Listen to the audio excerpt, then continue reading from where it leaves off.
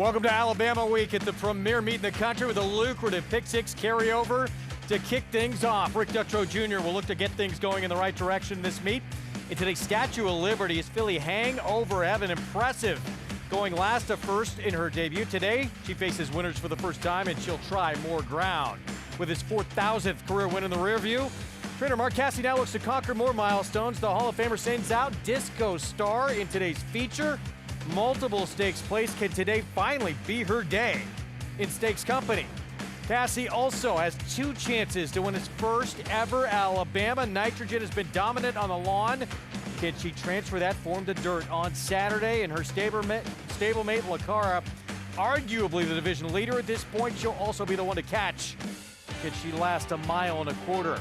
That and more coming up as we take a look at the course we'll travel to kick things off.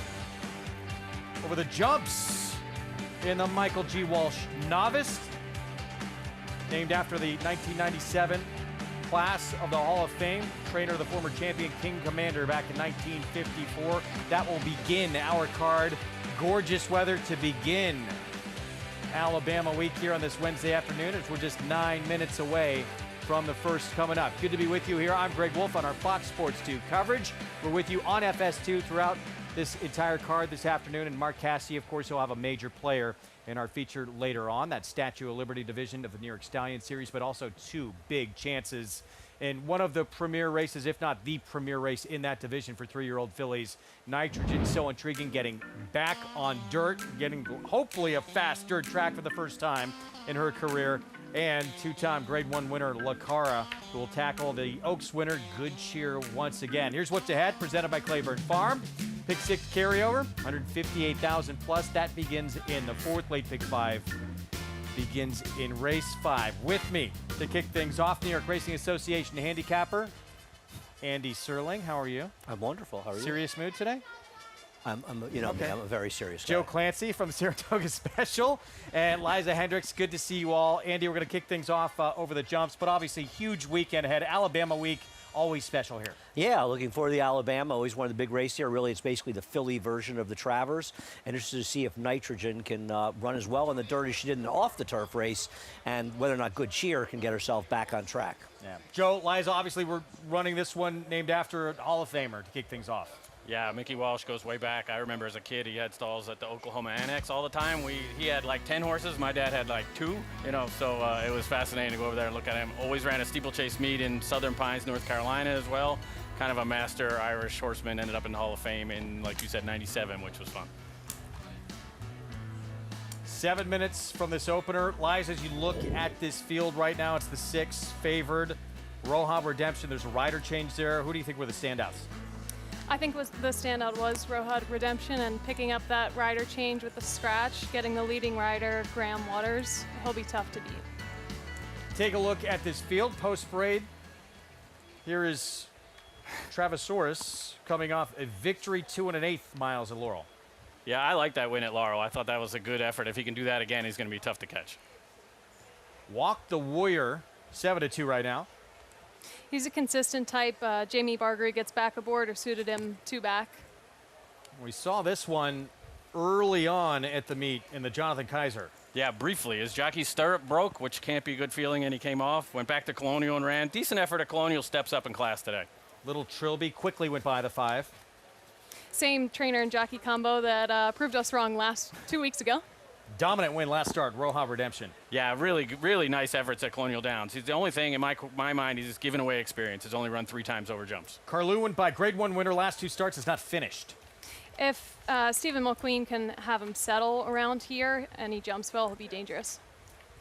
And Clifton down. Mark Beecher trains. Got some decent efforts back there against Travasaurus and some of these other horses, and if he can come back to those, he's coming off a little bit of a layoff, hasn't run since April. 6 minutes away from the opener. We have a pick 6 carryover this afternoon as well. It's going to get a lot of attention. You can play it all right there at NYRABets.com. Spot 200, that code to use at sign up. Get that $200 deposit match new customer bonus.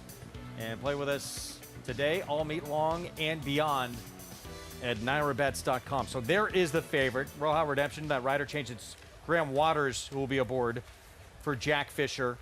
And last time out, just outclassed that field. What do you expect today, Joe? If I know they have a hard time kind of get him to relax and settle, this might be the race where he can, because there's plenty of pace in there.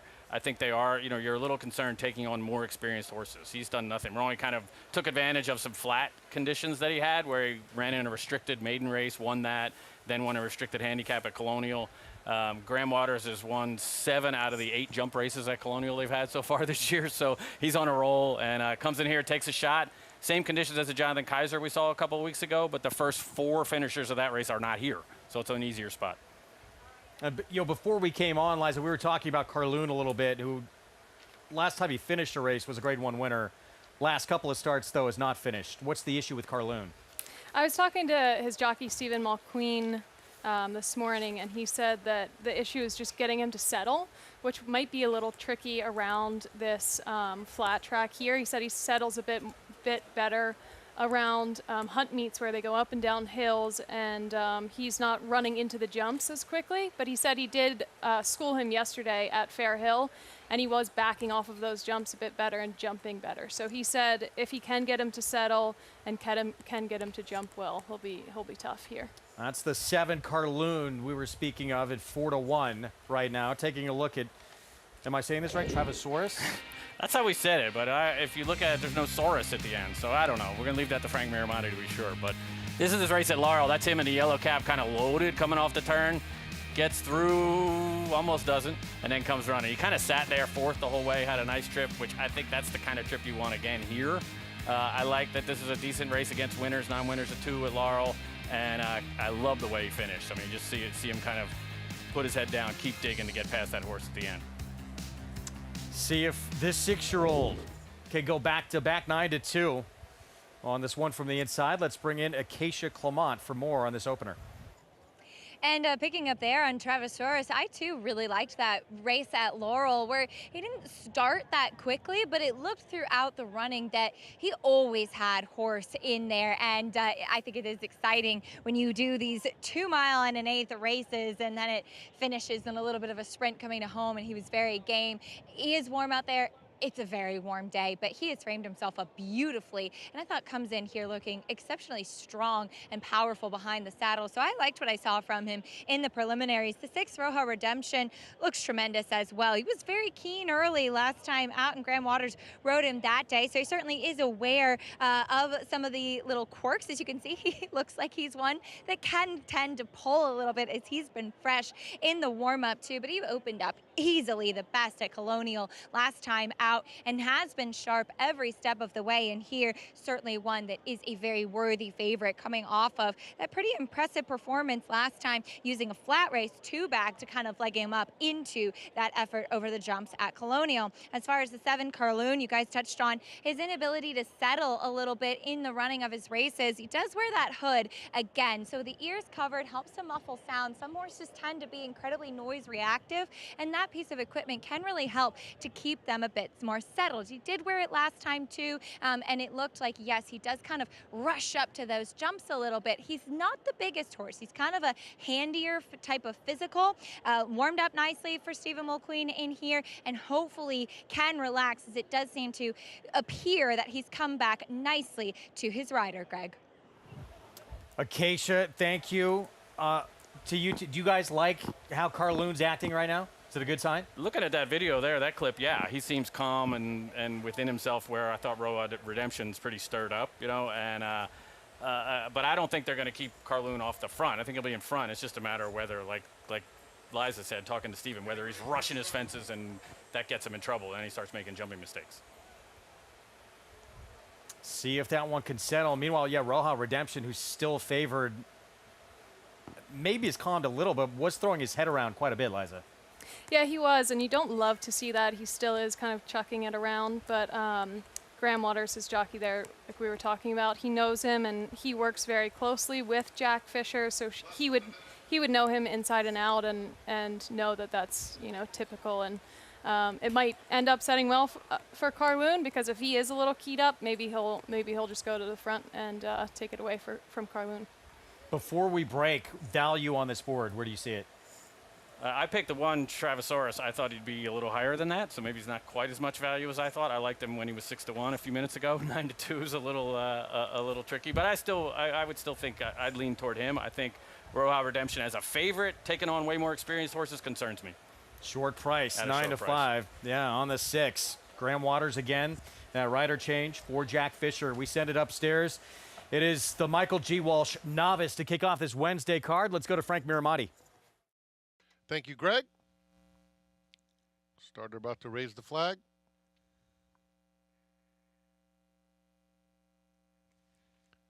This is the Michael G. Walsh Stakes. Purse of $75,000. And the late stages of wagering, finding Roja Redemption now at 8 to 5.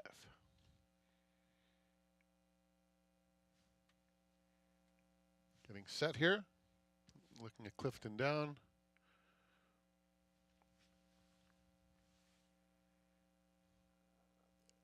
And they're off. In the Michael G. Walsh Stakes, and Carloon sprints away right away. Carloon has opened up 10 lengths already. And so it's Carloon. No hidden tactics here. Jumps over and is well clear. And moving into second now, Roja Redemption. This has the feel of a race that will get strung out. So it is Carloon. Roja Redemption is 9 lengths back in second. They're followed by Walk the Warrior in third, and Clifton Down is in fourth. Travasaurus is racing in fifth, followed by Little Trilby. And then it's another couple of lengths back to the trailer, Lavacato. Into the Saratoga stretch for the first time. And it is Carloon. Carloon and Stephen Mulqueen leading the way, jumping over very smoothly. And just a tiny little of a bobble there for Roja Redemption, but Roja Redemption nonetheless under a stranglehold gets a little bit closer to the pace-making Carloon. So Roja Redemption under a stronghold, a clear-cut second. It's 5 lengths back. Walk the Warrior is in third. And then it's Clifton Down in fourth. Followed on the inside by Travasaurus. Travasaurus was just now about 2 lengths behind Clifton Down. The two trailers, very unhurried Little Trilby and Lavacato, continues at the back of the field. Carloon maintains a huge lead. Carloon in front by double digits once again. Roja Redemption is in that second spot, a little more settled now. 8 or 9 lengths clear of Walk the Warrior, and Clifton Down is in fourth. It's then another 5 lengths back to the 3 trailers, Travasaurus, Little Trilby, and Lavacato. Carloon has been the speed throughout, but that lead is diminishing, and that lead is gone. On the outside, Roja Redemption. Roja Redemption, the toughest assignment so far has been to restrain Roja Redemption, who continues to be taken a very strong hold of just when it looked like he was about to go by Carloon. Carloon still has that 2-length lead. Roja Redemption, rider knowing there's a long way to go yet, 5 lengths back to Clifton Down, and Walk the Warrior is in fourth. Little Trilby on the outside of Travasaurus, and then Lavacato, who is yet to pass a horse. They have a little more than a lap to go, and it is Carloon. Carloon's lead once again 5 lengths. Roja Redemption backed off again, but is still very willing in second, followed by Clifton Down third in the Michael G. Walsh Stakes. Walk the Warrior, Little Trilby, Travasaurus, Lavacato. Roja Redemption goes a little bit wide, and that leaves room between rivals for Clifton Down. Clifton Down is still in third as the lead belongs to Carloon. Carloon 3-length advantage. Roja Redemption in second. Brief bid from Clifton Down. Backs off now. On the inside, it's Walk the Warrior in the fourth spot. They're followed by Little Trilby, Travasaurus, and Lavacato. Carloon is coming up to this next jump with a 3-length advantage. In second, Roja Redemption. 5 lengths back to Clifton Down. And Walk the Warrior is fourth, followed by Travasaurus, Little Trilby, Lavacato. Oh, and that's a bad jump there for Carloon. Carloon has lost the rider and is out of the race. And Roja Redemption has now taken command. Roja Redemption opens up, and Little Trilby is let loose for the first time today. And Little Trilby, a big long shot, trying to get to Roja Redemption. Roja Redemption, 3-length lead. Little Trilby continues to advance. Travasaurus is in third, and Walk the Warrior is fourth. Roja Redemption bracing for this challenge from Little Trilby, and Little Trilby with all the momentum blows on by mid-stretch. And Travasaurus is trying to get into second, coming after Little Trilby. Little Trilby is all alone. Travasaurus is second, and then Roja Redemption a weak in third. Little Trilby airs, wins it by 12 lengths. Travasaurus was second, and then it was Roja Redemption and Lavacato. Connor Tierney, Little Trilby, 17-1 for trainer Richard Hendricks. Issues continue for Carloon, who dumps the rider once again. Yeah, his jumping just gets him in trouble here. He gets going too fast, and then when he gets a little tired, he starts to make mistakes like that. And I thought he was for him a little settled, but he still just got himself in trouble with a mistake. And we're gonna pass the winning comments off to Liza here, whose father Ricky goes 2 for 2 at the meet. I don't recall any tout on that. I don't know. I bet None. there was one. None. If Liza said anything, I could have the exact. To be honest, he looked. I wouldn't have taken him on paper. Obviously, Connor rode him well. Great tactics again, just sitting off the pace, and they went fast. And Ricky had him ready. He said he breezed the horse that won last time, last breeze at Fair Hill over the Tapeta, did the same thing again. So obviously that tactic's working. And sometimes you ride, jockeys will tell you this, especially in a jump race, if you ride to finish third, you sometimes fall into a win like this. I mean, if he's up there closer, he's probably doing too much early and doesn't have this punch late. Stephen Mulqueen, toss from Carloon. As you can see, he is okay, so good news there. Good luck to finding a rider for that horse next time he wants to run. Mig, I don't think Mig's crazy enough to ride that horse. 5-1-6-3. No Biggest price on the board with the victory. Yeah, super exciting there, and Connor's just got to be thrilled. I think that would have just been his second ride here at Saratoga, right, Joe? Yeah, he's 2 for 2. He won the Maryland Hunt Cup a couple years ago. A kid came over from Ireland, which will be very different from this. That's a 4-mile race. Has somehow translated the riding to a 2 3/8 mile and has done really well. Again, the tactics of just not getting involved, staying out of that mess, paid off at the end. Surprise in the Michael G. Walsh Novice. Biggest price on the board with the upset score. We'll have the prices wrap up this opener when we come back as we kick off Alabama week from Saratoga.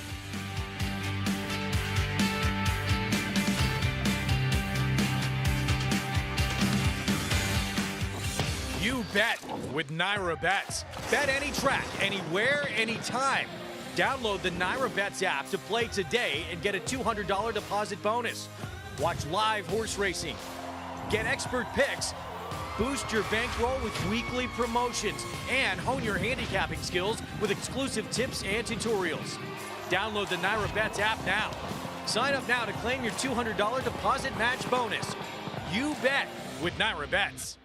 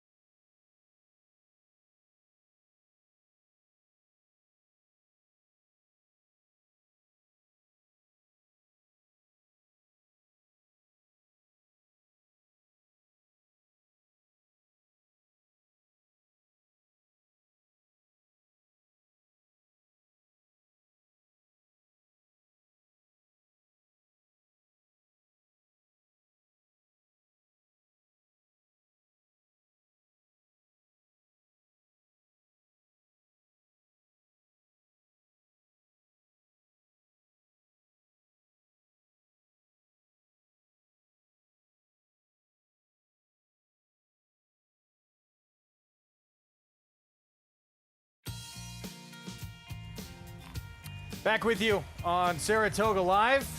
Michael G. Walsh, novice, goes to 17-1 upsetter Little Trilby. And Connor Tierney, who came to the U.S. in March of 2023 and a little longer than a month after arriving, won the Maryland Hunt Cup. Not bad. No, not bad. And I would have said coming in, he'd been a little inexperienced coming up here and riding at Saratoga. He's delivered 2 really good rides here on wins for trainer Ricky Hendricks. This was dominant, Liza.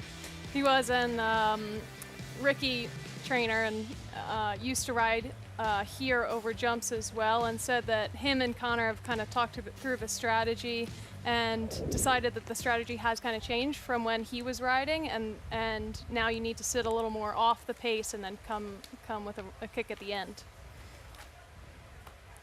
Surprised to start things here. Now 4 for 9 over the jumps for this 5-year-old Little Trilby. And there's Connor Tierney. Yeah, and he had put together, I mean, his first race this year was good at the Carolina Cup. The next 2 were not good, and you wouldn't think that he had a race like this in him. But again, I think just staying out of the pace, he's had the tactics to stay out of the pace and then pick it up. 5-1-6 to kick off this Wednesday card. Next week, we got some bigger stakes on the line. Yeah, $150,000 John and Shepherd. Looks like a field of 8, like Quickmaster, who was in here, scratched out of here to go there. We'll see Hidden Path come back off a win for Ricky Hendricks. Jimmy P won the race last year. He's coming back. And fairly wide open. Again, we missed the best horses. Snap Decision is 11, not allowed to run. He's sitting on the sidelines. Aban kind of can't handle the hoopla of Saratoga. He just can't take the nightlife, I think, maybe. So Snap Decision is running in other places. Yes, but he's not running in here other places. The second year in a not row. in the summer. Not in the summer. Arbitrary rule. Is he still probably the best of this division? Yeah, he and Aban have been very good. They traded wins. They were first and second in the 2 times they met this spring, and they'll be back. You might see Aban at Aqueduct because he can run still, and then they both are sort of pointed to the big one at Far Hills in October. Congratulations again. Can you give us the info next time before the race? Right. I'll try next time.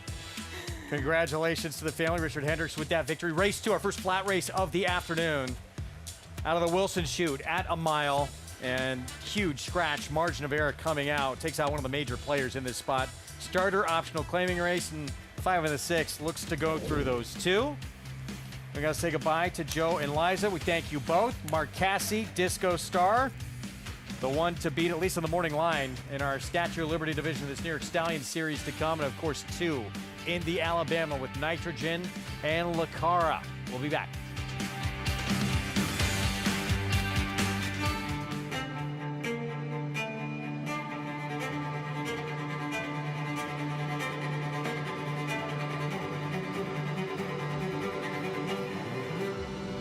At the top of the stretch, an obliteration, perfectly named individual is romping home in the Sanford. 7 lengths past the 16th hole. Obliteration is a star.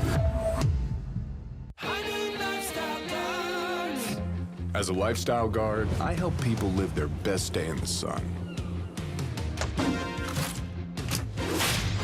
That means keeping the games going. Coming to the rescue when the floaty is too floppy.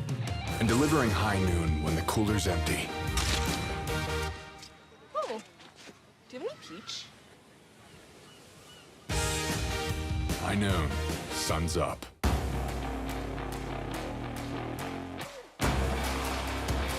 Here comes that big gray Tappet Trice right down the outside. Tappet Trice wins the Toyota Bluegrass. Tappet Trice's 2024 debut was awesome. Tappet Trice is lunging. Tappet Trice wins the Woodward.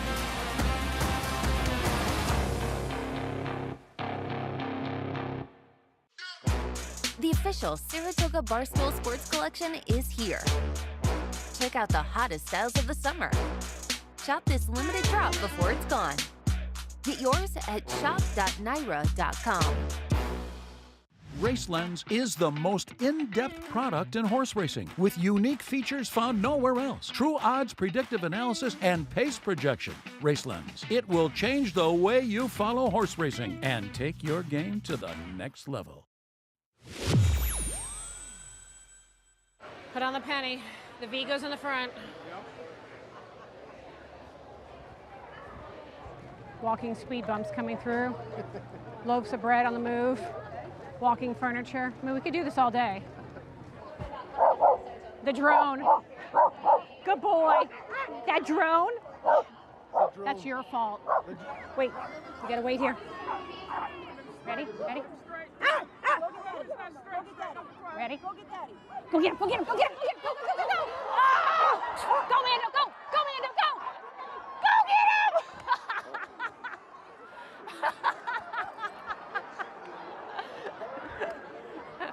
Mando, this way. Beep, beep, beep. Come, Mando. Mando, here. Boop, boop, boop. Mando, come. Come, come, come, come, go, go, go, go, go, go, go, go, go, go, go get him, go get him. Go.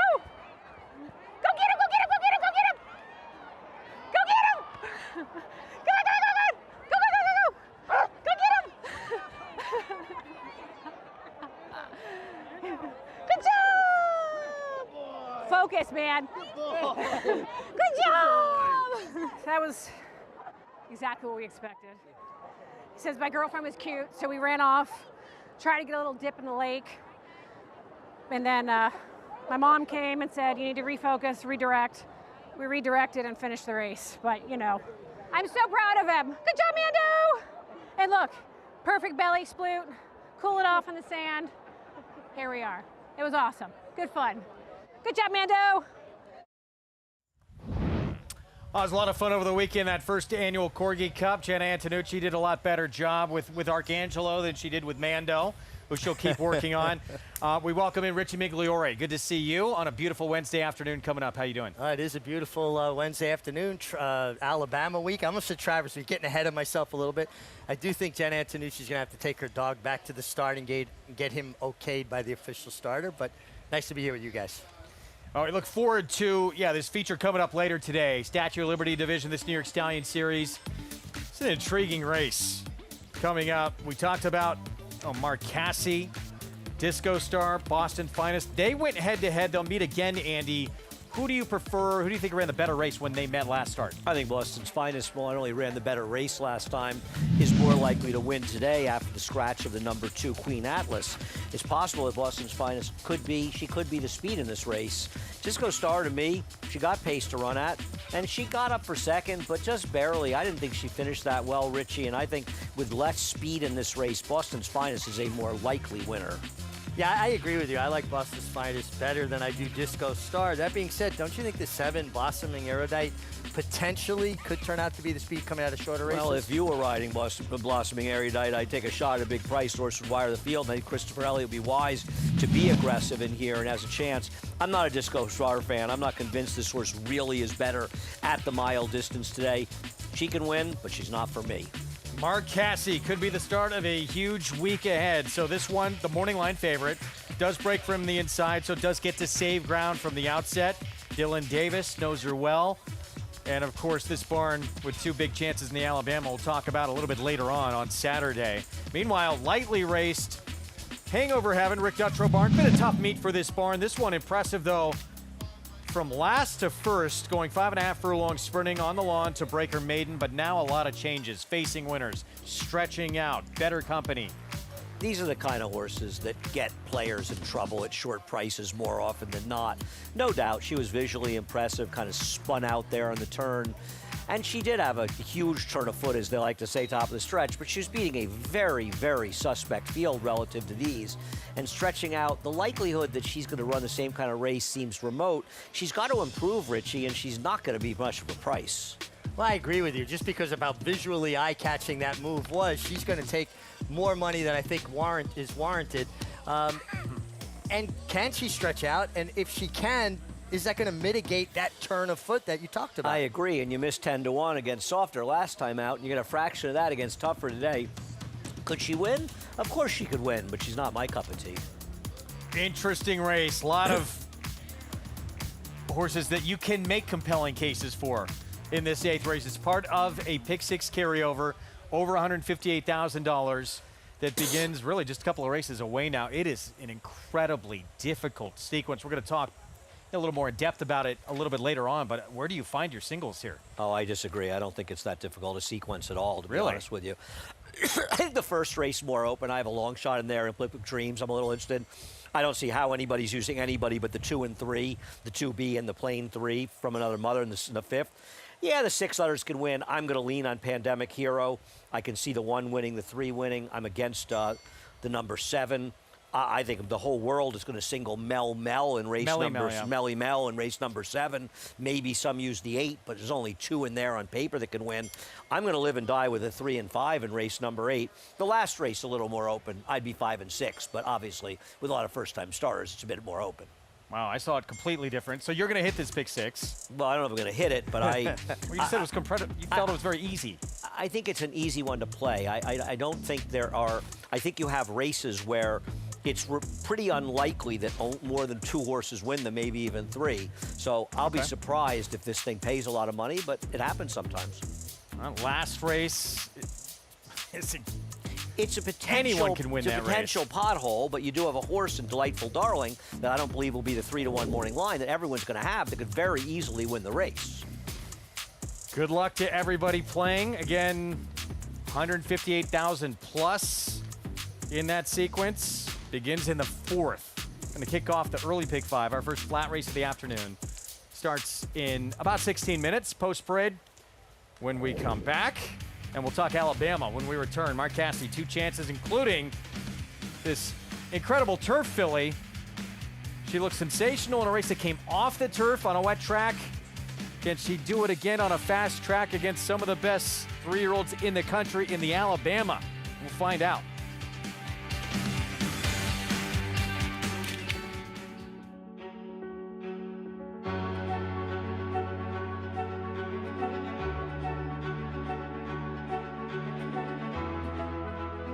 Watchtower coming at Maduro. Maduro, Watchtower. Watchtower got her.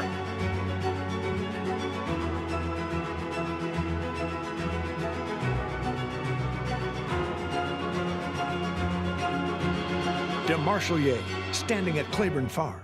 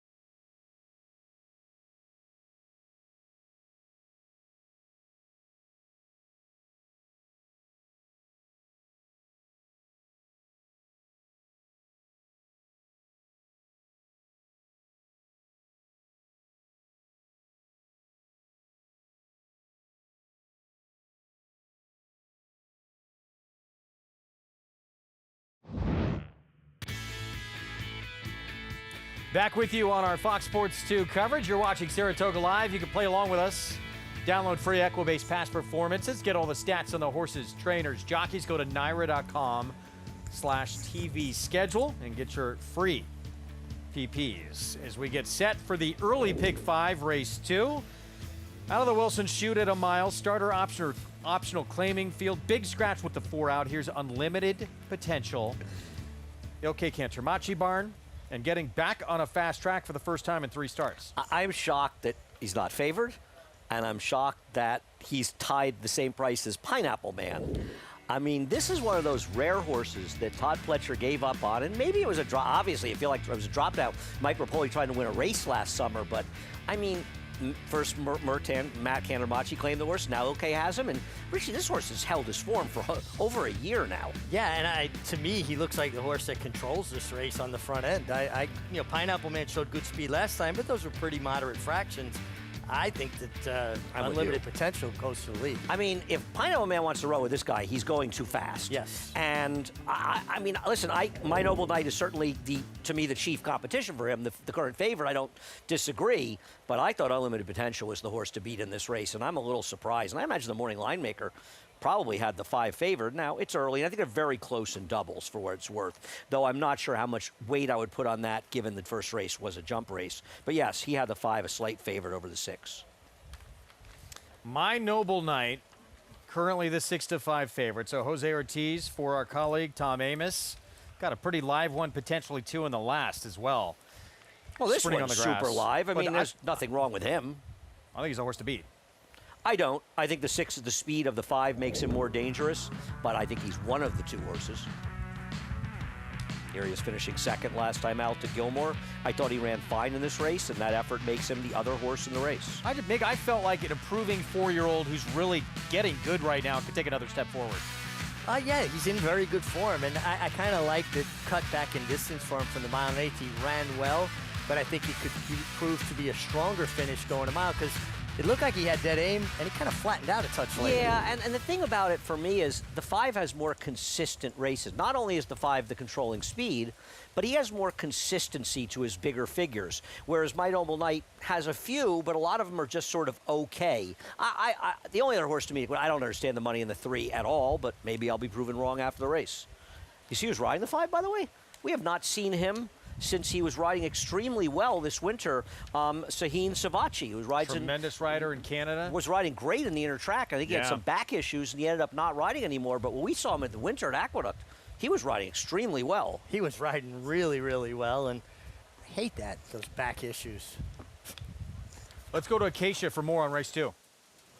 And we'll start to the outside with the number 6, My Noble Knight, for our colleague Tom Amos. This is a horse that I thought, with a wide trip going the 2 turns of the mile and an 8th last time out, did run very well, albeit second best behind Gilmore that day. But a horse that I thought was a big leggy type, but I was a touch concerned about the mile and an 8th, just given how that race usually does play out. I like the mile for him. He's a very athletic type of build, and hopefully, as it is a more compact field today than what he had last time when he was stuck chasing wide, hopefully he will be able to drop in and save a bit of ground, as he actually did kind of try to put himself into the race early on with Jose Ortiz, who was aboard that day and will ride again today. So he's had the opportunity to get a chance to know him a little bit better, as this is a horse I do think is a major player, and that's your favorite right now coming in off of that strong effort. The number 5, Unlimited Potential, though, as you guys mentioned, does have that tactical speed, which I think is very much a benefit of his. He settled behind the pace setters last time and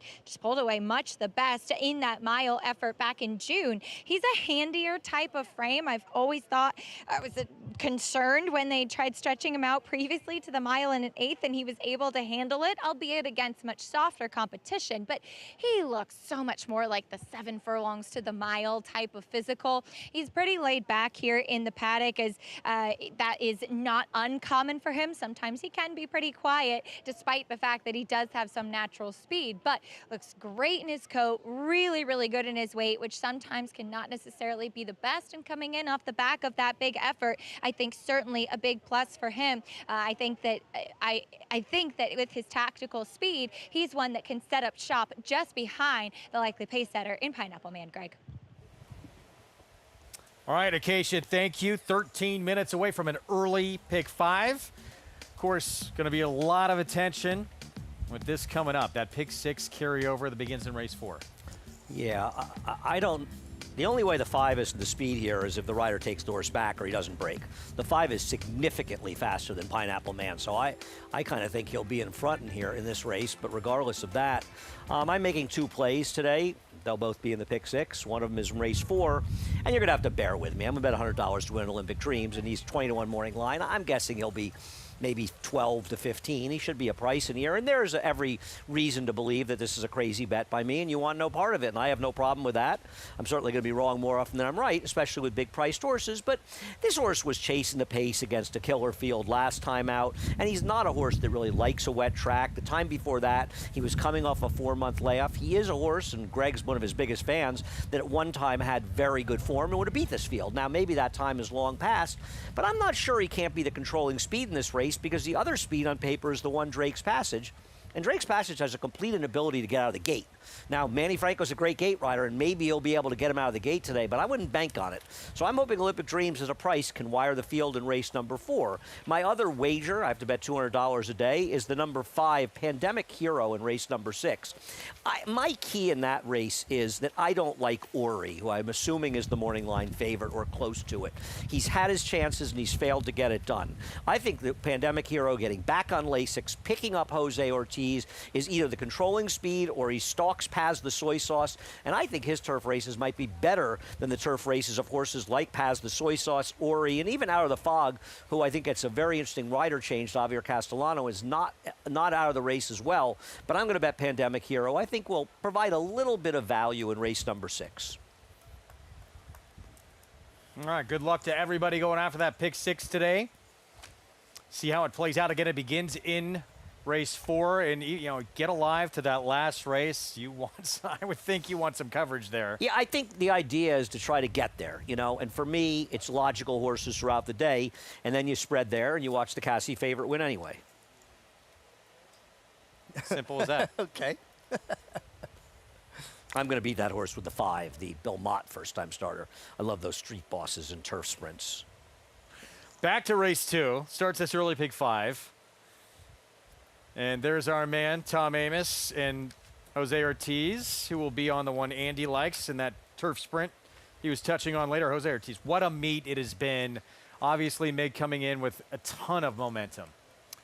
Oh, absolutely. The thing about Jose, too, is that he's built a broader base of business than he ever had before by spending the winter at the fairgrounds, the spring in Kentucky, and then his already existing relationships here in New York. So I think it's a long way from being a foregone conclusion that Irad's going to win, but I do think it comes down to one of the brothers. He is keeping the fire lit below Irad. It felt like only 4 back. Flavian Pratt had a huge week. He was 9 for 27, I believe, last week, but he's suspended, not riding today and tomorrow and Friday, and I'm not even 100% sure if he's here Saturday. I'd have to look. So he's obviously no chance he catches them at this point. No, actually, he is out of town Saturday as well. I was trying to remember where he is, but I know. Oh, he's actually riding the Queen's Plate up in Canada. Or King's Plate, Richie. The Queen's Plate. I hate to break it to you. Gotcha. Do you need a hug? The Queen died a couple years ago. Away, to me, it's just not the same without the Queen. I don't kid. The Queen was a giant racing fan. She was the most visible racing fan in the entire world. No question. I think it's a huge loss. And riding horses into her 80s, and she had corgis. Could have got some of those here. Now, she might have been in the race if we had had the corgi race. I'm a fan of King Charles, who's an environmentalist. I respect that. There's Tom. Mig, who was the toughest to deal with leading up to this paddock time, going over strategy?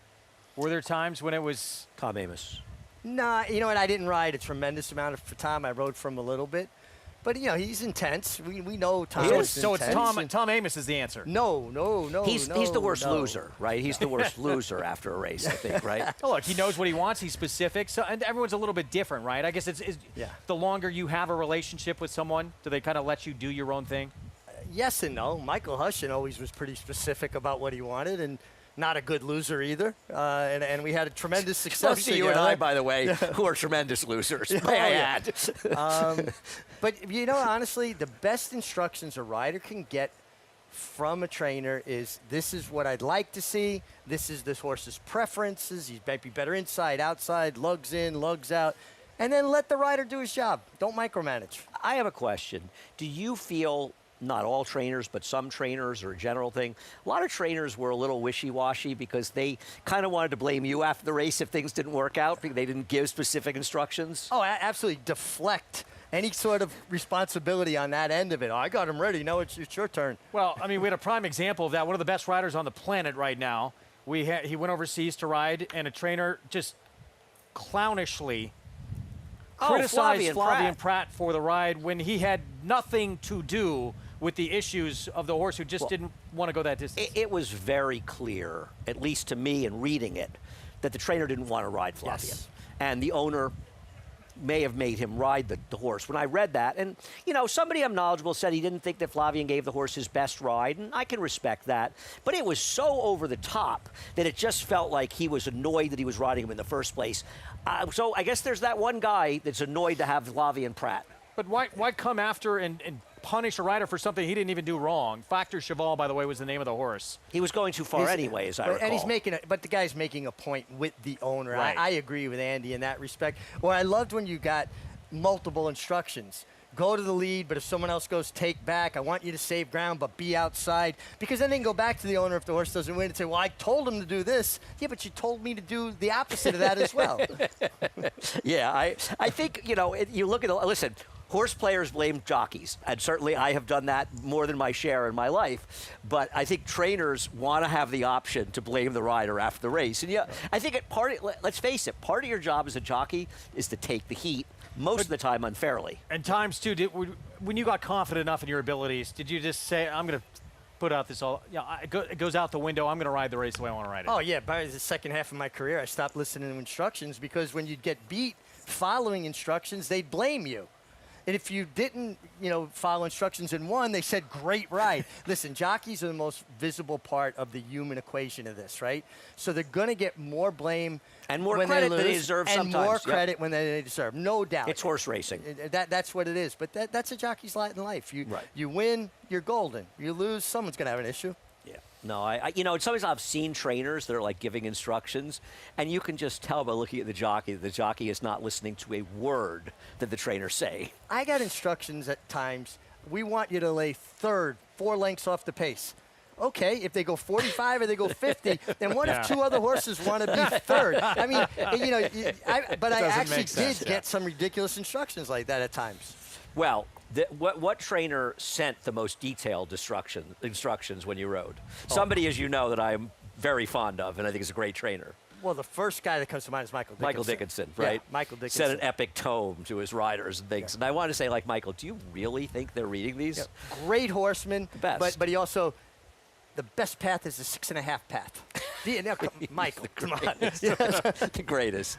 And truly a legendarily great trainer. Yes. And not just because of DeHaas. No question. But he was a great trainer. Innovative, smart, thought outside the box. Just really super incredible. Interesting guy. I love talking to Michael, but yeah, his instructions. I used to hear. I remember one jockey agent saying, "Michael called me about that. Did they get the instructions?" And he said, "Yes, I did." And he said, "What he didn't ask me is what I did with them, which was crinkle, crinkle, crash can."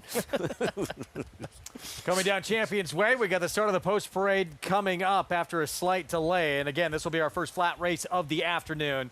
It seems hard to believe this race is not won by the outside 2, the 5 or 6. They are the standouts, although Pineapple Man did go gate to wire at 1 1/8 last time out on this racetrack.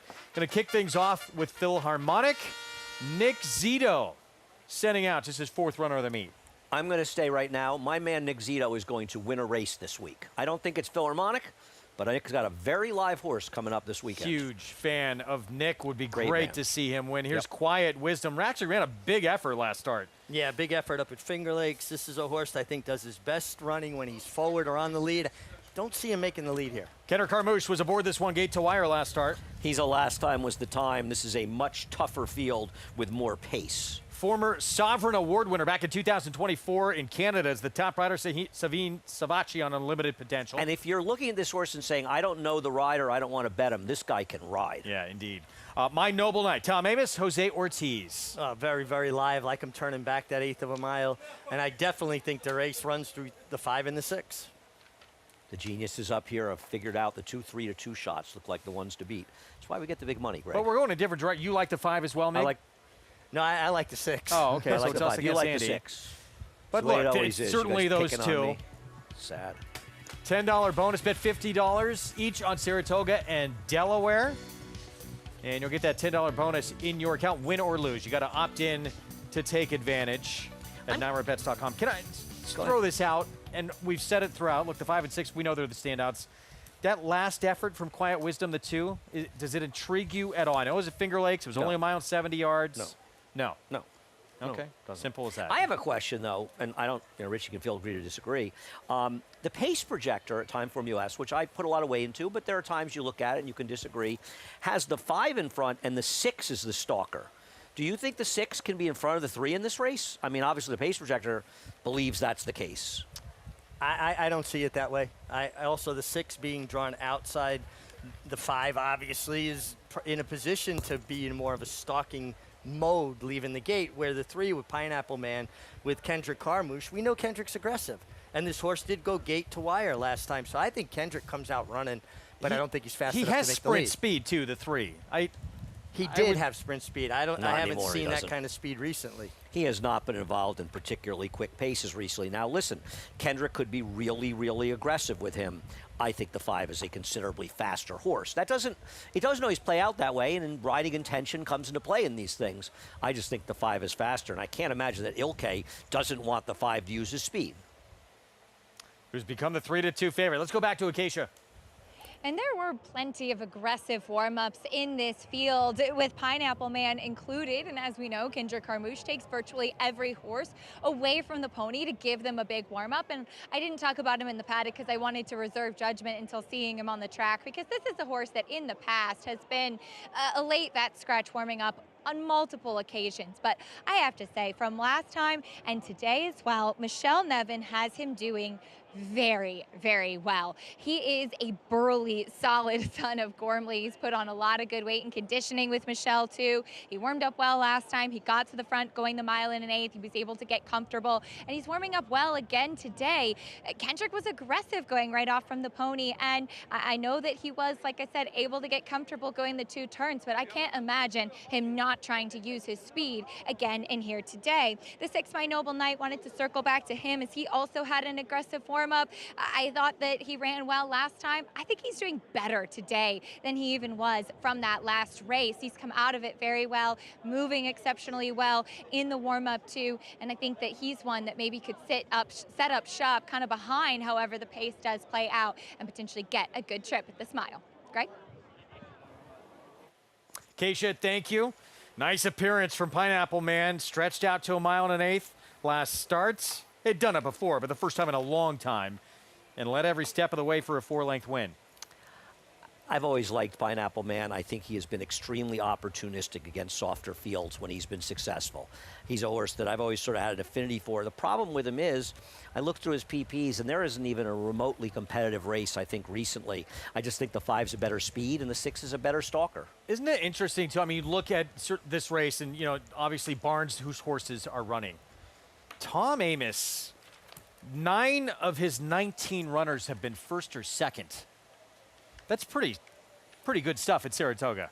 Stop sucking up to Tom. This is really getting that's embarrassing strong here. But really one thing that Tom, is, besides a very, obviously, very good horseman, he's a tremendous manager. He understands where his horses need to be placed. You don't win over 4,000 races because you're running your horses where they can't win. Right. I mean, it's, I know it sounds simple, but a lot of trainers run their horses in the wrong spots. And sometimes it's owners, to be fair. Sometimes they have a horse and they realize, I've got to run it. If I'm going to win a race, I got to run in a 25,000 claimer, and the owner really likes horses. I don't want to run below 40 or something.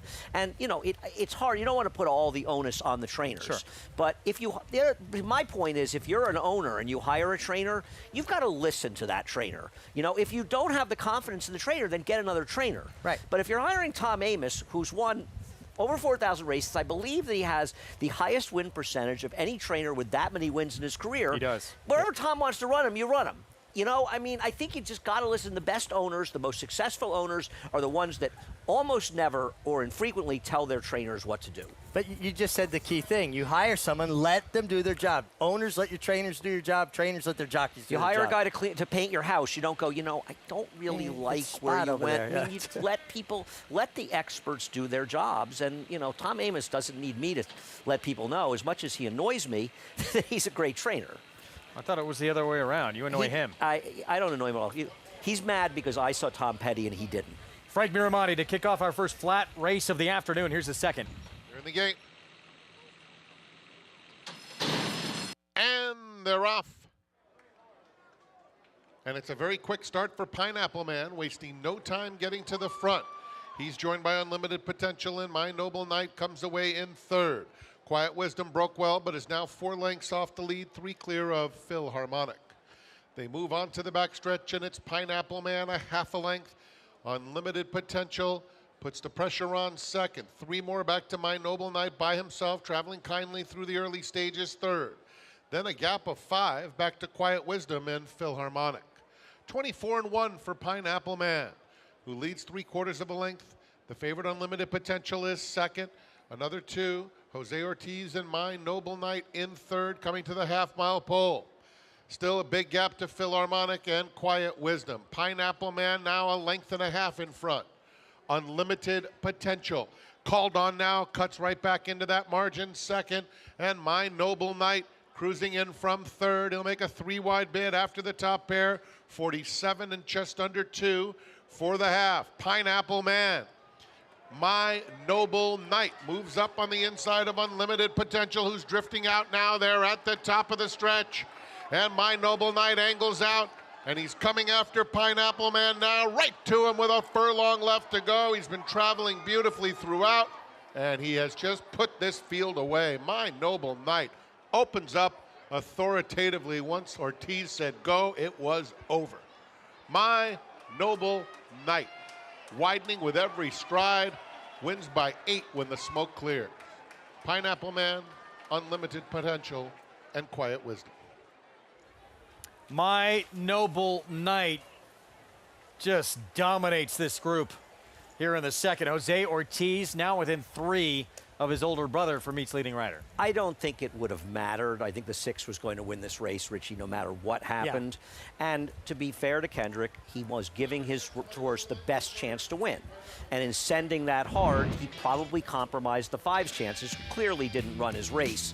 And I'm not sure how much I want him going forward at this point, but the way they went, I mean, Kendrick was under a full-out drive to be ahead of the 5 in this race, and the 6 just, I mean, there was never a point in this race that any of us thought the 6 was going to lose. From an 1/8 of a mile out of the gate, it looked like the 6, My Noble Knight, was just cruising under Jose Ortiz, and what a good feeling for a rider to look up and see the other 2 likeliest horses that would be competitive here chewing on each other, and he just galloped his horse up in behind him until he said, well, let me turn for home, I'm still in hand. Should I go inside or outside? Outside, gone. Yeah, you know, Jose Ortiz, My Noble Knight, has pointed out, look, did make minor contact with the 3, but at that point the 3 is completely backing up, and his race was done, but did make a little contact. I like the point. I would actually say the 3 came out, but that's fine. What I would say is, I think it's interesting you said that about going inside or outside. I think a lot of people saw coming the stretch, they were said, just go inside, Jose. I think Jose thought, you know, it's always better to go outside if you can. And he's thinking, why would I go inside when I'm on a horse that's about to swallow that leader up? Let's just get outside and not let something stupid happen. You've got 2 armfuls of horse. Drive or ride a bit defensively at that point, and don't take any unnecessary chances. Put him in the clear. Say goodnight. That race was over. 37th win of the meet. Jose Ortiz within 3 of the meet's leader. Tremendous Saratoga for Tom Amoss continues. My Noble Knight in the first flat race of the afternoon, his 5th winner of this Saratoga summer. We're going to take a timeout. Big one on Saturday for 3-year-old fillies. 1.25 miles, Alabama. Brad Cox had the filly to beat in the division. No one had beat her until she didn't show up in the Acorn. Can she get back to her unbeatable self on Saturday? We will find out. We'll talk good cheer when we come back.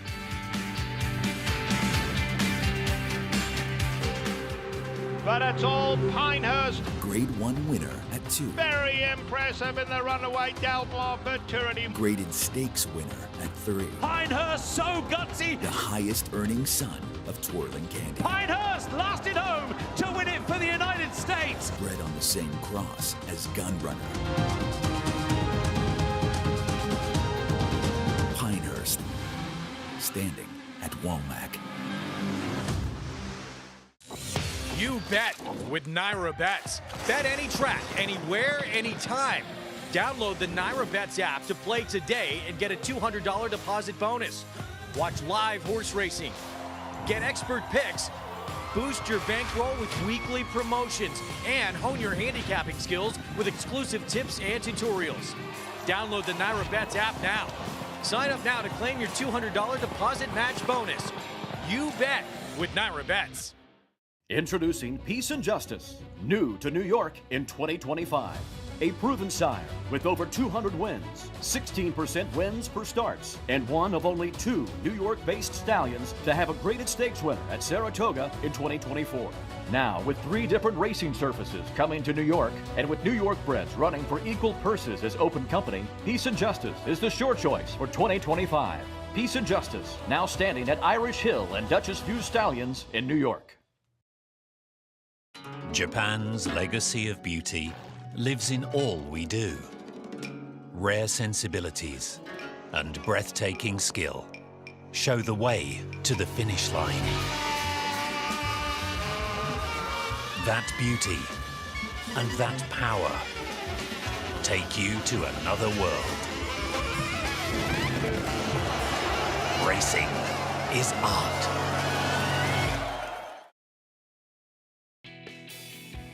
Back with you on our Fox Sports 2 coverage. Nothing like this town. After the races, everybody heads to Broadway, and they're all talking about what they saw that afternoon here at this racetrack. You rarely make it as far as Broadway. Yeah, you're about a block shy. From Broadway. I was down there yesterday. But that general vicinity. Back at Northshire Books, which was able to reopen about a week or so ago. If you haven't been to the Northshire Bookstore on Broadway, it's one of the best bookstores in the entire upstate area.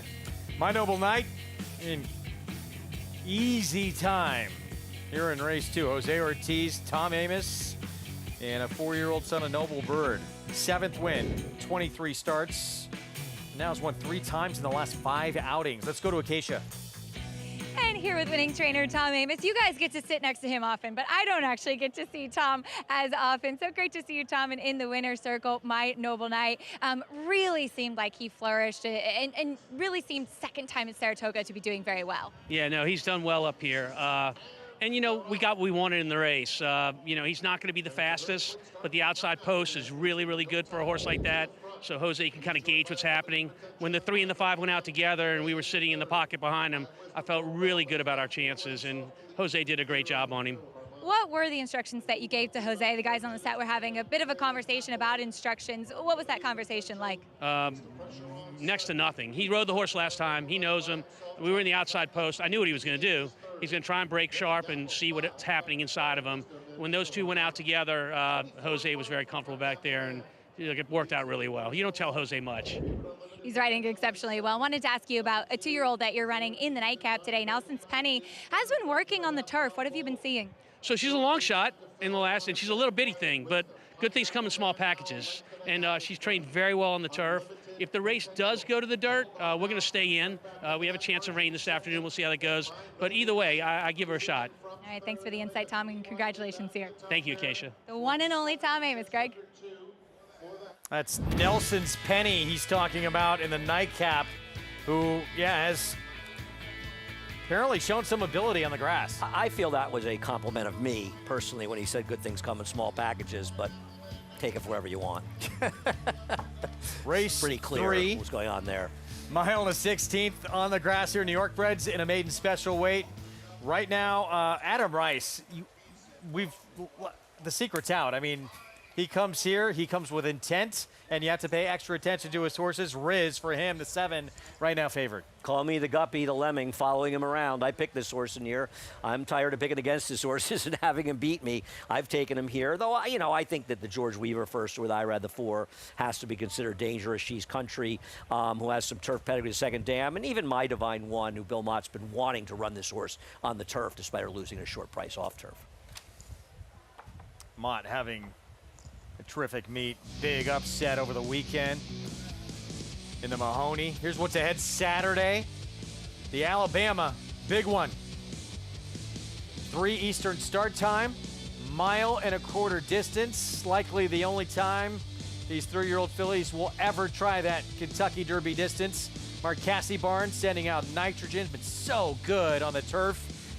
Looked sensational on a wet track race that came off the grass. Trying to see if she can compete against this kind of group on dirt. Good Cheer. Only loss on the resume when she was just a no-show in the Acorn after winning the Kentucky Oaks. It's a huge race for her, right? LaCara wins this race. She has 3 Grade 1s, and she sort of seizes control of the division. And at this point, only a Breeders' Cup distaff win could get the 3-year-old championship, I think, for Good Cheer. LaCara is looking to sort of put a stranglehold in the division. I don't like her. Now, to be fair, I've never liked her, and I've been wrong about her way more often than I've been right. I think that she was really aided by the fact that this track was playing very, very strongly to speed. Now, I don't disagree. She's going to be loose in this race, and that may give her an advantage. I don't see Luis Saez and Good Cheer letting her too far out of her sights. I think it's a very good point, but I do think LaCara is clear and controlling the race the way she wants to. That being said, I like the way Good Cheer's coming to this race better than what I saw from her going into the Acorn. And I'm not as enamored with the way LaCara's coming into this race. I thought she'd get into the last race better. And the fact that Good Cheer is coming back here, and make no mistake, Brad Cox said, I'm running Immersive in the CCA Oaks and I'm running Good Cheer in the Alabama, so he skipped that race. The fact that she's coming back after that race in the Acorn, you would have been shocked you didn't see her again this year, right? The way she ran so poorly. The track was against her. She didn't show up. I've never been her biggest fan, either one of them, but I prefer Good Cheer. Well, LaCara, there she is, expects to be loose. And in a race where you don't know if anyone really wants to go 1.25 miles, could break their spirit early. Her stablemate, though, she's been sensational on grass. The one time we saw her in a race that came off the turf, she ran the fastest race of her career. Yeah, and listen, it was against an off-the-turf group. It was an off-track, so you got to take the whole picture with a little bit of grain of salt. That being said, I have no doubt about her staying the 1.25 miles. Oh, no, I agree. The way she moves, the way her stride, her pedigree, I do think that the 1.25 miles plays to her strength. When a horse opens up 3 or 4 top of the stretch, I think she's the 3 to 5 favorite to be that horse. I picked her second in the race, and I am as intrigued, Richie, in seeing her run as any horse, maybe this meet, because there's a chance that she's just not just the best 3-year-old turf horse in the country, but the best 3-year-old filly in the country. I mean, she could be that good. And like you say, Greg, okay, it was an off-the-turf race, 3 horses, and those races can have sort of aberrant results. Her race was as fast as the Met Mile was. It was a wildly fast race. It's hard to take at face value, but there's a chance that she's just the goods and doesn't matter what surface she's running on. Maybe she's Big Brown Part 2. You like that illusion? You didn't think of Big Brown, did you? I did not. But no, I think that's an important point you brought up. We talked about it before, just how fast it was, and that puts it into context. Good Cheer. I felt like she was not quite as respected going into this race, but then after this race, everyone's decided, oh, Good Cheer, she's the goods. She's the best 3-year-old filly in this division. And then she pulled a disappearing act. And be fair, wet track on both occasions. One track, wet track, not the same as the others. That's why I think something went wrong last time. I think it wasn't just the speed bias. She didn't show up. I still wonder how good Good Cheer is because she's never run a particularly fast race. Now, the best horse maybe in the race was left in the barn for I have no idea what reason. I think that leaving the winner of the CCF barns is something that Jorge Abreu is going to look back on as a mistake in his career. I believe Scottish Lassie would have been the horse to beat in here and would have solidified her position on top of the division. Without running in this race, these horses can establish that position, and Good Cheer might do that. Yeah, but to be fair to Jorge Abreu, he's in the barn with her. Maybe he thinks that she needs more time. I mean, you can't, if you're not with her every day, you really can't say definitively why they passed. She didn't run that much more time between the Acorn and her last race. Pointing to the cotillion at And when Parks. she loses there, they can blame the surface at Parks. Yeah. Ida running this race. I'm really sorry she's not running. She was sensational on this racetrack. I mean, that was a wow performance. Would have loved to see her here. I mean, I would love to have seen her in here because as talented as she is, I think it just would have added a whole nother layer of intrigue. The Alabama is the most important races for 3-year-old fillies. I understand people want to win the Kentucky Oaks. It's Kentucky Derby weekend. I get it. This is the race to win. And to skip it to run at Parks, I wish them the best of luck. I like Jorge. I like that horse. I'm sorry, more than sorry, she's not running in here, and I think she belonged to be running in this race. We're going to take a timeout. We'll be back. Race 3, mile and 16th inner turf for 2-year-old fillies. Brad Cox Barnes sending out this one here, our first-time starter, Princess Celine, when we return. City of Light, multiple Grade 1 winner, who posted 7 triple-digit buyers, stands to continue the legacy of his sire, Quality Road, with graded stakes winners, Menti, Chop Chop, and Formidable Man, sire of multiple Grade 1 winner and champion 2-year-old Fierceness. A powerhouse win. City of Light, a proven sire in the making, standing at Lane's End Farm.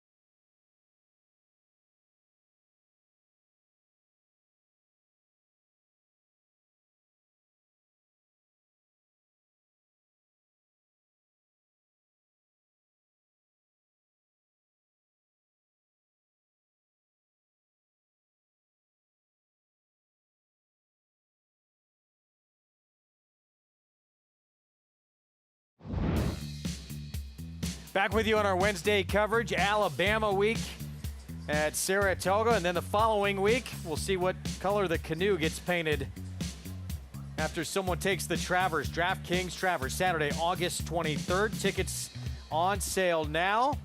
Get your tickets today. Save $5 on admission at NYRA.com. Would it be the biggest jinx in the history of racing if somebody painted the Godolphin blue before the race? Yes. It really would be maybe the greatest jinx ever. He's got a serious rival he's got to deal with in magnitude. I agree. He's been sensational.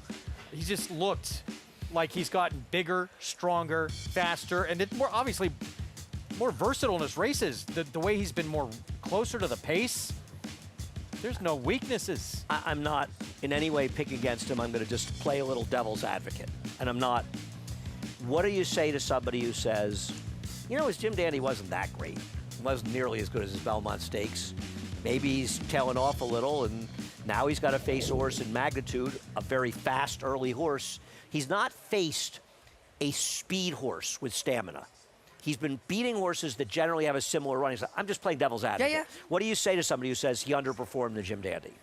So it wasn't that impressive a win. It wasn't asked for much, was it? That he did underperform the Jim Dandy because that man had him tuned up to do just what he needed to do to win, and he's already picked up his work, pace since then. He came into the Jim Dandy off of 4 very slow, well, he's ordinary often been a work. slow workhorse, to be fair. That's been a knock on him Before before. the Belmont Stakes, he wasn't a slow workhorse anymore. No, I'm not against him. I'm just playing devil's advocate. I'm not saying I'm picking against him or against him. They used the Jim Dandy as a prep. They won the prep because it's an important race in its own right, but they didn't get to the bottom of, and it's a race that I think will make him go forward. Bill Mott trying to get his first ever Travers win. Let's go to Acacia.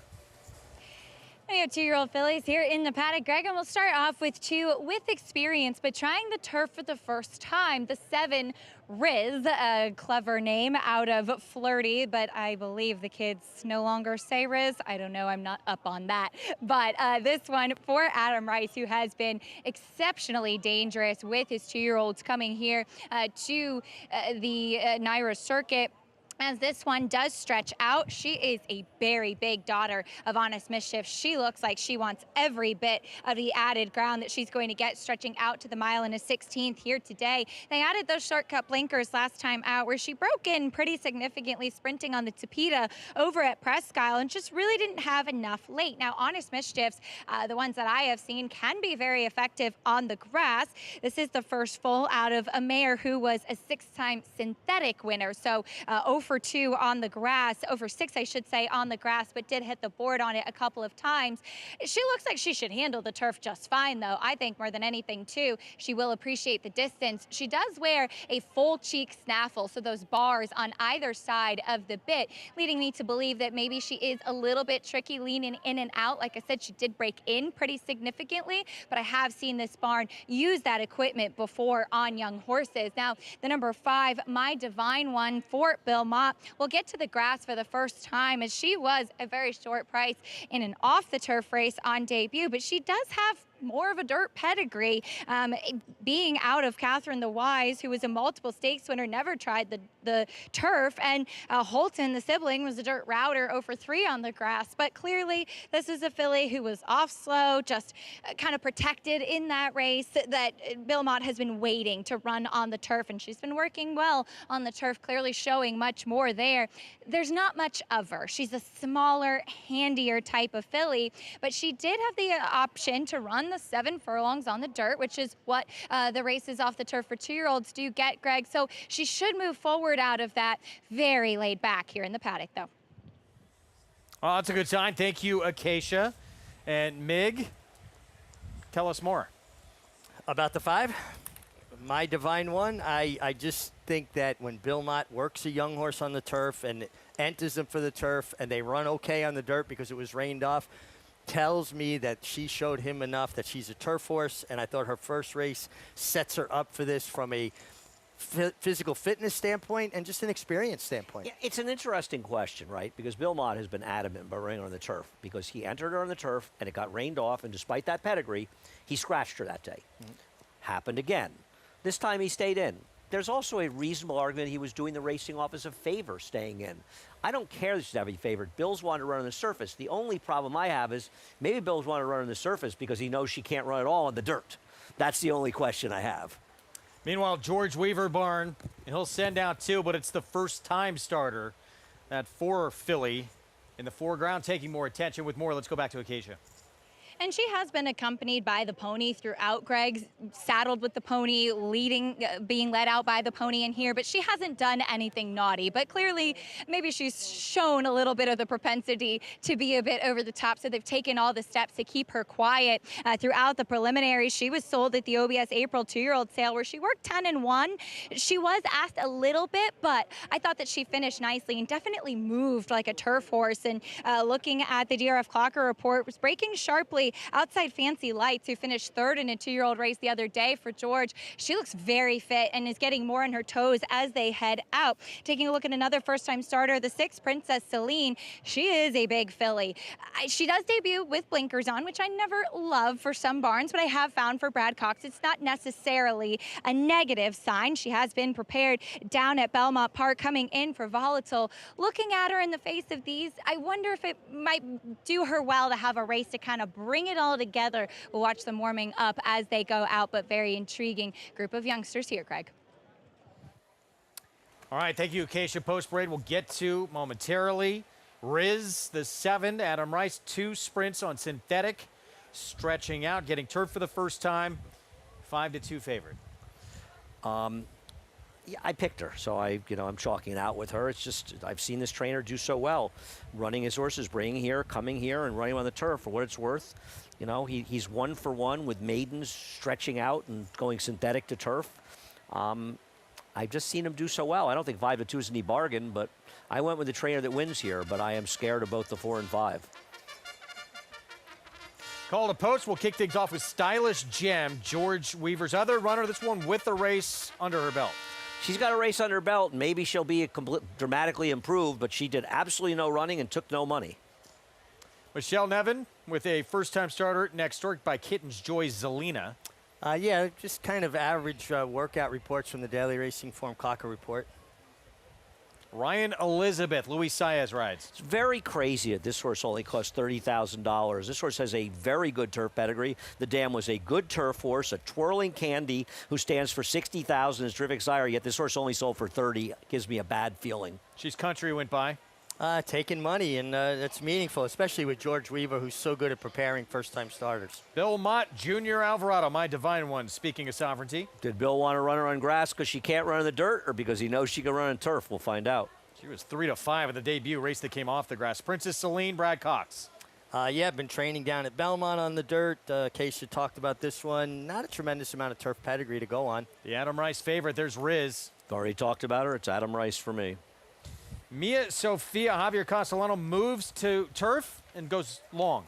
Yeah, the mother of this horse, the dam, was a 3-time winner on turf. This one would have to improve dramatically from her dirt effort. And Kendra Carmouche, Rocket Robin outside. Taking a little bit of money, a horse that got experience. I wish she did a little running in that race, though, but maybe she'll be much better for having a race under her belt and stretching out. Discover how you could benefit from the New York Bred program today with over $20 million in awards and incentives distributed for New York Breds annually. There's no better time to join. Find out more by visiting NYRA.com/NYBreds and get involved. New York Stallion Stakes Series later today, that Statue of Liberty division. I think a really interesting race. A lot of ways you can go in there. Yeah, maybe I'll be wrong. I mean, I do think the 7 is an interesting long shot in there, but I'm on Trail of Gold and Boston's Finest. If I was playing a pick 6 for smaller money, I'd have to live and die with the 3 and 5. George Weaver in those West Point Thoroughbred Silks.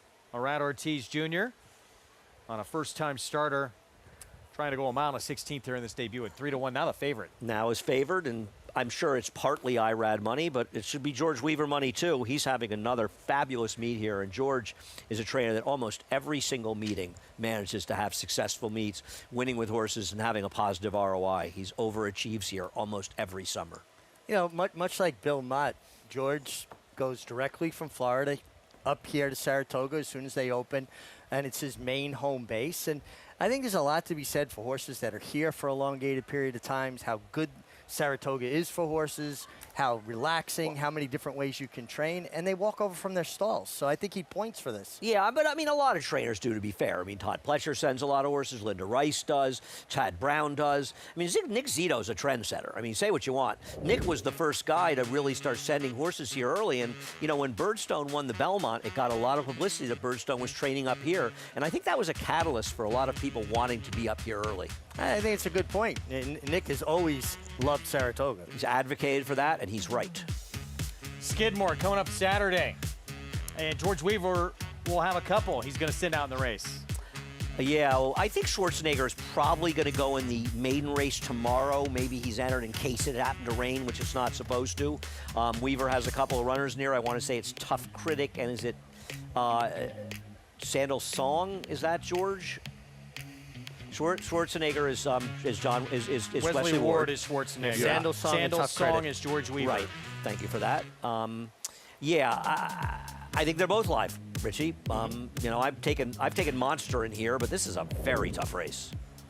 Yeah, very tough race, and it's kind of neat to see, you know, a couple of these horses. George sent them over to Ascot.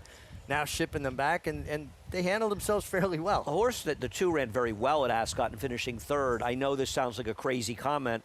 I'm not sure that was that good a race, the one he's coming out of at Ascot. So I'm wondering, but obviously that horse is good. Why do you say that? Because As we look looking at up George the Weaver. horses from the race and what they've done, there hasn't been a lot of production from that field having run there, and I'm wondering if it wasn't one of the strong. I know the winner was a Coolmore horse, though he hasn't run back, so maybe he ran into a problem. He could certainly win in there. I'm just saying at a short price, I don't want to take the favorite in that race. That race is really tricky. Let's go back to Acacia. And looking at a second-time starter, the number 9, Rocket Robin, who is stretching out in distance by War Dancer, whose progeny have been incredibly proficient on these New York turf courses. And this one, as Andy mentioned, did not do much running first time out. But I think we have come to accept that with Michelle Nevin talking about the 9, that you don't really usually expect to see them winning first time out. But this one did get off slow, a little bit keen from there, and tried to run on a little bit, which I appreciate.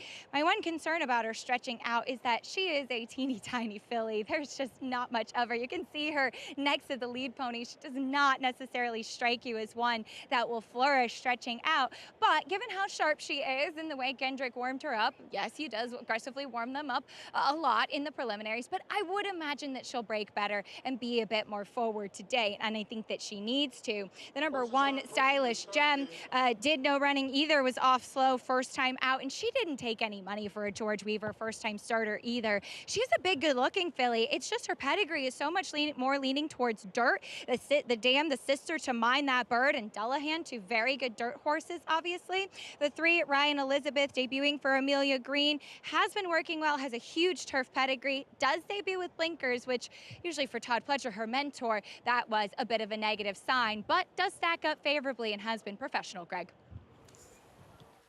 Thank you, Acacia. Here we go, loading up. George Weaver's She's Country. 5-2 favorites stepping in as we look at Zelina, the firster, going in with Ricardo Santana Jr. I'm really curious what Ryan Elizabeth does in here, because I think she has the best pedigree in here. A Twirling Candy, a very solid dam, and for that horse to sell for $30,000, I mean, maybe they got. Listen, Arcangelo sold for 30 and change, so sometimes they get it wrong. That's the 3. And he had $1 million Luis pedigree Saez. too. Yeah. Let's send it upstairs. Frank Miramati with the call. This third from Saratoga. Ryan Elizabeth, one of the first-time starters, taking up her spot. She goes in. Here's She's Country and Mia Sophia, the next 2.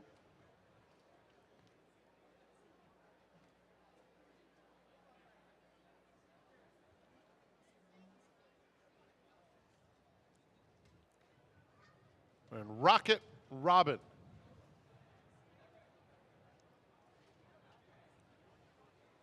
Daughter of War Dancer, named after Robin Malatino, going up.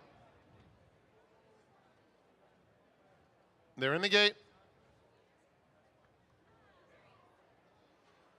And they're off. It was a very nice break for Riz out in the center of the race course. Rocket Robin has some early interest. Ryan Elizabeth is quickest, however, and She's Country also tugging through the opening furlongs. They're followed by Stylish Gem, who's down on the inside, racing 4th.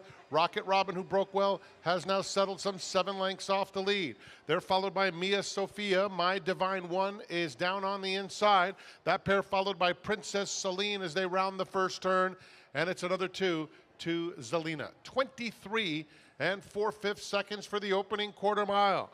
And so it's Ryan Elizabeth dictating terms, leading the way by 3/4 of a length, prompted still by She's Country, both of whom are making their debut. It's another 2 lengths back to Riz on the outside of Stylish Gem. Those 2 stride for stride with another 1.5 lengths to My Divine One. Princess Celine in a tad tight, racing on the inside of Rocket Robin.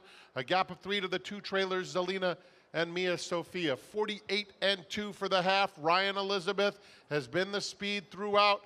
Now She's Country starts to turn up the pressure, and She's Country, just like that, takes the lead as Riz makes her move 3 wide. Riz moves into second. Rocket Robin is now third. Celine fourth, 3.5 lengths off the pace. Inside of her comes Stylish Gem. And from the back, My Divine One trying to make some headway there. At the top of the stretch, She's Country and Riz. She's Country with a 2-length lead. Now it's 3 inside the final 1/8 of a mile. Mia Sophia is picking up some minor awards in the center of the course as they come past the 16th pole. She's Country was ready to roll at first asking and absolutely humbled the competition. She's Country scores by 6 lengths. It's a photo for second, heads bobbing up and down, Mia Sophia and My Divine One. Behind that, a photo for fourth between Riz and Zelina. Got a look at winning trainer, George Weaver. Yes, she's Country, ready to rock and roll, no question. In this third, Arad Ortiz Jr. answers younger brother Jose Ortiz with a win, number 41. She was just galloping alongside outside of the 3, Ryan Elizabeth. It looked like she always had a tremendous amount of horse. And then his brother came calling with the 7, Riz. And when Irad asked her, she sprinted away. Very, very tight for second, Andy, but this was an impressive debut for the 4. She's Country. No doubt about it. She was a week and a half the best in this field, just much, much the best. I think that Adam Rice needs to turn Riz back, is an honest mischief. And the way she got so rank early, Richie, I think she'd be better off in a turf sprint where the pace is faster and she can settle better. And I think she'll be fine doing that, but she's obviously not a horse that was able to handle it going long, especially rating. Yeah, no, I agree with you, and she was a bit keen. But, I mean, just look at both brothers. You turn for home. They both look like they have some horse. Obviously, Irad just had a bit more. This was a really good debut. Very professional. The way she kicked on. A lot of size and scope to this filly. And, yeah, Irad's like, wait, hold on a second, younger brother. I got something to say about this. Tough beat if you needed Mia Sophia, the long shot for second. I thought she got the bob to get second. But this horse for A. DeLauro certainly outran her odds and ran fine with Javier, who's coming off a win in the Beverly D down at Colonial over the weekend. 9th winner of the meet, George Weaver. All have come on turf. And let's not forget, he got beat with a huge favorite over the weekend, too, Governor Sam. Governor Sam ran his race. He just got beaten by a horse that was better, in my opinion. She's Country. Debut winner for the barn with Arad Ortiz Jr., number 41 for the meet's leader.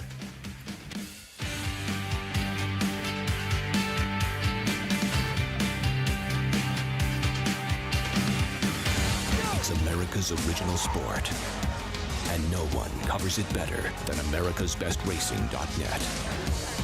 From the sport to the lifestyle, the best races, horses, and destination venues, cocktails, gambling, fashion, and more. americasbestracing.net is a sport for you.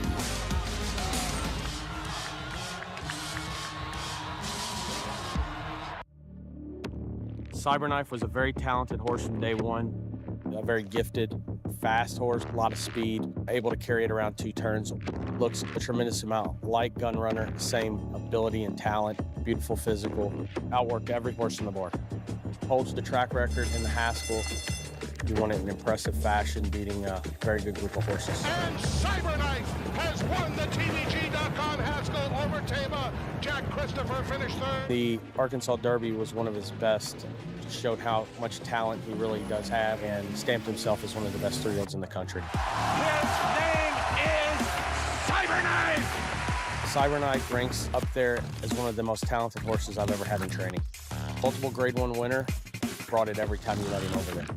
Excited about him passing on his durability, his soundness, and his talent. And if he does, he could definitely be a breed-shaping stallion. Racetrack Television Network brings you every race, from every track, on every screen, every day. With monthly packages starting as low as $5, RTN gives you great value and access to more live HD streaming and race replays than anyone. Visit RTN.tv today to sign up and watch on almost any device, including Roku and Amazon Fire. RTN has packages that start at $5 per month.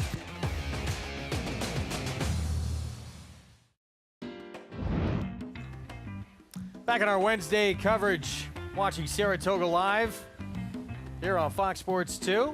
Find out more about the New York Thoroughbred Breeding and Development Fund at nybreds.com. It pays to have a New York bred. And we just saw a New York bred. She's Country. Look impressive at first asking here in race 3 for George Weaver. Very, very impressive win by this horse. You know, it's one of the I think, I'm a believer in speed figures. I know you're a believer in speed figures, Greg. 2-year-old speed figures going long on the turf, especially first-time stars, second-time stars. they can be very, very deceptive. They're slow-paced races. These are young horses that aren't even really ready to go this far. So horses will run a 70 buyer first time out and end up being a 95 buyer as a 3-year-old. So I don't worry about those things that much. This horse was impressive. Yeah, visually, she did everything right. And great job by George Weaver to have her ready to win, going 1 mile and a 16th first time out. Not an easy task. West Point Thoroughbreds, Weaver Barn, Arad Ortiz Jr. rolled a victory here in race 3 to start a middle pick 4. Let's go to Acacia. As I'm here with trainer George Weaver. George, she's country. She was one that I know was accompanied by the pony. It seems like you took all the steps to keep her quiet, but she was very professional throughout. Well, we try to make her that way. She's kind of nervous in the morning, has some gait issues and this and that, but you just have to work with them a little harder to get it done. All of the work has really paid off with her here. Had to be always exciting, especially for a big syndicate like West Point, with all the people in the winner's circle to get that win first out.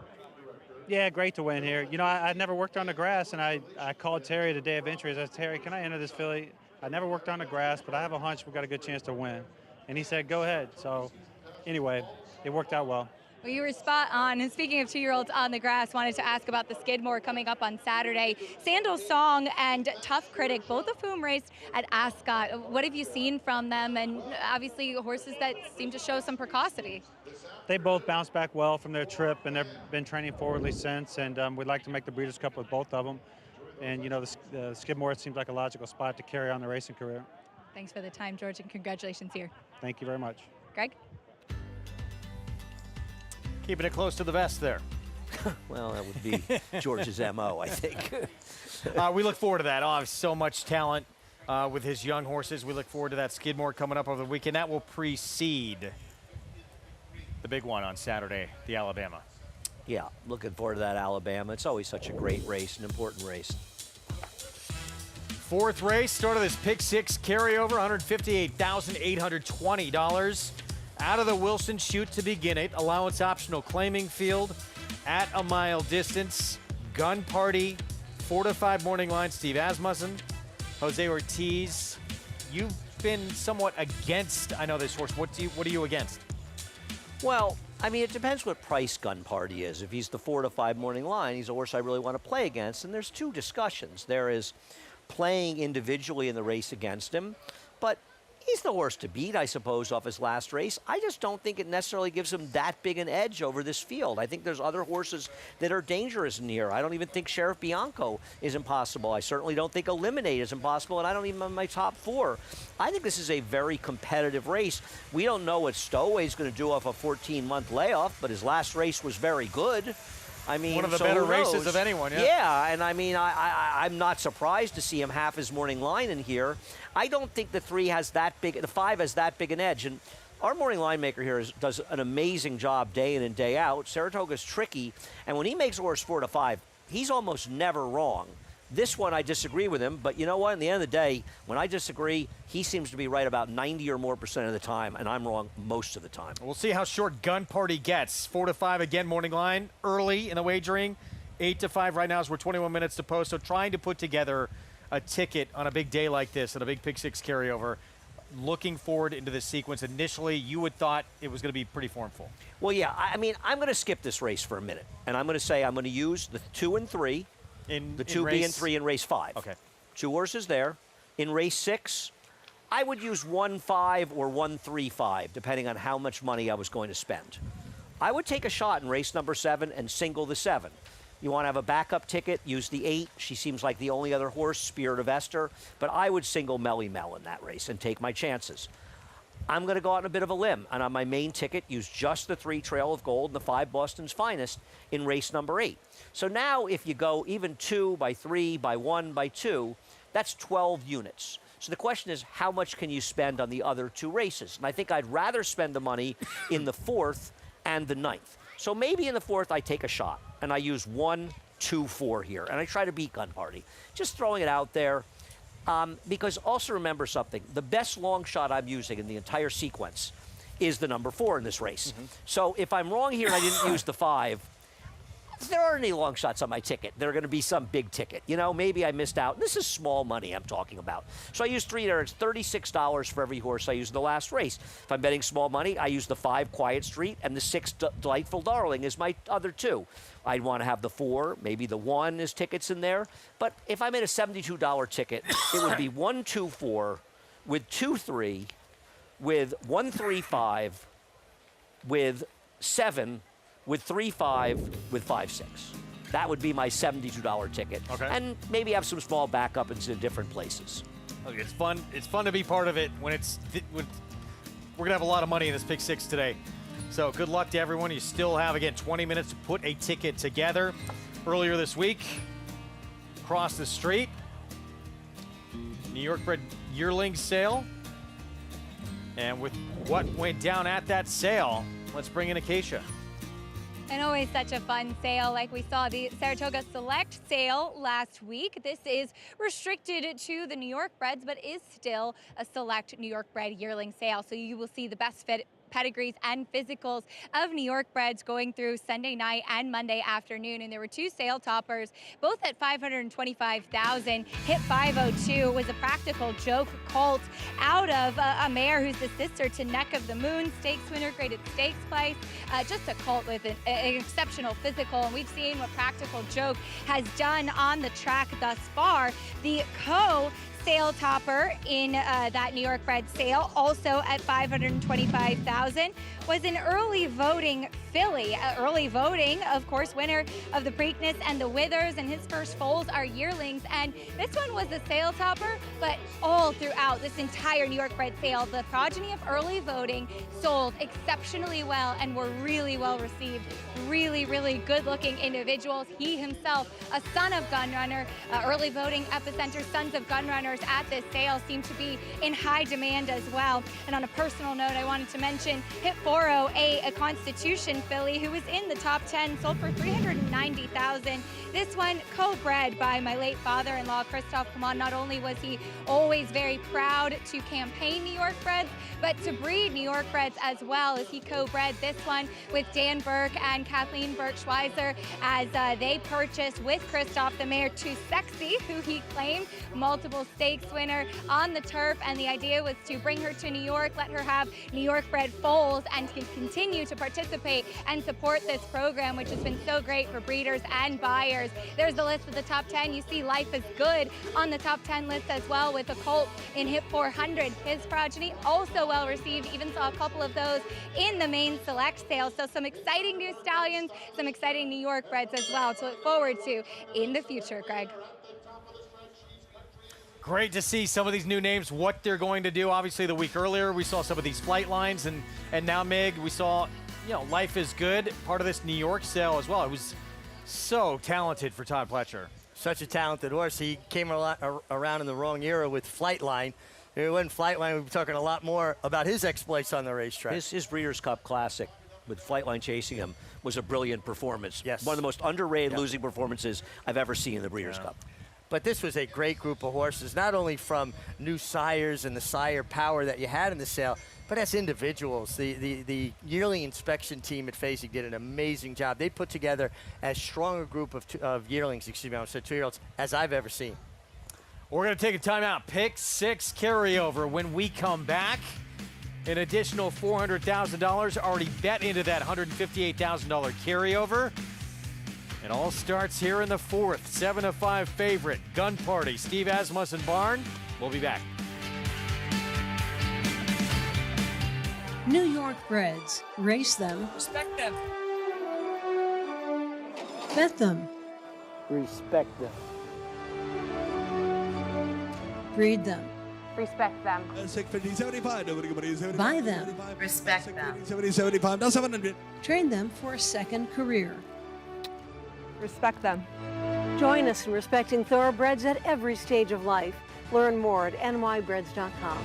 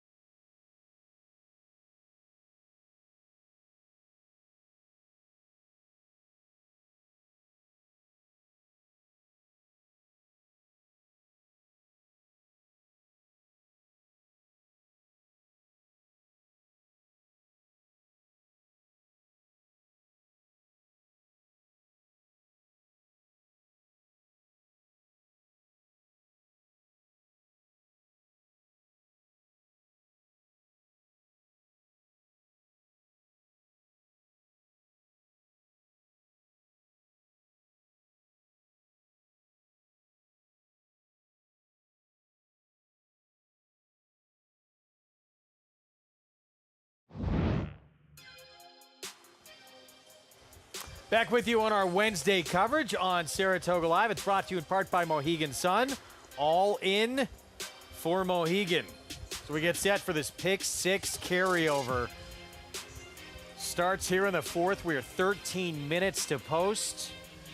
1 mile out of the Wilson chute in this allowance optional claiming field. And the favorite, there's Gun Party. 6-5 top choice. Jose Ortiz looking for his second on this Wednesday afternoon. I have a question about him with you, Greg. You look at the thoroughgraphs. Yeah. How does he compare to this field in the thoroughgraphs over his last couple of races? Yeah, look, he was strong. I mean, Drake's Passage has races that he doesn't produce anymore, but he's the now horse. But Stowaway's race was right there as well. But Stowaway's hasn't raced in a year. Yeah. More than a year. I have mixed feelings about Gun Party. He really stepped forward last time. Now listen, maybe he didn't like the wet track. And if you throw it as to race 2 back, the wet track, you've got an 87 buyer, albeit a mile and 3/16, an odd distance, and the 92 buyer last time. Now, Timeform US, they have a little slower last time out in his last race. Not that significantly slower, but when you're talking about a potential heavy favorite, I think it's important. I don't think these horses from Churchill are coming here and performing magic. I think they're often the right horses. You know, I think Joe Sharp's had his wins with logical horses, but I don't think any of them come here and they're running 79s and 80s at Churchill and suddenly running 90s here. I think they're all good, but they're no better than they look on paper, and I'm not sure he has to win this race on paper. I'll probably feel foolish after the race. I often do. Go ahead. Any thought that, Gun Party being by Curlin, that he's just developing a little bit later? I think the other argument is he's the horse coming into this race in the best form.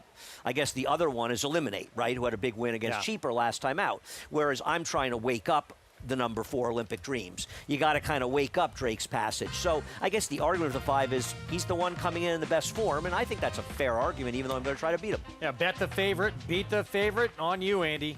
I'm going to try to beat this one. As you know, I said I'm betting $100 with my bankroll on the 4 Olympic Dreams, a horse that's near and dear to Greg's heart.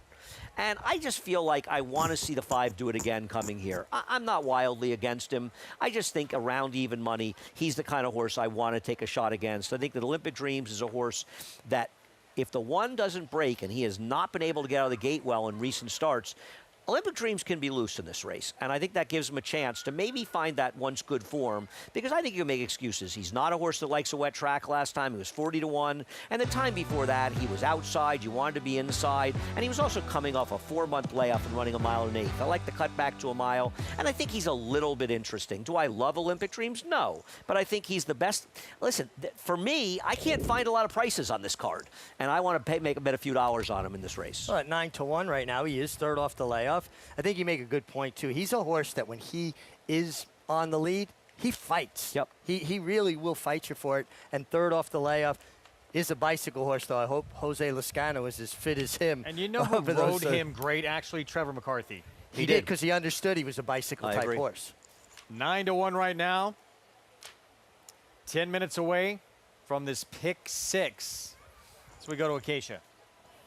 And we'll start off with the favorite in Gun Party, who was pressing the pace setter last time and just was easily much the best. And as you guys are mentioning, he is kind of the now horse in a field with some horses that do have some questions to answer. I haven't seen him since the spring at Oaklawn Park, in which I liked him that day, but he had gotten a bit hot prior to his race and he was pretty sharp. He's far more laid back today seeing him, and it looks like he's kind of rounded into his form when he went over to Churchill Downs. They kept him quiet in the saddling stall. Once the tack was on, he's come out here to walk, but he's dappled from head to toe. Great weight and conditioning on him. He probably just does look the best in here as well, as he's coming in off the back of an impressive win, and I think using that tactical speed was to his advantage as well. He does cut back to the mile. Being a son of Curlin, he's been able to handle longer, but physically he looks like this is what he wants to do. Now the 6 Stowaway is certainly incredibly intriguing. His last race was impressive, but it was over a year ago in May of 2024.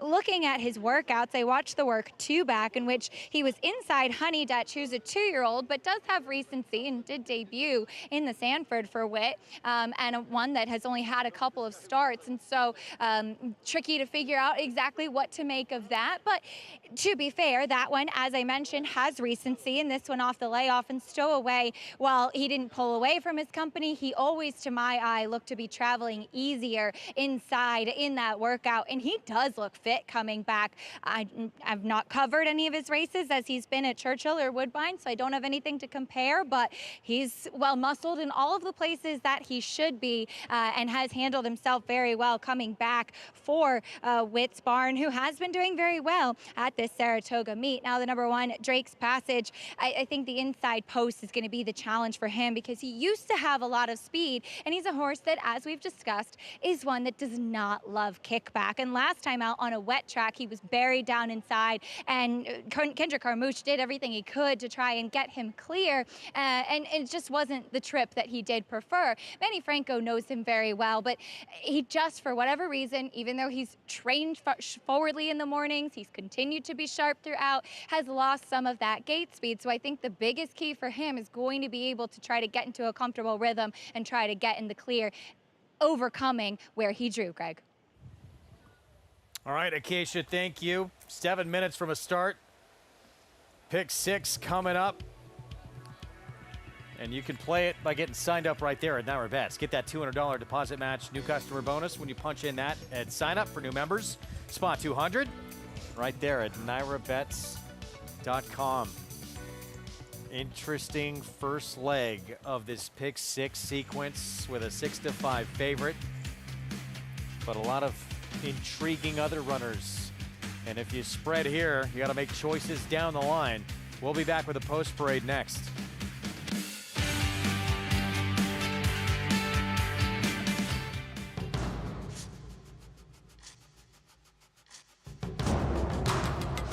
Seize the Gray wins convincingly. Seize the Gray. He's going to seize the day in the Pennsylvania Derby. Seize the Gray is still there. Seize the Gray wins the Preakness.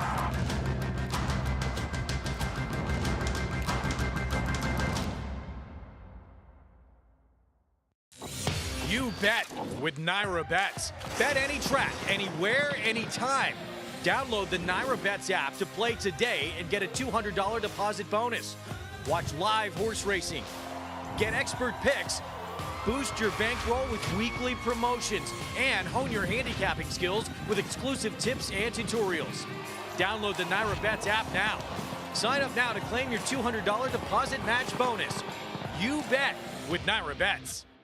McMahon of Saratoga Thoroughbreds, home to 4-time leading New York sire Central Banker, sire of champion New York bred Bank Frenzy. Bank Frenzy, a hard-fought winner of the Commentator. And multiple stakes winner Sunday Girl. Clear winner in the John Hettinger Sunday Girl. Also standing into mischief's Grade 1 Sun Provocateur. And top young stallion Solomini, sire of Mike Lee Stakes winner Doc Sullivan. At McMahon of Saratoga Thoroughbreds, celebrating over 50 years of equine excellence. Get into the game with Bond Racing Stable. When you partner with Bond Racing Stable, the Bond team does all the work and you enjoy the experience. As a partner, you can watch morning workouts, come to the paddock for saddling, and cheer your horse down the stretch. Bond Racing Stable offers more than 30 New York bred weanlings, yearlings, and 2-year-olds in a partnership program that gets you to the winner's circle. Whether on your own or with friends and family, make Bond Racing Stable your racing partners. Go to jamesbondracing.com today. Back with you on our Wednesday coverage, and this was so popular this afternoon. Free ice cream given out by Stewart Shops. They ran out, I believe, within an hour. Someone went in for double dips. I got there early. No, nobody brought them to us. And let me tell you, I like a little ice cream. You can go to Stewart Shops and get Naira Bets gift cards as well. I saw a couple of kids I think I could take getting some ice cream, so maybe I can find them. And cut the line on them? Would not surprise me if we heard that happen. Knock them over. Look, you got to do what you got to do. If they're running low on ice cream and I'm broke, listen, it's every man, woman, and child for themselves. Here is Drake's Passage as we kick off the post parade for this pick 6 carryover. The key for him is the break. Can he break a little bit more cleanly, put him in there? Because Acacia said he ain't a horse who likes kickback. Sheriff Bianco for Linda Rice. He's got races in his past that would put him in the frame here. I just wonder at 7, has he maybe lost a step? Big effort to eliminate last start against a lot softer company. Was it a total dump job last time, or are they just trying to win a race? I guess Fernando Abreu will find out here, and he's a very good trainer. Once had races where this horse would be heavily favored here, Olympic Dreams. Well, this is third off his layoff. Last time was in the mud. I know he's not favorable on an off track. Better trip today. Gun Party's favored throughout. In a small fool around pick 6, I would try to beat him, but he's obviously the horse to beat, whether you like him or not. Shortest price he's been yet. He's even money now. And then here's Stowaway. Huge effort on the dirt. Just his second time trying it. He won, but that was over a year ago. Yeah, it was over 14 months ago. Do you want to take a horse off a 14-month layoff? Listen, Whit Beckman's a really good horseman, but I think that's a real big ask. Well, I mean, everything's about price, right? I agree with you, Richie. I don't want him, but I think he's getting close to his 6-1 morning line. Given his last race, I don't think I would. If somebody Keisha likes him and somebody said to me, I'm going to bet him at 6-1. I'm not going to argue with that's a terrible bet because his last race was very good. Yep. Well, Mig going with the 3. We should mention, look, eliminate. That was a big effort against a lot easier, but he'd been facing a lot better. So that was a big drop down the last start. So is it that big a jump up? Because he'd been in tough company. Well, this is my take on it. Yes, he dominated a much easier field last time. But Fernando Abreu worked for Alan Jerkins for years. Alan Jerkins was known for buying horses from other stables, big stables that were culls. Prove Out's a perfect example from King Ranch, Max Hirsch. Todd Pletcher's a Hall of Famer. He's a great horseman, great trainer. This horse was not fitting their program anymore. Now he gets into a barn like Fernando Abreu, much like his old boss, Alan Jerkins, and he becomes a very special kind of horse instead of a number. And they go to work on him, and maybe they find something. They find a key to get him to a place where he can be competitive here. Maybe, and I'm not going to be shocked if he wins. He's a big price. If somebody likes him, I'm not going to knock that. The other side of the argument is that Todd Pletcher is a tough guy to claim from. Yes, and in general, but then again, look at Unlimited Potential earlier today. Todd and Mike Rapoli dropped this horse in for 16 last year. He ran a 92 buyer, and they've done very, very well with him, winning well over $150,000 with this horse since the claim for $16,000. So sometimes, especially up here, these kind of dump jobs to win races are good claims, and obviously that's what Fernando's banking on. This horse here, Drake's Passage, had several races where he should have been probably odds on in this group. He does not appear to be that horse anymore. You've mentioned the issues Acacia did as well. Does not love kickback. But he does like a dry track a lot more than a wet track. And one of the reasons is taking kickback in situations. So I think the dry track helps mitigate that a little bit. Now, I'm not running to bet him at 5-2. I did pick him second. I think he's a good horse. And, you look at his race. That race on June 4th, you tell me that race can't win here? I think Probably he runs does. that race against Bank Frenzy, and that was the dry track. I think that race can win here. So, to me, he's a big-time player here. Key is how he gets out of the gate and where he's able to position himself so he's not being inundated with that kickback. And even if he breaks a little bit sluggishly, if Manny can get him out and get him into an outside, sort of stalking the 4, maybe he's better off in that position stalking that horse. Let's go back to Acacia. And taking a look at the 3, Eliminate, I do think that Richie's theory on him is interesting given the fact that he does come from a much larger barn to a smaller barn. And he is first off the claim for Fernando. I saw him 2 back. And one thing I will say is that was an incredibly tough field full of horses with a lot of back class, including the winner, General Partner. And he just did not look that great that day. He got a bit hot. He had kind of lost a little bit of his weight along his hind end and his top line. And now seeing him first off the claim for Fernando, and this is now several races off of the layoff as well, he's put a lot of that weight back on, which I appreciate. He does have him in a cage bit in the first start for the barn and a pretty significant blinker cup, as you can see, as this is one who does have the tendency to maybe be a little bit tricky getting out of the gate, kind of breaking in and out, or really trying to throw his head. He's been acting very well today, so I certainly give him that. We'll see if he can get back to some of those races that he did show with some ability. The 2, Sheriff Bianco, is a New York bred who did absolutely no running in the John Morrissey last time out, but that was a big field, a very contentious field as well. And this is one, too, that sometimes just doesn't really grab your attention in the preliminaries, and he had to face Baby Yoda in a very impressive race 2 starts back. And I think while he is coming in here with some horses with plenty of back class, they all have their questions to answer in here. He warmed up very well, so I do give him that. I think that he's lost some of that, those good races that he has shown recently, but this was probably the best energy that I've seen in his warm-up in a long time, Greg. All right, thank you, Acacia. That's a good sign as we go back to Stowaway. Long time away, May of 2024.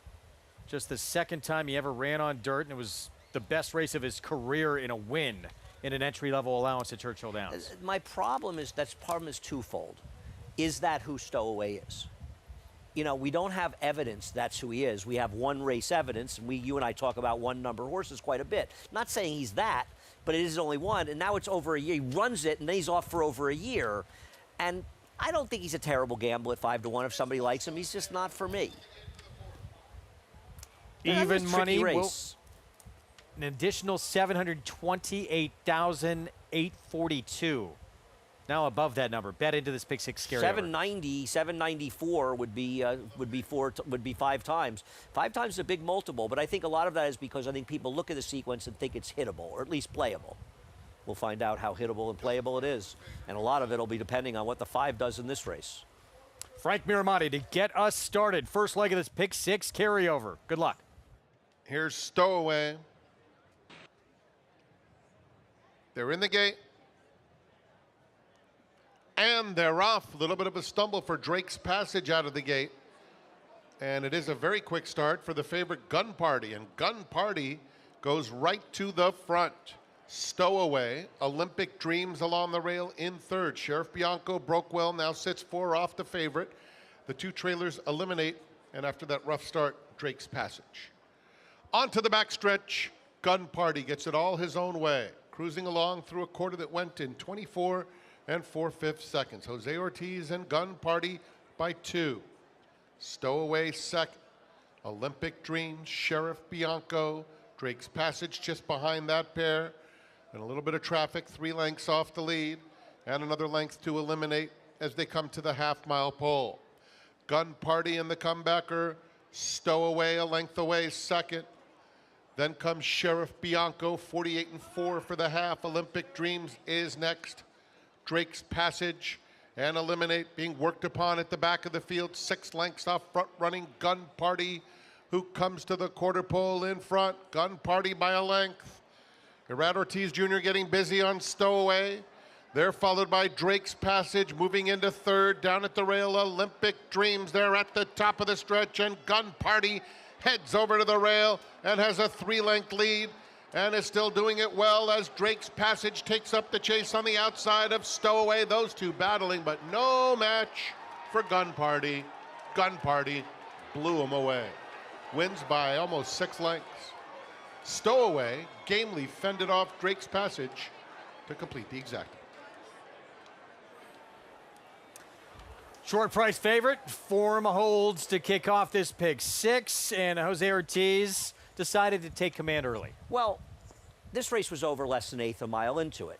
When you have the opportunity to be forward with Olympic Dreams, win or lose, you have to take it. He's that kind of horse. Yeah. When Jose Lezcano just abdicated the lead to this horse and they went 24.93 or something, or 83, this race was over. I mean, this racehorse may have been much the best horse in the race, but this race was handed to him on a silver platter. Well, and to give you an idea of how well the pace held together, Stowaway, who was chasing the winner, Gun Party, throughout, was able to fend off Drake's Passage for second. So they're very moderate, controlled pace, and you get the all Ortiz brothers exacta, and quite a meet Steve Asmussen's having here, winning at a very high percentage.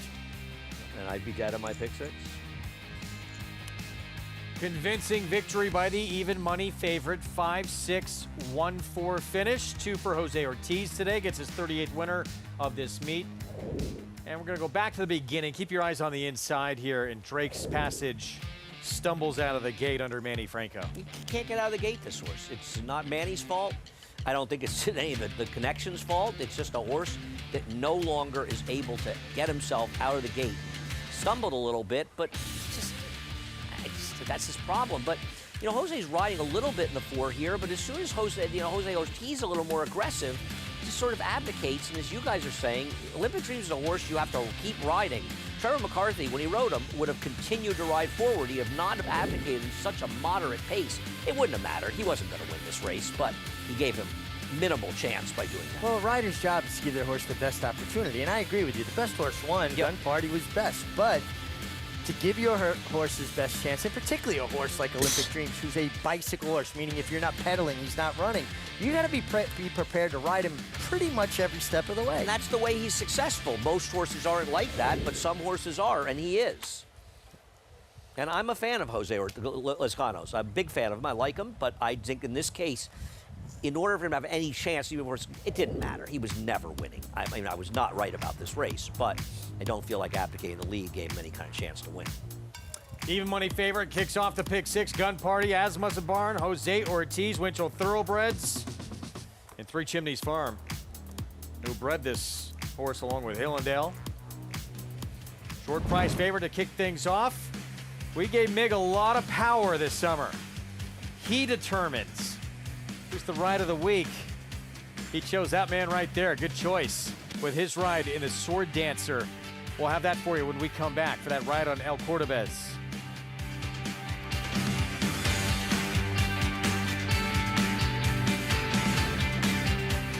Number 1 is Mo Donegal by Uncle Mo. And they're off in the Remsen. As they come on for the finish, and it's going to be tight here in the Remsen. Mo Donegal. Mo Donegal bearing down on the outside. It's Mo Donegal and early voting, and it is Mo Donegal to win the Wood Memorial. And it will be Mo Donegal to win the Test of the Champion, the Belmont Stakes.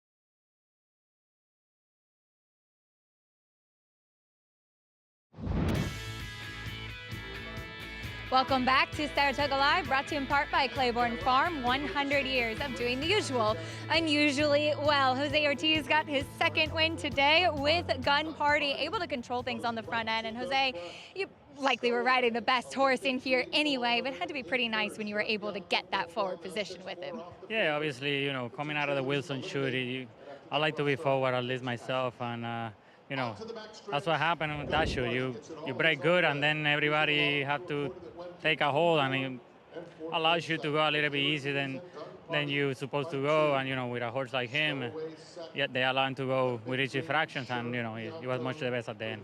Yeah, he certainly did relish going that mile and on the lead today, but wanted to ask you a couple of questions about the Alabama this weekend on Nitrogen. You've ridden her for quite some time. You know her well. She's won on the dirt and an off the turf race. What are your thoughts about her going into the Alabama scheduled dirt race? I think it's a big step for her. Obviously, when she won, it was off the turf race, and you know, but she ran very good. Honestly, she handled it very, very nicely. Obviously, she won plenty races on the turf. If we can make her Great Stake win on the dirt, it will be huge for the connection. So hopefully, you know, she run a good race. I mean, hopefully we win, but it's the first time for her running against this kind and through their horses. So we will see how she match up with them. It gives her options, right? And she's one that you know very well, too. It seems like she means a lot to you, and you've had some fun together. Oh, yeah, she's a very nice filly. And, I mean, we have a lot of fun this year already and last year. So hopefully we continue to do so and win the Alabama next Saturday. Thanks for the insight, Jose, and congratulations here. Thank you, Akashi. Greg. What a roll he is on. Fairgrounds riding title by a mile.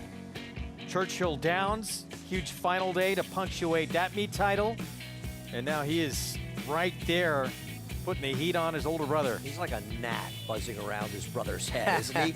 I mean, every time Irad opens up a little, Jose comes back a little bit. And I know Irad's the favorite, and he's up by 3, I think, right now, but Jose ain't going away, I'll tell you that. More than a gnat, he's like a wasp ready to strike. I think this goes down to the wire between the two brothers. I really do. And they're both riding in sensational form. And it feels like Jose is just really enjoying himself, too. And that's key. When you have fun doing something, you're going to excel at it. Winning is fun. No doubt. I used to do it, so I remember it was like it's been a while. But. Pick 5 starts here in the 5th. 7 furlongs, $32,000 claiming race. Start of the late pick 5 and 7-5. On the 3 from another mother, gets the rail blinkers on. Ray Handel reclaiming this horse that used to be in his barn. Breslow will be the favorite by post time. He's a significant favorite over the 3 from another mother and all the multi-race bets. I get that, but I like from another mother off the reclaim for our man Ray. Yeah, I do too as well, and I always like a reclaim. It just speaks of confidence that a trainer feels like they know something about the horse and immediately puts the blinkers back on, which he wore when Ray was training him before. I thought he was very interesting. Thought he ran well last time out. Yeah, he did. He stole all the headlines here last summer. Flavien Prat, record-breaking season at Saratoga. Most stakes wins ever. Most graded stakes wins ever in this ride on El Cordobés. Brilliant. Good enough to earn Ride of the Week from our own Richie Migliori. We sat down together to discuss it.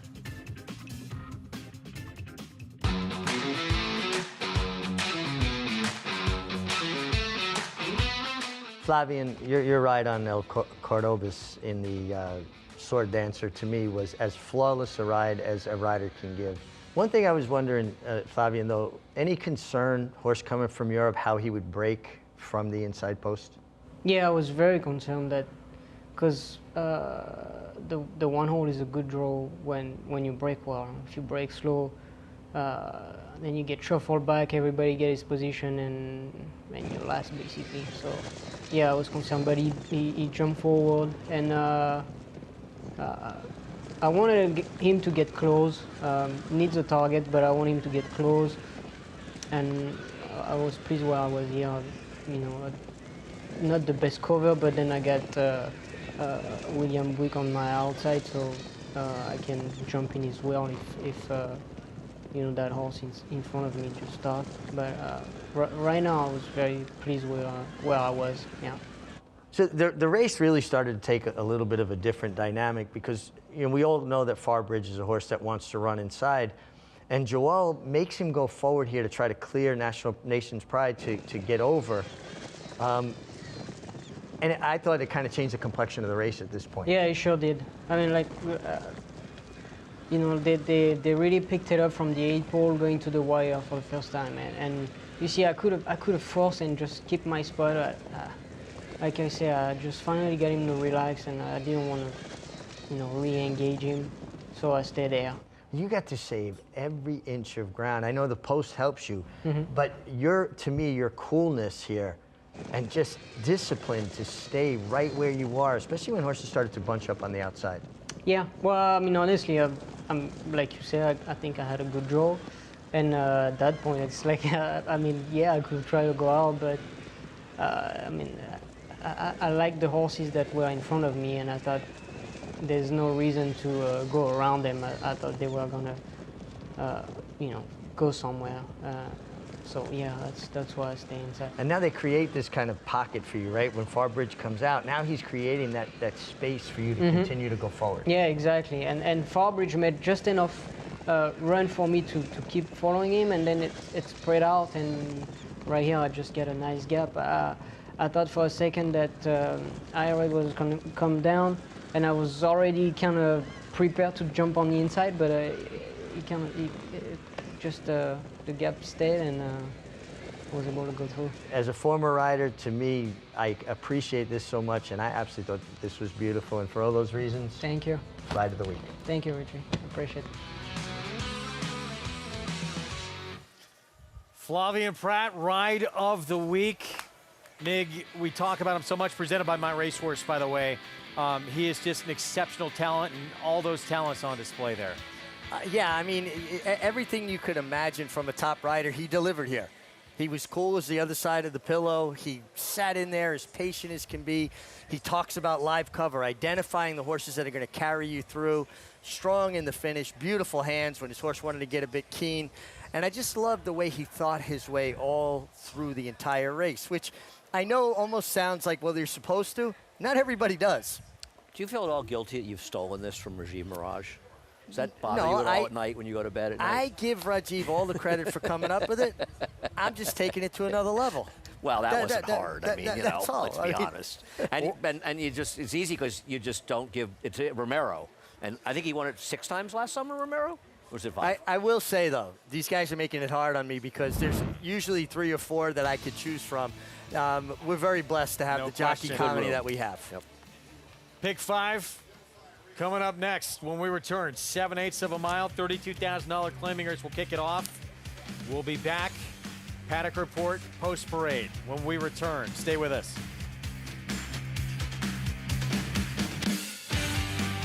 The brilliance of the legendary Arrowgate and the speed and stamina of the sire of sires, Uncle Mo. Introducing Petulante, the first son of Arrowgate to stand in New York after winning handily at first asking. Petulante! He's got a kick here, and he's going to prove much the best. He won or placed in all 7 of his lifetime starts, including the Grade 3 Salvatore Mile. Petulante, Nimbus class, Petulante! Petulante, now standing in New York. For information, visit IHDVStallions.com today. Monmouth Park's summer season rolls on with live racing action every Friday to Sunday. Our 50-day summer season features a stakes race every Saturday and Sunday, plus a new middle pick 5, joining the win early pick 5 on our wagering menu. With growing pools and field sizes, Monmouth Park is summer's best bet. Joining us on site, lock in your odds with fixed odds wagering at Monmouth Park Racetrack. Elite Power from Frankie Dettori down the outside, but Elite Power sweeps down the outside of the 200, and Elite Power is moving clear and going to take the rear dirt sprint by a widening margin. Frankie Dettori from Belmont in the Jaguar colours that mean so much to this part of the world. Elite Power beating the second place Goodnight in third, running on Remake.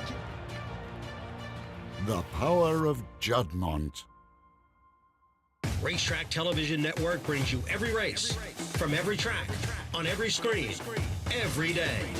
With monthly packages starting as low as $5, RTN gives you great value and access to more live HD streaming and race replays than anyone. Visit RTN.tv today to sign up and watch on almost any device, including Roku and Amazon Fire. RTN has packages that start at $5 per month.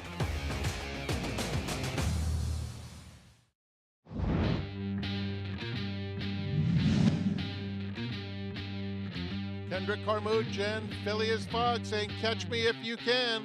Antiquarian is suddenly 4 lengths back in second, and Locked is down at the rail. Mid-stretch, Phileas Fogg in complete control. Antiquarian 4 lengths back. Then it's Locked and Ben Duke. They're coming to the 16th pole, and Phileas Fogg still full of run. And Phileas Fogg by 2. Antiquarian trying so hard, and it's going to get close. Phileas Fogg, Antiquarian, here's the line. Phileas Fogg held on by the narrowest of margins. Phileas Fogg, what a moment. Grade 2 Suburban, biggest win of trainer Gustavo Rodriguez's career. Gonna be a little bit better horses trying to run him down when he lines up next in the Jockey Club Gold Cup, but he's been a terrific story. With more on him, let's go to Acacia. And I did just get a chance to catch up with Gus Rodriguez. As you mentioned, that Suburban, so special. His first graded stakes victory with Phileas Fogg, who he's done exceptionally well with. And he did work on Sunday, going 5 furlongs in 102 and 4. But Gus said, don't pay attention to the time. It was just maintenance. And he did it so easily. He said could not be more pleased with how Phileas Fogg is doing. The plan is to work him twice more before that Jockey Club Gold Cup. He said, as long as everything keeps going well, that's where we'll end up. But he was smiling from ear to ear when talking about this horse. Got such a special moment with him, with Kendrick Carmouche in the saddle as well, who's been picking up these big graded stakes wins for young trainers too. But Gus saying it's all systems go thus far for the Jockey Club Gold Cup with Phileas Fogg. Greg. Fun story. It's going to be, he's deserved this shot, no question, to be against the big boys. He's going to get the big boys in the Jockey Club Gold Cup, including the Classic and Whitney winner, Sierra Leone, and the horse who just beat him in Mindframe. I'm a big Mindframe. I think he is a terrific horse, but he was fortunate to beat him in the Stephen Foster. It was a very, very moderate pace. Sierra Leone doesn't need a fast pace to win. What he needs is a fair pace, an honest pace, one that doesn't give a substantial advantage to the front runners. His Rabbit last time, he made sure the pace was honest. It didn't hurt anybody with a chance to win, with all due respect to Mama's Gold. It didn't hurt Fierceness. It didn't hurt Highland Falls. It just made the race so it was a little bit fairer for Sierra Leone. In my opinion, with an honestly run race, he is the best horse in the country on the dirt. This horse might have something to say about that. Mindframe, beat him in the Stephen Foster. He's been brilliant since he's come back, Mig. He's been brilliant his whole career, really. I mean, he's, you know, a lightly raced horse last year at 3, and he had a second in the Belmont Stakes and a second in the Never run a Haskell. bad race his whole life. He's never run a bad race, and I think he's legit. Yeah, I can't disagree about Sierra Leone. I think he's really figured the game out. He's kind of got out of some of those habits. He was a little bit of a monkey as a 3-year-old. He seems like a more focused horse now. Doesn't lug in the way he did before, but Mindframe's going to give him a run. Oh, I'm a huge Mindframe. I think he's terrific. Sierra Leone has been a great story. To see him evolve, mature, and figure out his issues, it's been fun to watch. He's been a well-behaved horse since the Travers last year. His Travers, he kept a straight path. People didn't notice it much because he lost. Right. They noticed the Breeders' Cup, and you don't even think about it now because he does keep a straight path. I will disagree with one thing, though. I do think that Fierceness was affected. Not that he was going to win. I'm not saying that. When the Rabbit broke slow and then rushed up on his outside and made him grab the bridle. If that I think costs a horse a race, though, then he's I'm not saying got it a little cost him the phony race, in him. but I do think that it had a little bit of an effect. We've talked about things that do set that horse off. And yes, when everything doesn't go absolutely perfectly for Fierceness, he's not effective. Now, when it does go perfectly, he's a tremendous talent. Arguably as talented as any horse in the country, but he needs things to go perfectly for him, and that's a real Achilles heel for a horse. But I think you would agree that he would have been better served if the Rabbit broke cleanly and went from the inside instead of rushing up on his outside. I agree, but do you really think he still would have won, Richie? No, I opened my statement saying I didn't think he was going to win he was regardless. Bad. He moved up. He made the lead. He made his move, and I think Frank called him up by 3, and next thing you know, the whole field was passing him. Highland Falls is the horse that, to me, is the. We didn't even mention him as a possible. There's a third player who won the Jockey Club last year. I thought he ran super in the Whitney. what a way to have our final weekend with that race and the stars lined up. Let's go to Acacia for more on this 5th. And we'll take a look at the 3 from Another Mother, who's a reclaim for Ray Handel, who had this horse for quite some time. Every time I even saw his name, no matter what barn he was in, I always thought of him as Ray's. And he dips back in for $25,000. They lost him for $40,000 back in 2024. I always do pay attention to reclaims, and this is a horse that they did well with. They put the blinkers back on, a 3/4 cup blinker, as this is one who, that's what he used to wear when Ray had him previously. Front wraps do go back on. Ray runs pretty much everything in front wraps as well. So it's kind of back to basics with a horse that he knows quite well. He looks sensational, though. I mean, he got really much more on the muscle once they put the tack on. Great coat and weight to him. He always looked good when he was with Gus as well, Gus Rodriguez, but looking like he is flourishing back in Ray Handel's barn. Very intriguing prospect. Now, the 2 Breslau, I think, is a bit of the wild card here because they claimed him 2 starts back at Oaklawn, and then he didn't run a step. And I'll albeit against much tougher last time out. But now he goes all the way down to the 32,000. We have seen Flying P horses aggressively drop at this meet to put horses in spots where they will just be best versus their competition. This is a horse that is tall and leggy, so I don't have any problems with him from a physical perspective when stretching out to the 7 furlongs, a slight stretch out in here. But this is one, he's pretty athletic. I think if he is able to step forward and run some of those fast races that he's shown when he couldn't show his early speed as well, he certainly is a player in here. Physically here in the paddock, Greg, he does stack up with his competition. All right, thank you, Acacia. Look, overview at this iconic venue where we have one of really the most prestigious prizes in this sport coming up on Saturday. This Alabama, that is one of the races that everybody wants to win. Mark Cassidy said he grew up watching this race since he was about 12 years old, has yet to win. He had a filly who probably, I'm not going to say she could have won it, but might have. She would have been one of the favorites to win. Wonder Godot. She went against the boys in the Travers that year. It's a huge race. It is it's the Kentucky Oaks of Saratoga to the Travers. It is the filly version of the Travers. Call me fast. Blinkers off. Gets post 2. Yeah, I mean, I guess a player sort of by default. Remaining half of the 2 entry in here and a big player, Breslau. Ricardo Santana Jr. for Norm Cassie. Yeah, dropping in class after facing much tougher last time on a sloppy track at Churchill. Huge drop, probably outside post as well. The rail, this one from another mother. Well, can Irad get back that 4-win lead? I think he's going to with From Another Mother, who will be the second choice. Big gain, Rudy Rodriguez off the claim. Yeah, it just feels like this horse is going to have to step up in a big way. I don't see a race on his form that makes him competitive here. Conquered Spirit in from Finger Lakes last start. Sorry, I'm trying to get there. It just feels like he's overmatched. But Eddie DeLaurel had a long shot run well earlier today. And Sagamore Mischief, Kendrick Carmouche for Gustavo Rodriguez. He's got some fast races. He cuts back from 1 mile and 1/8. I guess he's not impossible if you don't like one of the 2 or 3. Look at that 1863 Club, one of the great views in racing anywhere to catch the action coming down the stretch as we take a look at the one who has the rail From Another Mother. And Ray Handel used to have this horse and claimed this one to get him back in his barn.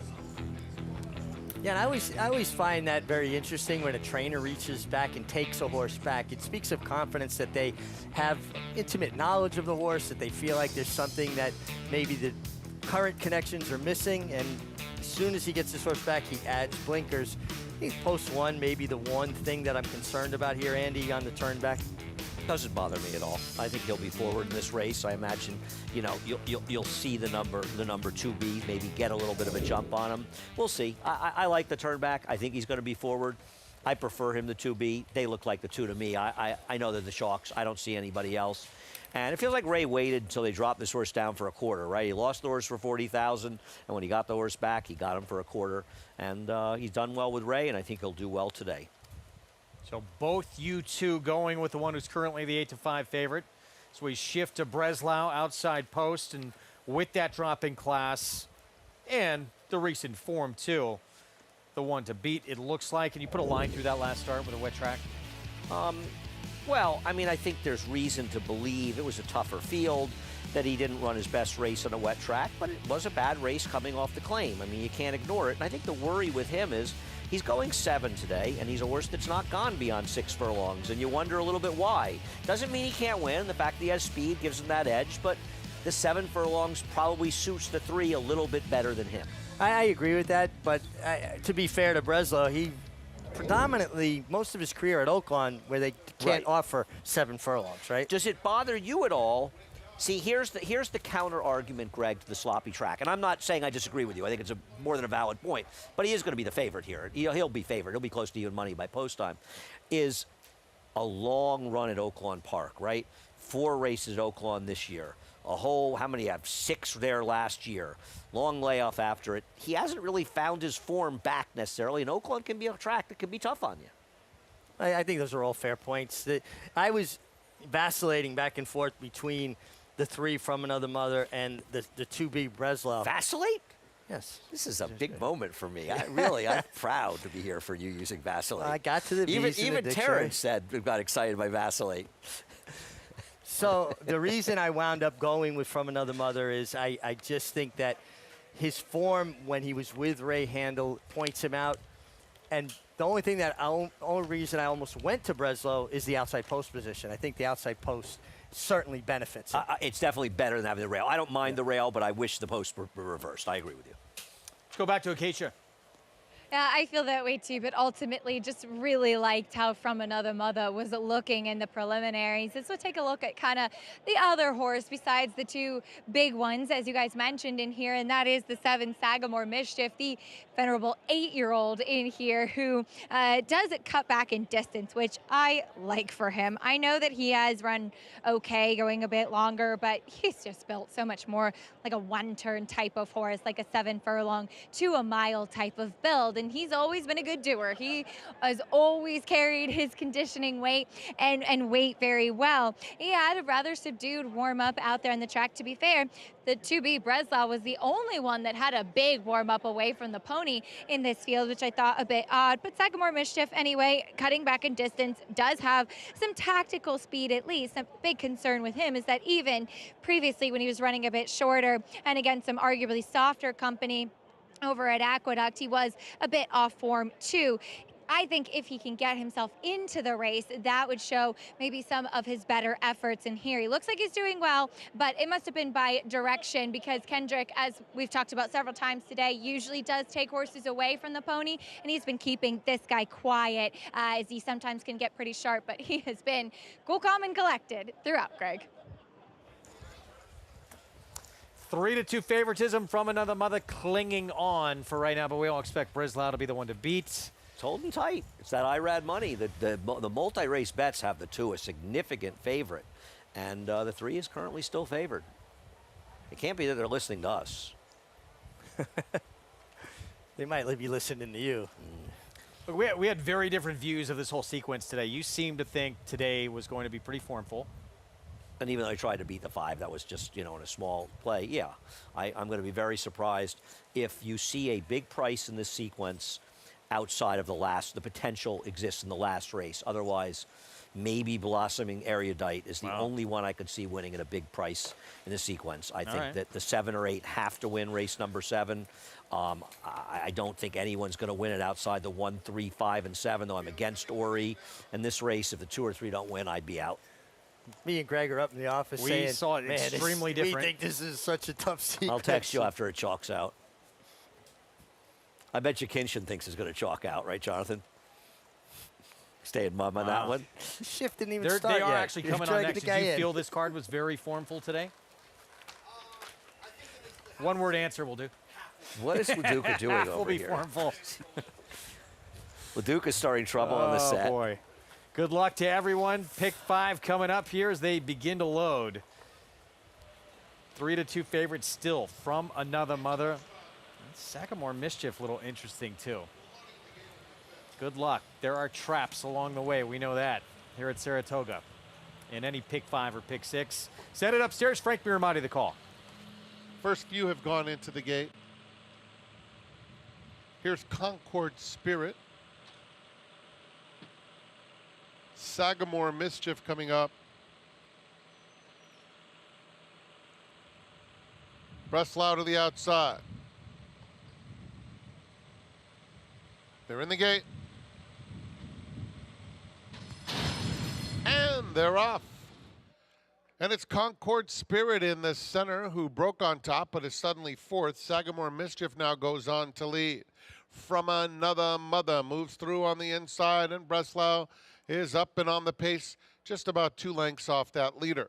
The 2 trailers, Call Me Fast and Big Gain, is at the back of the field. So it's Sagamore Mischief leading the way through the opening quarter mile that went in 23 and 1/5 seconds. Sagamore Mischief leads it by a length and a half. Breslau in second, From Another Mother down on the inside 3rd. And then it's Call Me Fast, who's in between horses. Concord Spirit, Big Gain, 4 lengths covers them as they head toward the 3/8 pole. Sagamore Mischief has been there throughout. Leads the way still by a length over Breslau, called on now in second.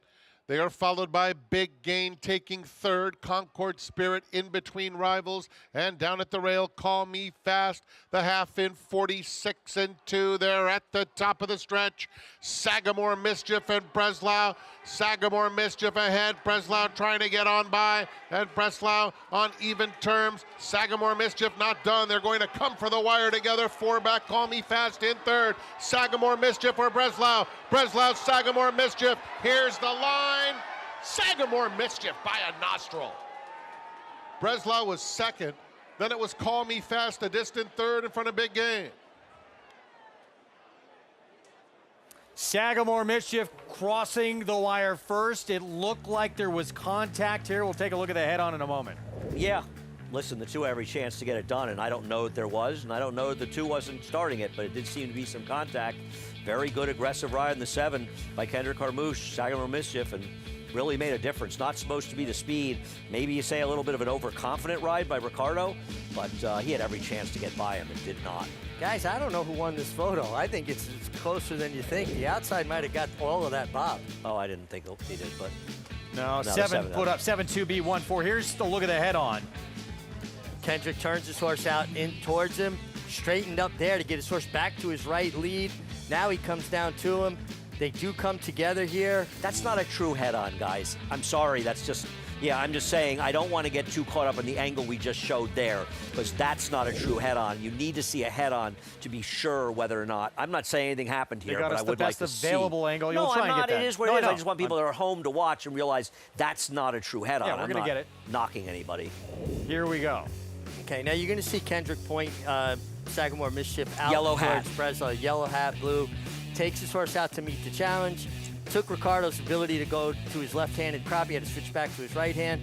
They came together. I didn't see anything there that would cause a disqualification. Breslau came in a little there. Then they came back together. This was brushing. I don't really see enough here to make me think I think that Norm is correct to claim. I think the steward should be looking at it regardless of that. I don't believe there will be a change. I think that it was a lot of race riding, but I think there is a legitimate argument that Sagamore Mischief may have impeded his horse platform. I wouldn't take him down, but I think it's closer than some will think. I think this was good, hard race riding that never went over the line. That's fair. Yeah. I think that's very fair, but do you blame Norm for claiming? I think the stewards should have looked at this anyway, just to at least tell the public we're looking. Listen, somebody much smarter than me told me a long time ago, 2 rooms you want to stay out of, the courtroom or the operating room, because you never know which way it's going to go. Well, let's put the steward's room in there as well. I'd say staying out of Greg's house, too, but that's just another story. A lot of faith in the medical profession, Nick. 9-2. I mean, if it wasn't for the operating room for you, Richie, who knows where you'd be. So. Wonders for you. Your doctor just said that Migliori guy calls, tell him I'm busy. Well, I'm not 7-2B1-4. It was, by the way, Norm Cassie who lodged the objection. The trainer of the 2B is Ricardo Santana Jr. Makes his case to the stewards. I think there should be an inquiry here. I don't think there should be a change. I agree with you, Richie, but I think there should be an inquiry. I think the public has a right to have the stewards say, we looked at this one. Because there was some contact. I agree with you, Richie. Yeah. I think at the end of the day, it was good race riding by Kendrick. I think there was some brushing, but I think this was just good, hard race riding, and I respect it. And I think even Ricardo Santana is probably thinking that himself. No, I agree with you 100%, but I do believe, I think the stewards have an obligation to tell the public, even if it's a minute and a half, we looked at it. Here's what we looked at. We didn't think it mattered. We'll leave it up. I think the only way you're supposed to ever take horses down is if it is absolutely clear that there was a foul committed that prevented the horse from winning, and I don't think there's any way you can say that here. Kendrick Carmouche, his case, short and sweet and flexing, so I think things, he thinks anyway, are going to go his way. You think he told him Louisiana house, baby, when he told the stewards? That's all he had to say here. Look, Breslau did come in a little bit, too. If he had not done that, would this be a better case against maybe taking the horse down? Well, I don't know that Sagamore Mischief comes out enough then, because he came down to keep it close, right? He did hurt him a bit early. I think it was good race riding, but he did hurt. I think, I credit Kendrick. Listen, Kendrick's trying to win, you know, and I mean, Kendrick certainly, I don't think he really crossed the line either. No. But he's trying to win. And I'm not knocking him. He's trying to win the race. Well, if he doesn't come out and engage yellow like cap, this, blue silks. Ricardo Santana Jr. outside in the pink of Flying P stable colors. He's coming into and him. It's down. Objection has been taken down. The result will stand. And I think that was perfect. The whole thing took about, what, a minute and a half to 2 minutes long. And nobody's day was delayed, and the steward said we looked at it. We saw Kendrick right past the wire. Some words to Ricardo Santana Jr. A little trash talking going on Think he there. told him Louisiana House, maybe? What did he say the other day? The boot. The boot. The boot. So Sagamore Mischief, this win will be upheld. And not as formful as we thought. As I thought. 9-2. I would not be alive in this Big Six. Even if I used the 5 in the first race, most I could have this was versus the C, and I would not be alive. We're going to hand it over to the next crew. You guys did fine work today. Thank you. I appreciate that. Can I get a cookie? Maybe. There could be one waiting for you in the trailer. Lafitte, JK, Paulie, they are coming up next real quick. Take a look at the odds for the feature ahead, that New York Stallion Series Statue of Liberty division, and the rematch with Disco Star and Boston's Finest. You felt it was Boston's Finest who ran the better race. Yeah, I think, and the scratch of the 2 really helps Boston Finest's chances. I'd be 3 and 5, but so far that hasn't done anybody any good. Chad Brown, Nana Lynn, she got carried pretty wide, Mig, coming around that final turn, and really showed a big turn of foot to get this win. Yeah, she really did. I mean, and turn of foot is what wins turf races. Very few really top turf horses lack turn of foot, which the term we use for acceleration. But she got it done. But she's taken on much tougher. She had a lot of good things happen before being carried a bit wide in the stretch and there, and I would think would have to improve. But it's Chad Brown, and maybe she can improve, but she'll need to, in my opinion. This will be her first test against winners off that maiden score. And you're putting together a play for us before you leave. I am sticking with the number 5 in the upcoming 6th race, despite the fact that Kinshin said he likes the horse a lot too. But I'm sticking with the number 5 in race number 6, and that is Pandemic Hero. I think he can be the speed. I think he can stalk a little bit. Oh, I think it's possible they clear. I think if they want to be aggressive, they can clear. Wow. I'd love to see them do it. I like them. Are we done? I think that's it for I'm us. done. We're going to turn it. Good luck today with your play. Thank you. Let's turn it over to Acacia. And I'm here with winning rider Kendrick Carmouche. Kendrick, I know you and I were just saying, just some race riding in the stretch. Can you just talk us through what you felt there? You know, my horse is taking pressure the whole race, you know, but you can see he got his ears up at the quarter pole. He's looking for the competition. I thought Santana, when he came outside, you know, we both lock up together at the top of the lane. I had a lot of horse in me. I just had to move my horse a little without touching him. And as you can see, I straightened my horse back out the last 16 and held on by the nose. But a little race riding, you know, that's what we get paid for. You know, these people want to see you fighting to the wire, and that's what they got today. Hey, it was an exciting stretch run for the fans, that's for sure, and exciting for you two coming on top. This horse, he's an 8-year-old. It seems like he runs his best races when he's forward, and you really took advantage of that today. Yeah, I think Gustavo had him in the right spot today, you know, with the cutback and the freshening off that last race. I worked him the other morning. He worked brilliant over this track. And, you know, Gustavo said, you know, they had a couple scratches, horses scratched, so take advantage of it, Kendrick. Ride him out of there. And, man, once I put him there, you can tell he would take me a little, but I would have to get the rest out of him. And that's what y'all pay me to do. And it worked out well today. Well, I asked Gustavo before the race how Phileas Fogg, who won the Suburban, is doing, and he had the biggest smile on his face, much like you did, too. That was a really special moment, getting his first graded stakes win with that horse. Yeah, it was. I mean, congratulations to Gustavo and the owners, man. He's such a nice and cool horse to be around. Gustavo let me take him for a stroll the other day. First time on him since the Suburban, and man, he just make you so exciting as a jockey, you know. This is what we all want to feel when we get on these nice race horses, to have them pull us around and we know what to do with them at each point of the race. And he's such a good horse. He helps me do my job easier. Well, it's so cool. You and Gus have matching expressions talking about him. Love to see it. Looking forward to his next start, but congratulations here. Thank you, babe. Louisiana, you know it. Kendrick Carmouche, the one and only, of course, has a date with Phileas Fogg in that Jockey Club Gold Cup, but Sagamore Mischief, he put him in the game, and it paid off. Of course, the crowd loves Kendrick. Sagamore Mischief, the 8-year-old at 9-2, getting the win over Breslau, $11.80 winner here in race 5, 7-2 beat 1. There's a look at the photo, really separated by inches. And as we said, an exciting stretch battle for the fans here in the 5th. We'll take a look at the field for race 6 coming up. It's 5.5 furlongs on the turf. New York bred, maiden claiming for $50,000. Here's a look at the group right now. It is the number 7 Ori for Mike Maker, who's currently the favorite, coming off of back-to-back second place finishes at this level. We'll see if he can turn things around and find the winner's circle today. It's a great Wednesday at Saratoga. We'll welcome in Lafitte Pinkai and the rest of the crew after this. Second half of the card still to come on Saratoga Live.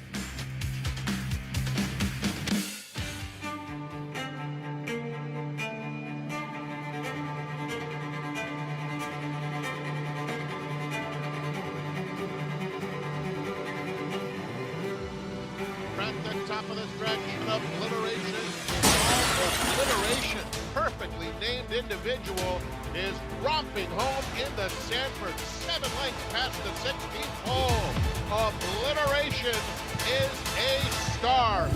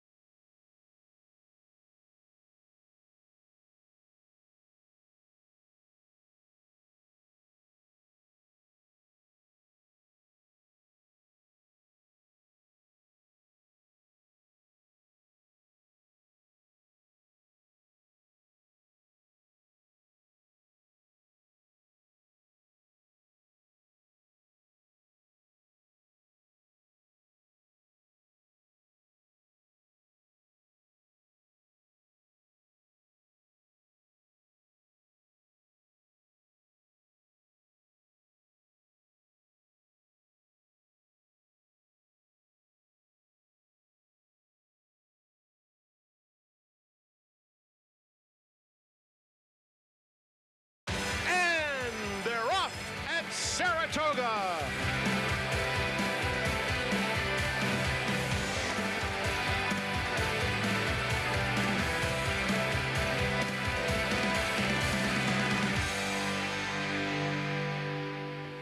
Saratoga Racecourse, Saratoga Springs, New York, week 6. Already a memorable summer for trainer Mark Casse. Last month sailed his 4,000th career winner. On Saturday, 2 chances to win the race he's been watching since he was 8 years old. Lacara and Nitrogen, imposing Casse-trained Alabama duo. First things first, Casse to unleash Disco Star, the favorite, in the 22nd running of the Statue of Liberty Stakes.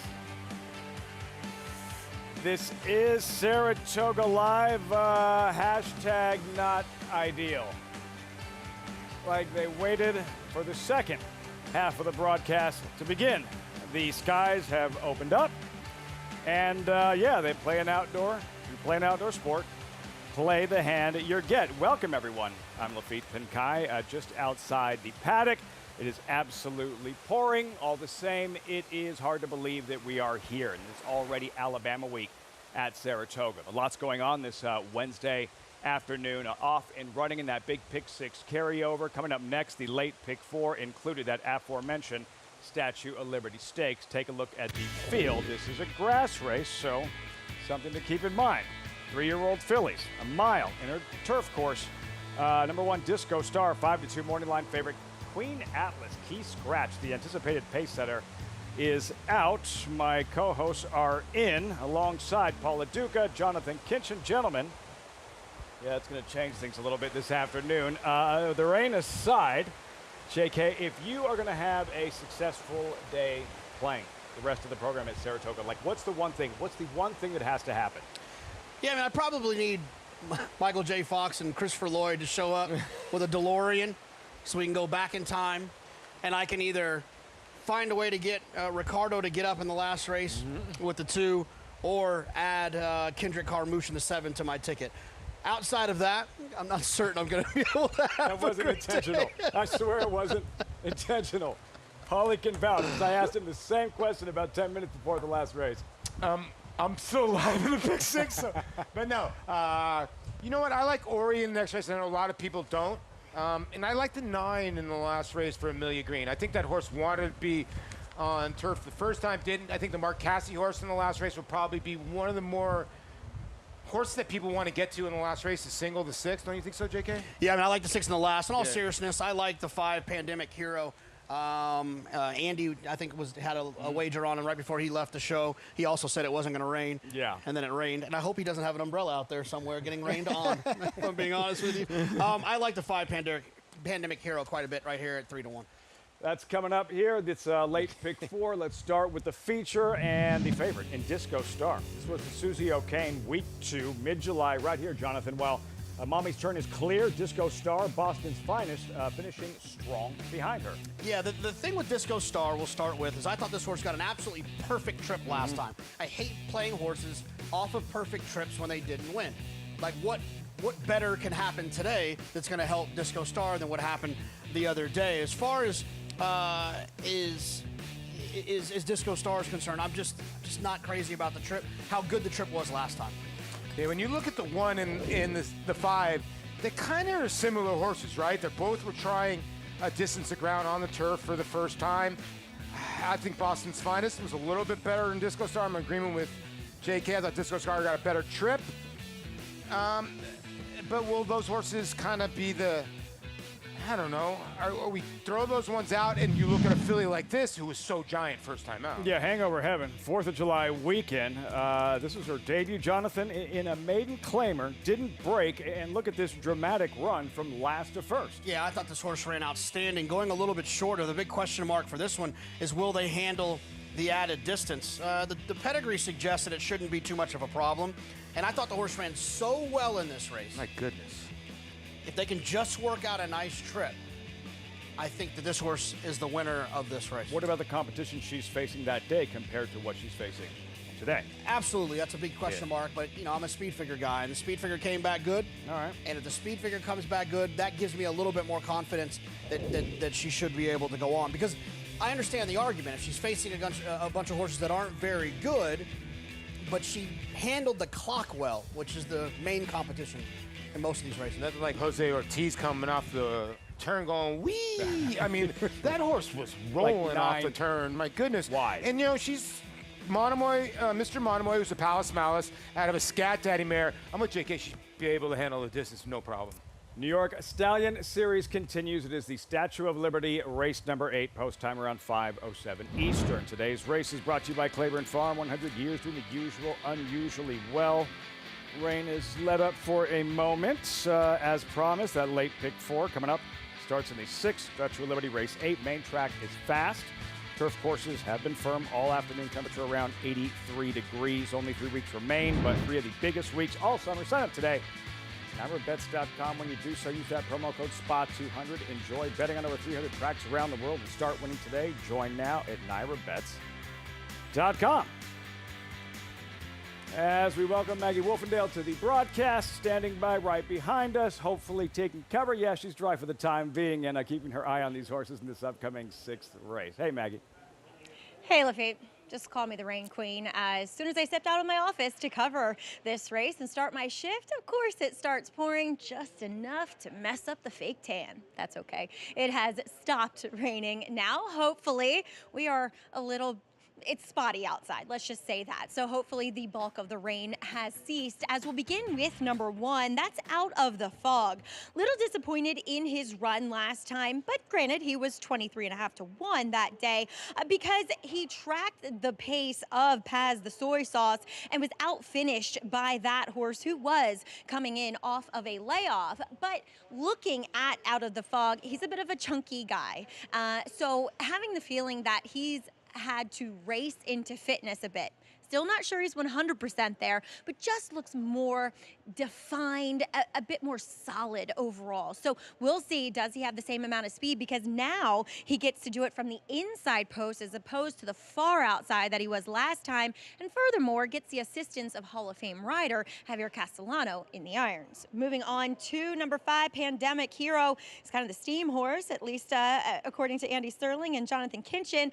He does come in here. He looks like a, total turf sprinter. So I do like what I'm seeing from him here in the paddock with that in mind. And 2 back in that race at Monmouth, actually I think facing a horse that is okay, as Finkel went off and won by 4 lengths that day, highly regarded, shipping in for Rusty Arnold to the Jersey Shore on that occasion. And this is one of the most fit I've seen at Pandemic Hero, as he has raced more frequently now as a 3-year-old. So do appreciate what I'm seeing from him in that respect. And I think he finds himself in a spot where he could be advantageous. Levi? Music to your ears, JK. Time to reload. Bankroll play and Pandemic Hero is a big part of it. Yeah, we saw Andy bet $100 to win. I'm going to go a little bit beyond that. I'm going to bet 200 and a double with the 5 Pandemic Hero into the 7 Melly Mel. I think Melly Mel should be tough in that next race. But if I can get this one involved here, the 5 Pandemic Hero to start this thing off, I thought that race 3 back was really, really good. It was against maiden 50s. The pace was fast. There's been horses that have come back and run well out of that race. I think that was a good race. If they're aggressively handled here, I think Pandemic Hero getting back on Lasix could be tough. $200 double, 5 with 7. Looking to graduate in his 8th career start. Best of luck, JK. Jose Ortiz piling up wins yet again here at Saratoga. Paulie, you're a bankroll play for this upcoming 6th race. Yeah, I like Ori in here. The horse did get a good trip last time in a glacier pace and just missed when Film Academy came from like the same position. But, the race 2 back when Ricardo rode this horse, I thought was a good race. Mayburn just came up the inside. I don't think that Ori ever saw him. And I think it's a cozy little outside draw here, especially with the speed of the 5. I got to hope the 3 and the 1, another horse that can show some speed in here, all do their dirty work so the 7 come closing late. Scan the QR code. Right along with Paul. He's having a good summer. Ori favored at 2 to 1. Riders up in a moment. Horses leaving the paddock. Great to have you with us on Fox Sports 2 Alabama Week from Saratoga Racecourse. You're watching Saratoga Live. We'll be right back. Volatile continues to rise to the top of the crop. Last year, he was the number 2 freshman sire of Grade 1 stakes horses behind McKinsey and number 2 by winners behind Vekoma. He currently ranks ahead of Medaglia d'Oro, Nyquist, Quality Road, Constitution, and Warfront by percentage of black-type performers. His newest graded stakes winner is Tip Top Thomas, who established a new track record in the G3 $300,000 Indiana Derby. Volatile. Think fast. You bet with Naira Bets. Bet any track, anywhere, anytime. Download the Naira Bets app to play today and get a $200 deposit bonus. Watch live horse racing. Get expert picks. Boost your bankroll with weekly promotions and hone your handicapping skills with exclusive tips and tutorials. Download the Naira Bets app now. Sign up now to claim your $200 deposit match bonus. You bet with Naira Bets. Folsom from last to first in the Mat win.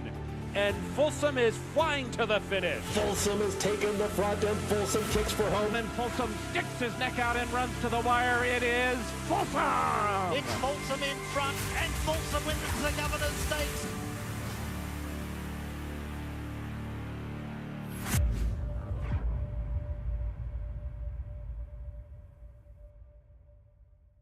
Grayson Jockey Club Research Foundation was formed in 1940 with a simple goal: to raise funds for research to enhance the health and soundness of horses.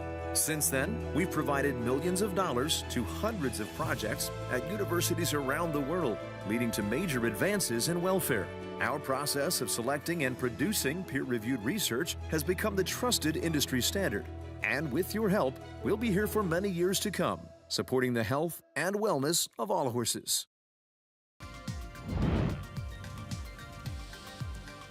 A stunning shot. Welcome back.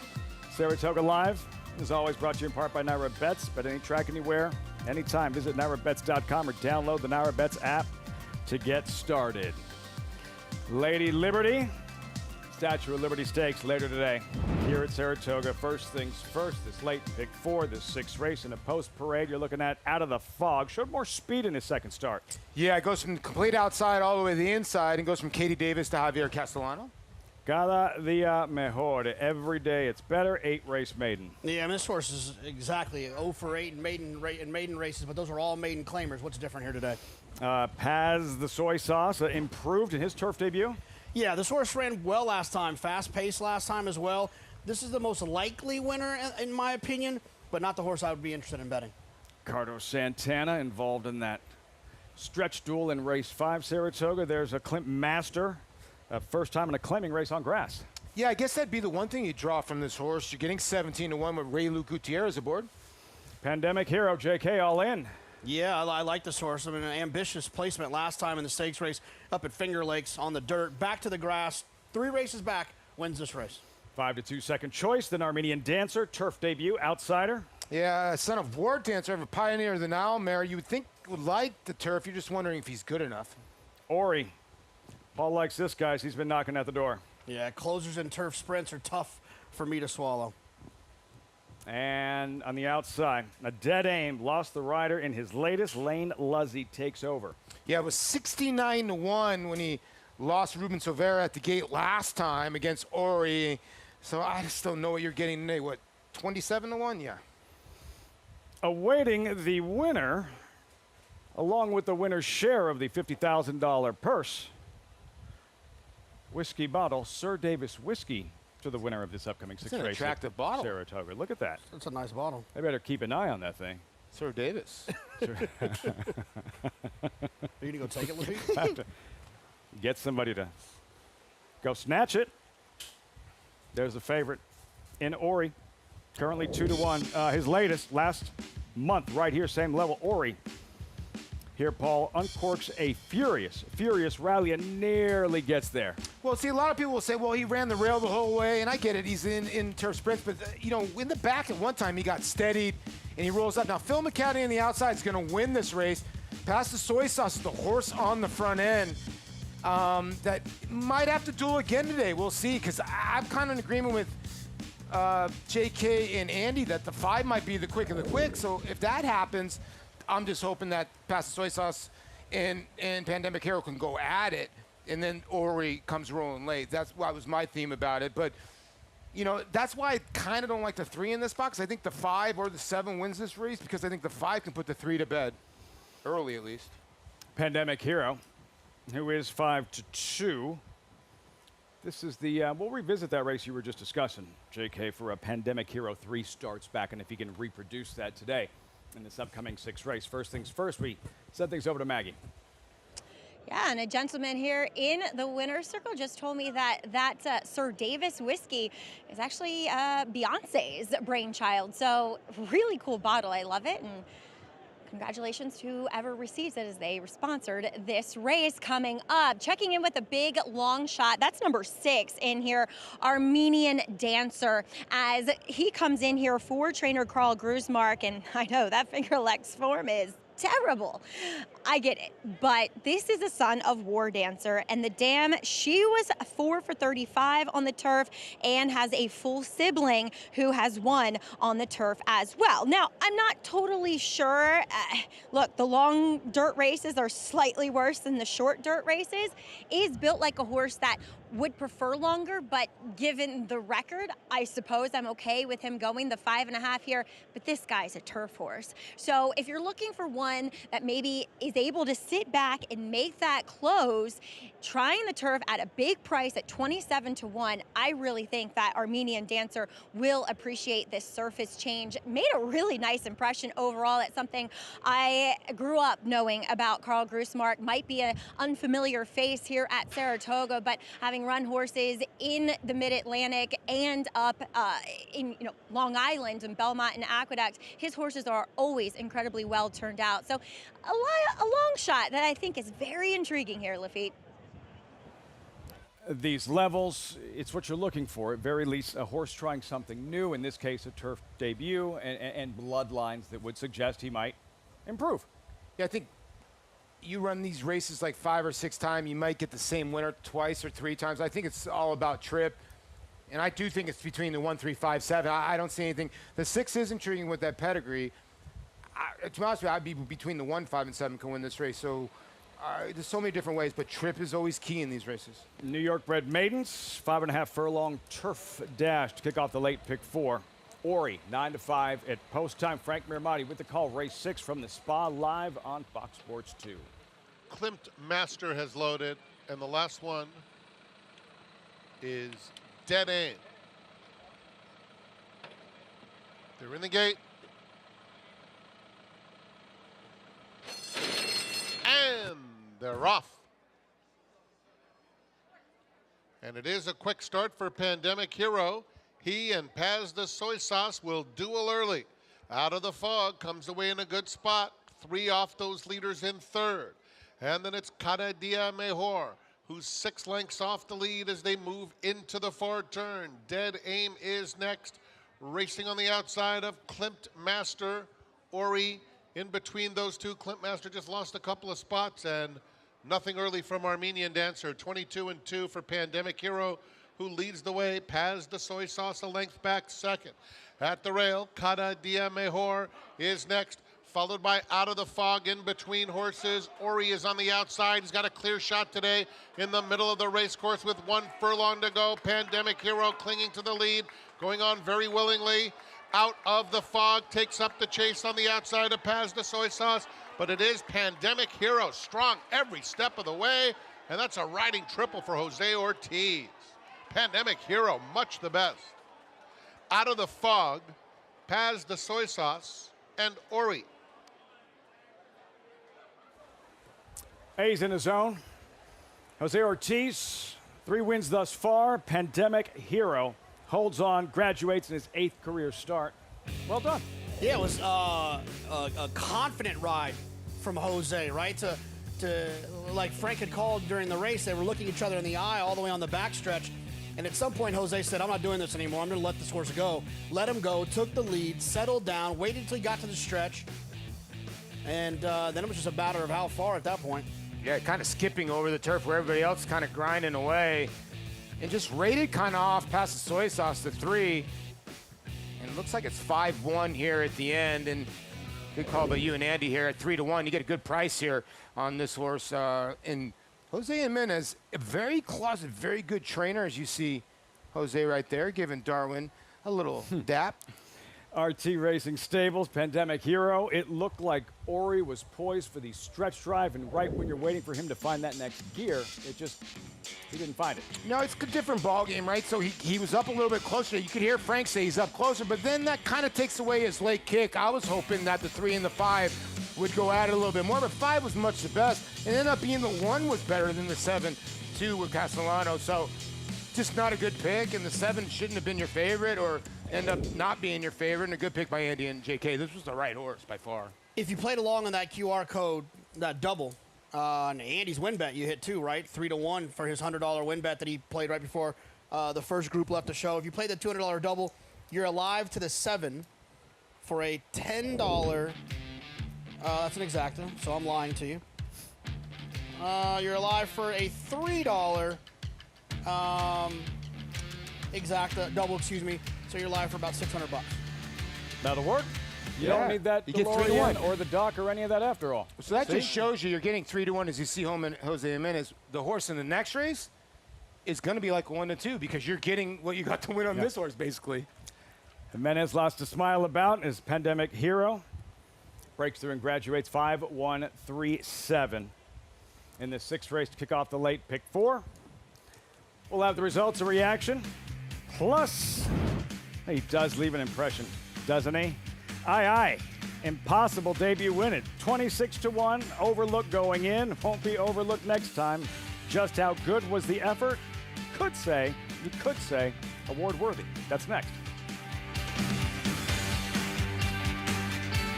Quality Road, proving Lane's End's tried and true stallion-making tradition. Quality Road has sired multiple Eclipse Award and Grade 1 winners, including champion 2-year-old colt Corniche, champion 2-year-old filly Caledonia Road, champion 3-year-old filly Abel Tasman, Grade 1 winner Bleecker Street, and classic winner National Treasure. He's a leader of his generation. Quality Road, a stallion that stands above the rest.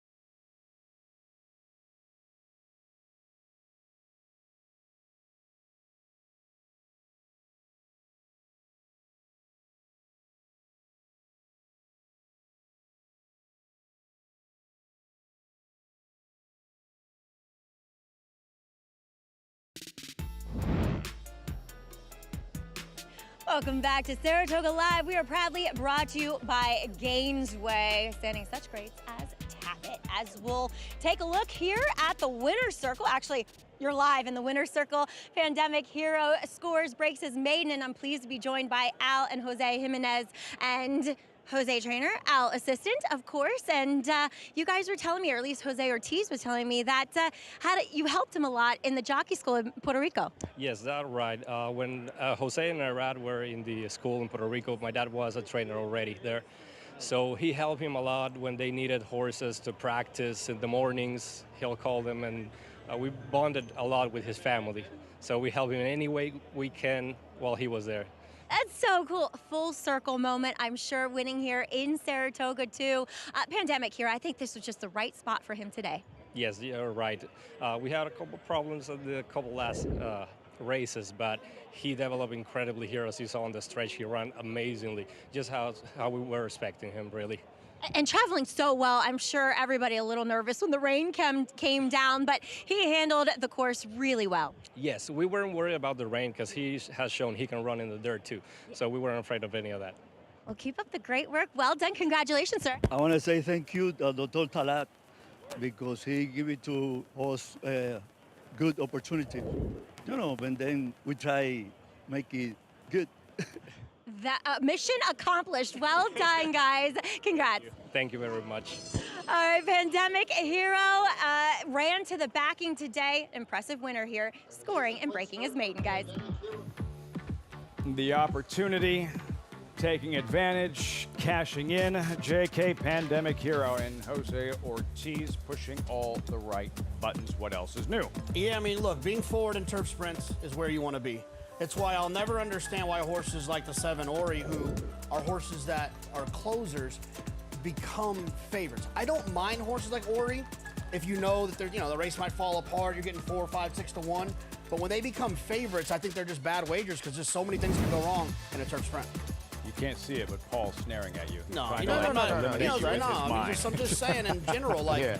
I don't have a problem with the idea of the horse, just when they become that short of a No, price I hear you. I hear you. as turf sprinters gets a little tricky. You know, Ori's the type of horse needs a full field. What he got last time, he needs a wicked pace where he can just come off the pace. Sometimes those closers, when they come up close, they're using that early, so they got no kick late.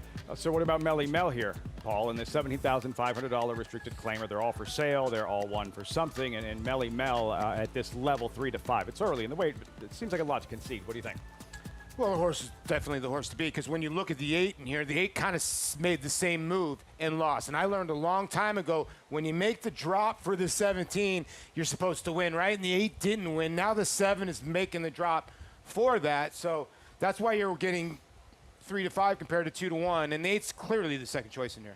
Much more on the 7th race coming up. Post time in about 22 minutes, but first, time to introduce the Bullet Bourbon Performance of the Week. Last Friday, Jonathan, the end of this race much more exciting than the beginning. Yeah, well, I mean, I guess the beginning was exciting for everyone else in the field except for the one they felt like they probably had one less horse to worry about. He broke extremely slow here and ducked in and just absolutely came rolling late. You could visually see how much faster he was traveling than everyone else. It was crazy because I remember I did not have this horse in my wagers, and I did not even consider him at all. And watch him come weaving. He's like 6th right now, and he's going to cut to the rail. I had all the 3 horses in front, and Javier hits him kind of with the crop right here, and my goodness, woo, roller coaster ride. And the horse wins by about 4. It was crazy. I'm not saying he's a knees. Like 2 or 3, That looked like a knees in the 99 Breeders' Cup Juvenile. Yeah, kind of. Gulfstream Park. Yeah, it's kind of like the horse field switched running. leads, and Javier's like, oh, this is going on for the ride right here. My goodness. Bullet Performance of the Week. Let the doing do the talking with Bullet. He let the doing do the talking. JK. But when we're looking at him taking a big step back, like, is this like an exciting 2-year-old to follow now, or was that just a really fun race to watch? It's an exciting 2-year-old for the owners to have. I do not feel like he's the type of horse we're going to see on the first Saturday in May. He's good. It's fun. It's awesome. Fun horse, exciting, but he wasn't particularly quick. I think it was more circumstantial. Pace meltdown, Paul, and then slow-ish speed figure. Well, obviously he's got talent, right? But more times than not, when you have those horses get left in the gate and come flying home late, they end up being those horses that are trick horses, right? Yeah. And like you're going to bet him next time out, he'll break a little bit better, and then he doesn't have that same kick. I'm with JK a little bit. You never know till that next race. If he does it again where he breaks good and is professional, then you got a real horse on your hands. Sometimes that could be a fluke. That looked unbelievable, obviously, but who did he run down? You just don't know till time. Still good enough. Award worthy. Bullet Bourbon Performance of the Week. We'll see what he does in his next start. As for Mark Cassey, he's got the favorite in today's Statue of Liberty, plus 2 serious fillies in the Alabama. Nitrogen defeated Belmont Oaks' favorite. How will she respond? And La Cara, fast filly, dual Grade 1 winner. Come and catch her if you can. We'll be right back.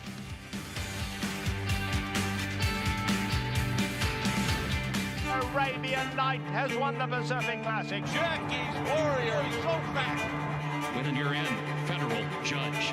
And Charlatan is going to run them off their feet. Leads to win the Kentucky Derby. Obliteration is a star. Our shot gets the win. These 2 juveniles going at it. Logans and Fortains. Journalism has won the Preakness Stakes.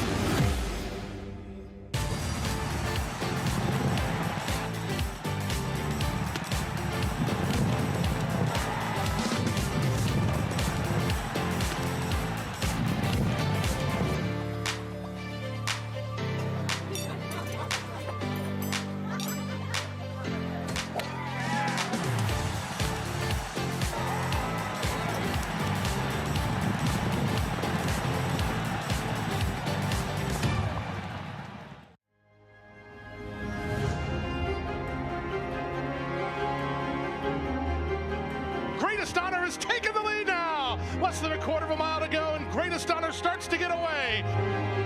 Greatest Honor, he's an easy winner in the Holy Bull. And here he comes now. Greatest Honor finding his best ride right when he needs to. And he's going to run down, drain the clock to win the Fountain of Youth.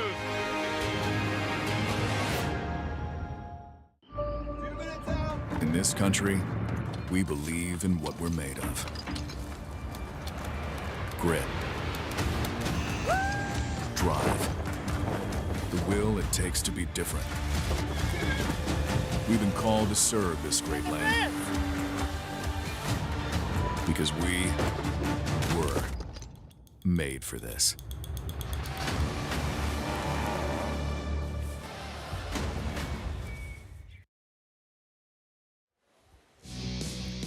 Big weekend on the horizon at Saratoga. What else is new? Fox Saratoga Saturday, the storied Alabama 3-year-old fillies among the best in the sport. Championship implications, and this one to be contested at the Classic American Racing distance of 1.25 miles. The Alabama this Saturday. Fox Saratoga Saturday coverage begins 4 Eastern.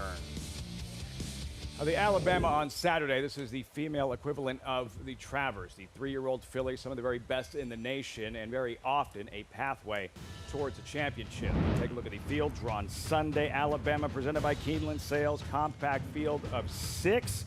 Very talented field of 6. Number 4 is Nitrogen, part of that very strong Mark Casse trained, not an entry, but the 2 Casse runners. Lacara towards the outside, 5-2.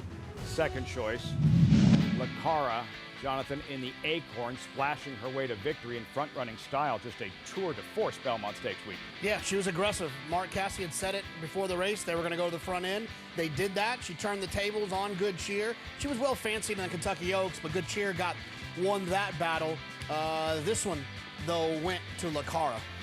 Yeah, she's fast, and she probably went too fast in the Derby. When I talked to Mark, I was asking him, in the Oaks.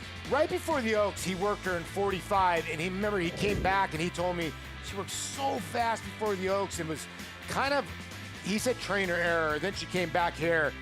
I don't know if the sloppy track carried her, but she is getting better and better. It's kind of like her sire Street Sense. Missed the Coaching Club American Oaks through no fault of her own. Yeah, of course. There was a quarantine issue that caused her to scratch as a precautionary measure. She was not affected by the issue that caused the quarantine. However, she was not able to run to prevent it from spreading.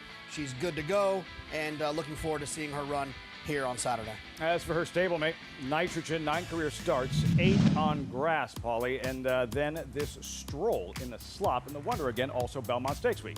Yeah, it's a tough read, but when you win like this on the dirt, in the Wonder again by 17 lengths, I don't really care what's behind you. You can just tell the way she's running, and she's skipping over the top of it. Now, we got to try dry dirt. Is she going to run the same over it? Remains to be seen. But if she, puts any half of this effort in on dirt, she's going to be monstrous. You're going to have to be monstrous to beat her. DJ, stable homebred Nitrogen, 2-5 in the Belmont Oaks, defeated by Fionn. JK, but Mark Casse says, quote, she's ready and she's perfect. What are you expecting? Well, that's a good sign.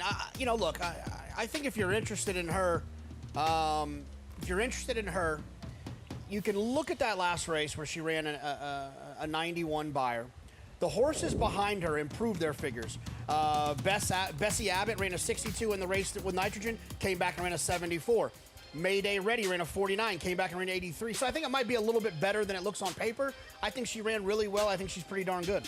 Lacara and Nitrogen, head-to-head Lacara, 2 more starts, each with 5 victories. Lacara, 2 Grade 1 wins, but Nitrogen, no money. Dylan Davis, 6th straight ride on Lacara. Jose Ortiz, 8th straight on Nitrogen. Maggie is with us. Maggie of the Casse-trained fillies for the Alabama, whether it's Nitrogen or Lacara, who do you like better for the Alabama at this 1.25 mile distance?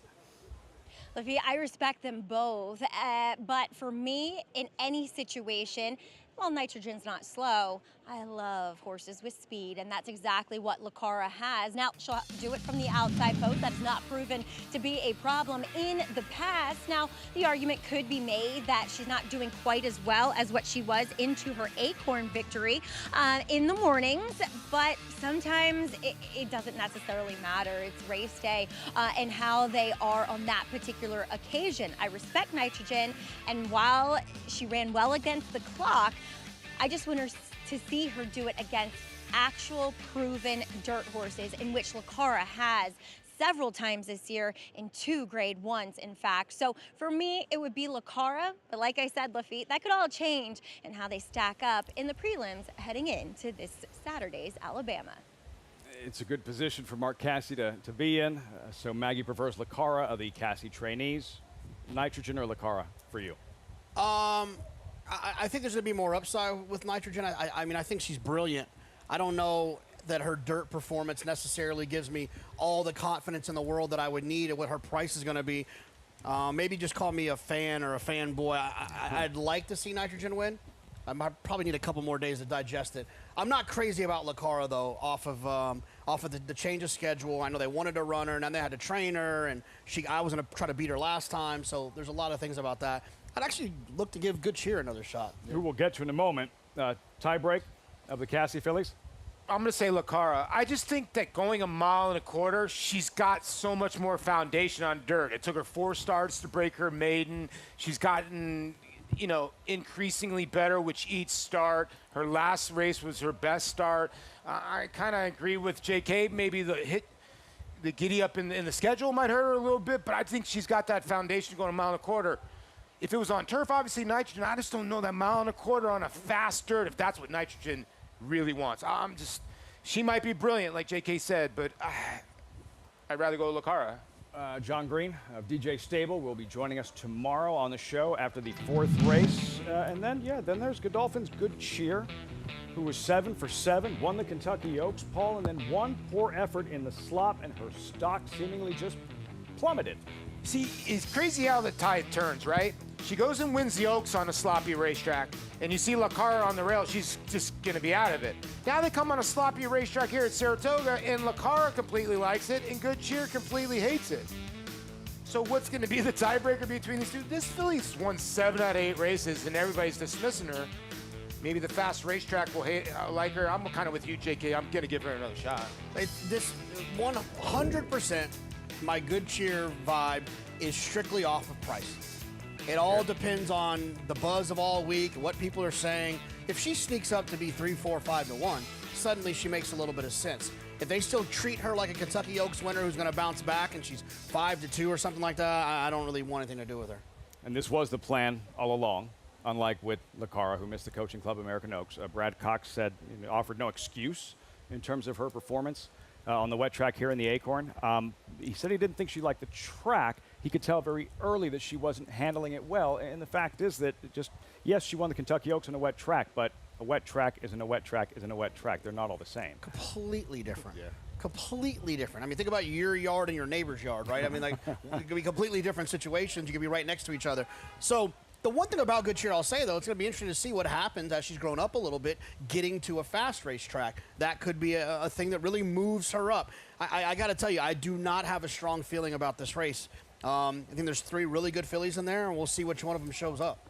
Alabama this Saturday on Fox, who is the top 3-year-old filly in the country in Alabama week. Coming up a little bit later on, we have the Statue of Liberty tomorrow, the female equivalent, and the Cab Calloway, or the male equivalent, I should say. The Smart and Fancy on Friday. Alabama presented by Keeneland Sales. Skidmore and Bolton Landing for 2-year-olds sprinting on grass. All coming your way. On Saratoga Live this week, turning the page to the 7th race. Horses in the paddock, 9 minutes out, $17,500 claimers, 6.5 furlongs. Fillies and mares, and no surprise here, Jonathan, Melly Mel pictured 3 to 5. Yeah, this is just a significant drop for a horse that has some good numbers, has run well, is down at the lowest level of her career for connections that like to win here. She's run well in her last 2 starts, not great, but well, but she was running well against horses that were much better than her. If she runs well against these horses that she's better than, she's likely to win. Your bankroll play and your double live to the odds-on favorite. I you got am. the tough one out of the way. Yeah, well, yeah, the tough one out of the way. Seemingly. We'll see. Yeah. Another giveaway, by the way, a week from Friday. For all you people here in upstate and you want to go to your Hannaford or Aldi, there's your bag. Tie-dye it up. Oh, well, I'm a market 32 man myself, but Put some apples in there, put some oranges in there, and maybe put some Fruit Loops. Fruit Loops, they changed when the health thing, the health craze, they changed Fruit Loops. They're not the same as when I was a kid. They just don't taste the same. They did it to Tricks as well when they used to be the balls, and then they changed the shape. I'm very disappointed in it. I just had to get that out of the way since we're talking about groceries. Are the marshmallows still in Lucky Charms? That's all that matters. I am out on Lucky Charms. How can you be out on Lucky Charms? Marshmallows don't you deserve to should be in stop cereal. eating Tricks when you were like 9, man. No, Tricks are for kids, man. Cinnamon Toast Crunch, Cocoa Puffs. That's all I'm gonna do is put those in those tote bags. So many good cereals. And now you'll have a bag to stuff your 32 boxes of cereal in. Heading over to the grocery store. We got you covered. We've got you covered. Riders up, post parade, 7th race. Just a $17,500 claiming event. Restricted non-winners to lifetime. All for sale, all one for something. And the afternoon that it has belonged to Jose Ortiz. 3 wins so far, and Arad's mount scratched in this race. So did Jose, so we can't follow that storyline. But here we are, week 6, and he is right there, nipping at the heels of his brothers. Yeah, I mean, it's close. Irad obviously a huge favorite, but Jose's combined his New York business with his great year so far in Kentucky. It's working. Post parade, looking to rock. 10th start this year. Yeah, 10th start this year. I don't know if it's going to be the one that's going to get it done. Magic start. 2 and 3 are out, and then a 9-1 shot number 4 here. And Timia, watch her early, broke through the barrier before her last race. If there's going to be upset, I think it's this filly. She's taking the blinkers off, in the trainer's 1 for 5, taking the blinkers off. I saw Romero Mirage come in. He was running out. I said, "You okay?" He's like, "I forgot my bag." He snuck out of the back of the jocks room, and he seemed like he had a little bit of a chance here. Disappointed he doesn't get ride of the week every other week anymore, Romero Mirage. Brooklyn Dance, who you saw, and then Melly Mel odds on Ricardo Santana. Yeah, look, I think this horse is going to be tough in here. Like I said, she's run well against better. If she runs well against lesser, she'll win. 2 are outside. Solid support. Spirit of Esther, second at the level last month. Yeah, she broke from the Wilton chute last time, and I thought broke well. It sat a really good trip, but she kind of stumbled at the start and might have took her sting at the end of the race, but she ran a good second. As what we always do here, we're just holding babies, shaking hands. That's some good parenting right there, man. Bring them out to the track as young as possible. Teach them how old were you when you made your first bet? First bet? First bet ever, or someone made one for you that you were interested in the outcome of a race from a monetarily invested perspective. I was probably like, I don't know, 10, 11, 12, 13, something like that. Yeah, same. I would have taken the under. The best invention, see, I'm older than you now, but the best invention ever for a kid was the machine. I mean, let's be honest with you. Back in those days, you didn't have a machine. You had to ask some squirrely dude that was over 18 to make a bet for you. Here at Box of Fox, Lucky Charms Yeah, firing exactly. away. Maybe come up with those Good little day. boxes You're of Fruit living Loops right. and Wheaties. Hey, mix these together for me, buddy. Here at Fox Sports and Naira, we do not Endorse this. recommend Yes. underage wagering.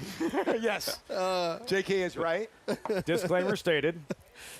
But my nephew learned on that because, the machine, as long as you get a voucher, you're good to go. You're good but to go. Getting to cash it at the end of the day, you got to tell your father, then your father takes a cut. At least that's the way it went in my family. Luis Saez, Panamanian star rider aboard Spirit of Esther, her most recent late July, same level in the mud. Spirit of Esther. Jonathan, just second best on this afternoon, but a solid effort. Yeah, ran well enough in here. I mean, look, there's 2 horses that can win this race, in my opinion, the 7 and the 8. The 8 is entirely too short for the chances that I feel like the 8 can beat the 7. I could argue that the 7, not the one that we're watching on the screen, but the 7 Melly Mel in this race today at 3-5 might be value. Spirit of Esther's fine. I don't have anything overly negative to say, except for the fact that race wasn't particularly quick. The horse has been a long time away from winning a race. And the price, we're talking about a horse that's 9-5 into the teeth of a horse that's just better than her, and that's the biggest issue I have. She's never really run a race on fast dirt. Her best races have been on muddy dirt, but she's never really ran a race on fast dirt that can match the 7 on the drop here, unless the 7 is just not the same horse. She's 4 years old, Spirit of Esther. Maggie, for you, first bet, 4 years old, the over-under. When was it? Very good line, Lafitte. It was 5, in which I was learning to read, and obviously my parents being in the industry, I was plopped down with the racing form, and they had me read through the names to help me learn to read. And they would put $2 on whichever name that I liked best. And I remember one time picking a horse by the name Win a Game. He was 25 to 1.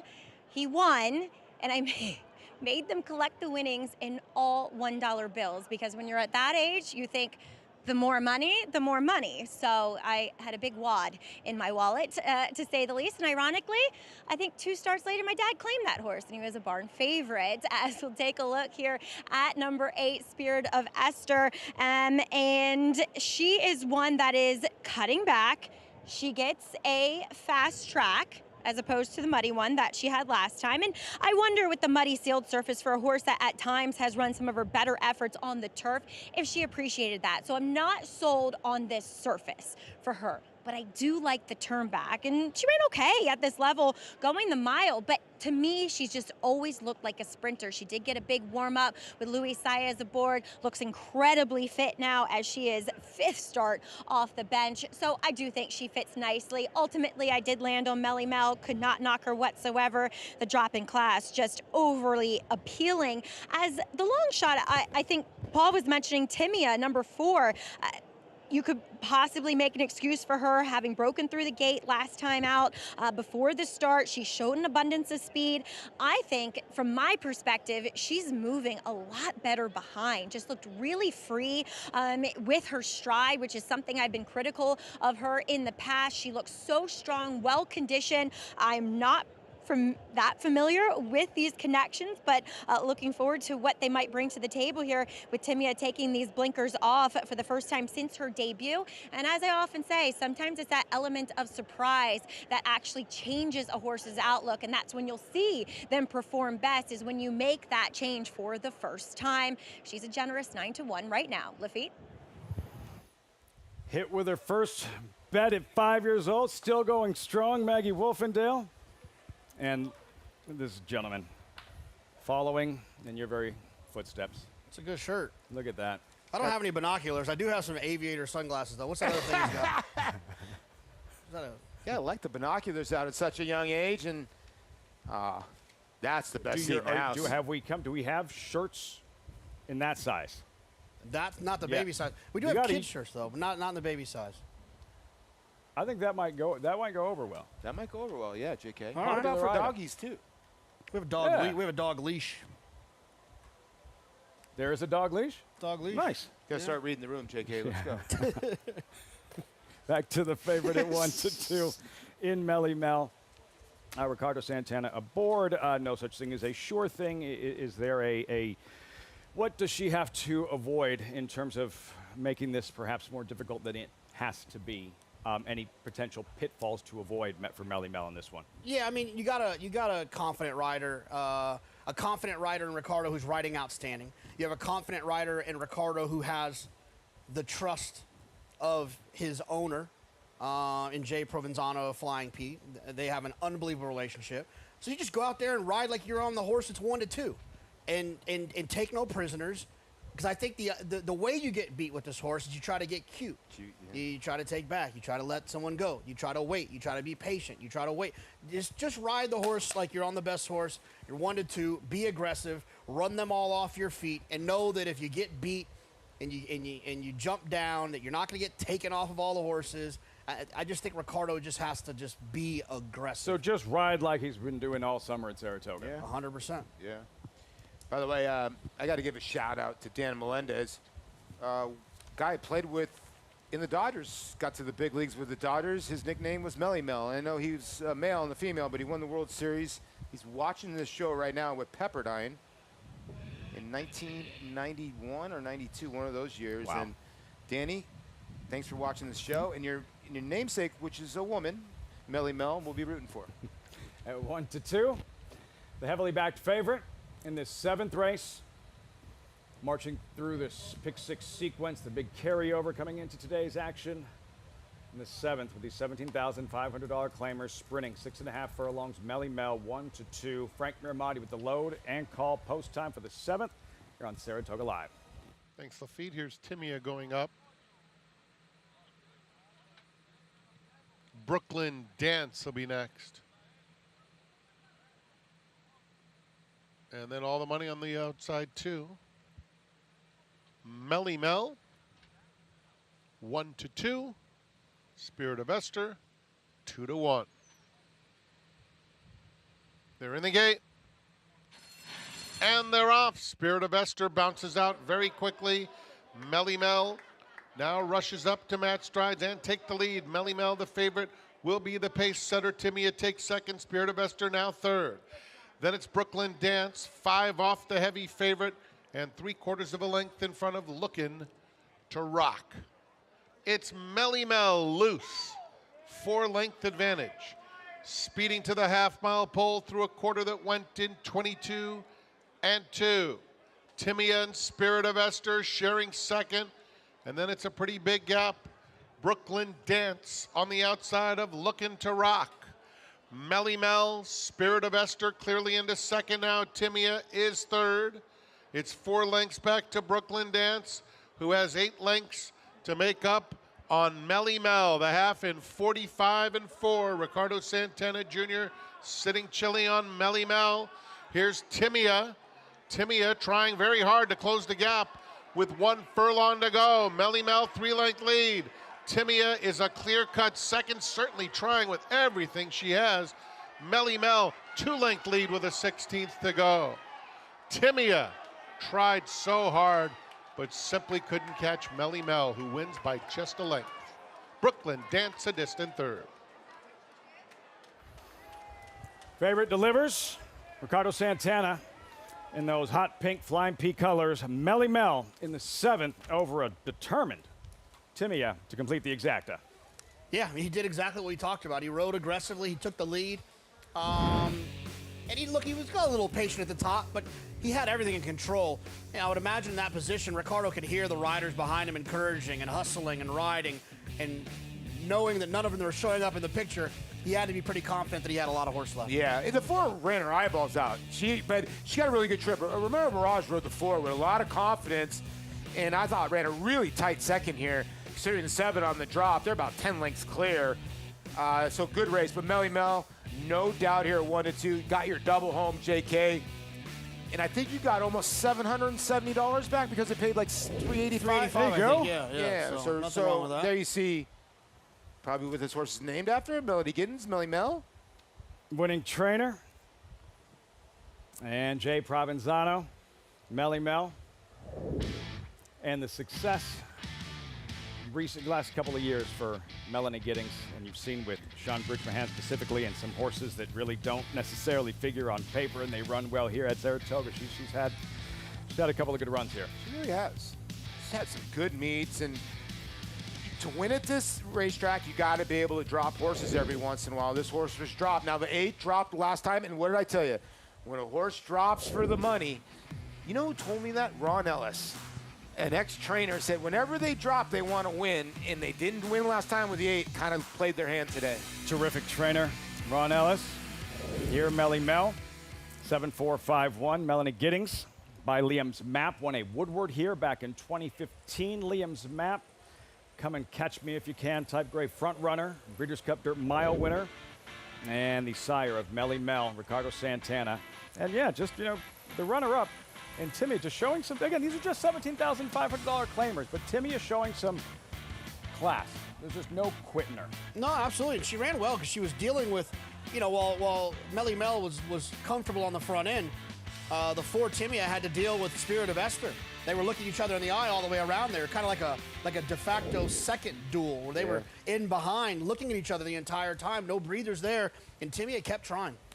Too much Melly Mel in the 7th.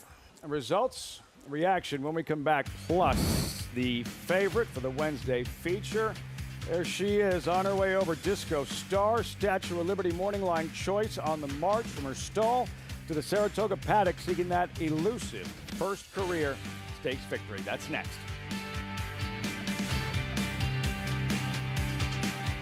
As they say, Book 'em, Dano. Prince of Monaco in between. It's going to get very close. Book 'em, Dano. if you can make it here, Book 'em, Dano in a thriller. Book 'em, Dano wears him down. Book 'em, Dano under a perfect ride from Paco Lopez to win the True North. you can make it anywhere. It's Book 'em, Dano in another stellar display, winning the Alfred G. Vanderbilt going away. Bucaro, proudly standing in New York at Iron Horse Stallions.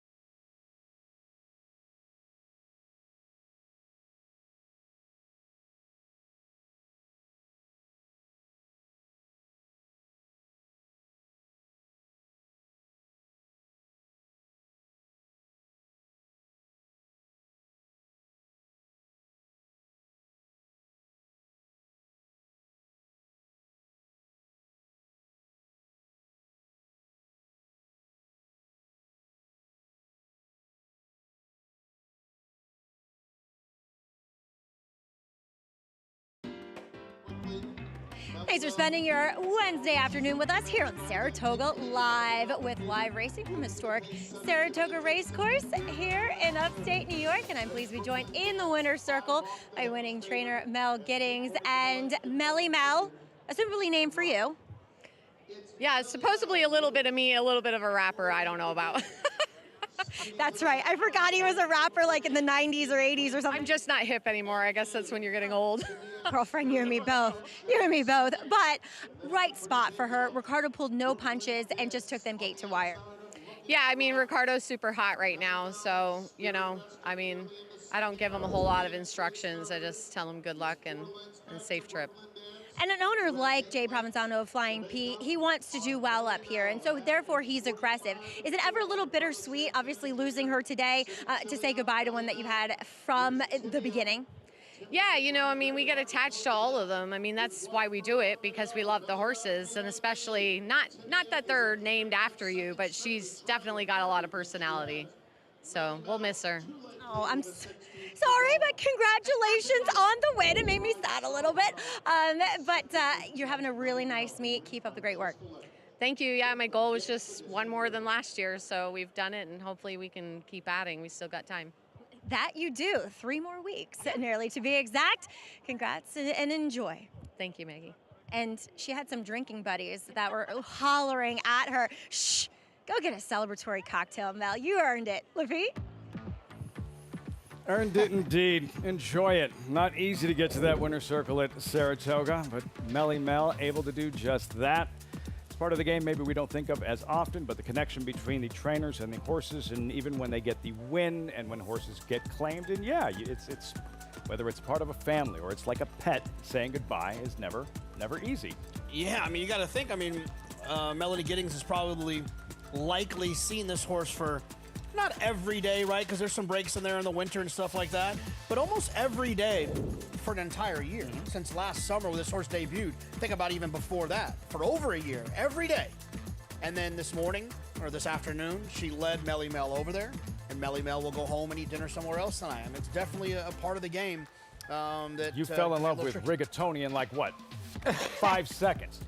Yeah, I mean, I like Rigatoni. I hope my wife's probably not watching this right now, but But it just shows you a rider.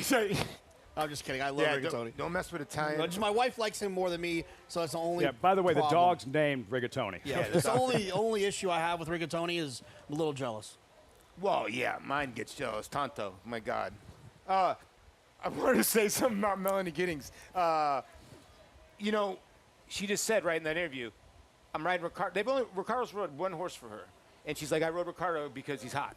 That just shows you what Ricardo Santana is doing here at Saratoga. He's getting mounts like this because most of the time her better half is Sean Bridgman. He rides a lot of the horses, but she'll use Christopher Elliott or Javier Castellano. She's like, I'm going to use Ricardo today. Just shows you the power of winning gets you more and more mounts. Already more wins than last summer, and still more time here at Saratoga. Another win, Melanie Giddings. And this pick 6 follow along and what we've seen thus far. JK with Sagamore Mischief, they're a little bit trickier, 1180. Aside from that, fairly formful. Sagamore Mischief. Sorry. Yeah, I mean, it's been pretty formful, you know, and it's one of those situations where you've had a couple of horses that people definitely singled. Gun Party, I think, is probably a single for a lot of people, or at least enough. Melly Mel, probably a single for a lot of people. That could really impact the payout. But at this point, all you want to do is be alive. That's all you can do. Statue of Liberty next. How much does the absence of Queen Atlas change things here, Paulie, from a pace perspective, the anticipated pace setter? Well, yeah, because Kendrick Carmouche is a forward rider.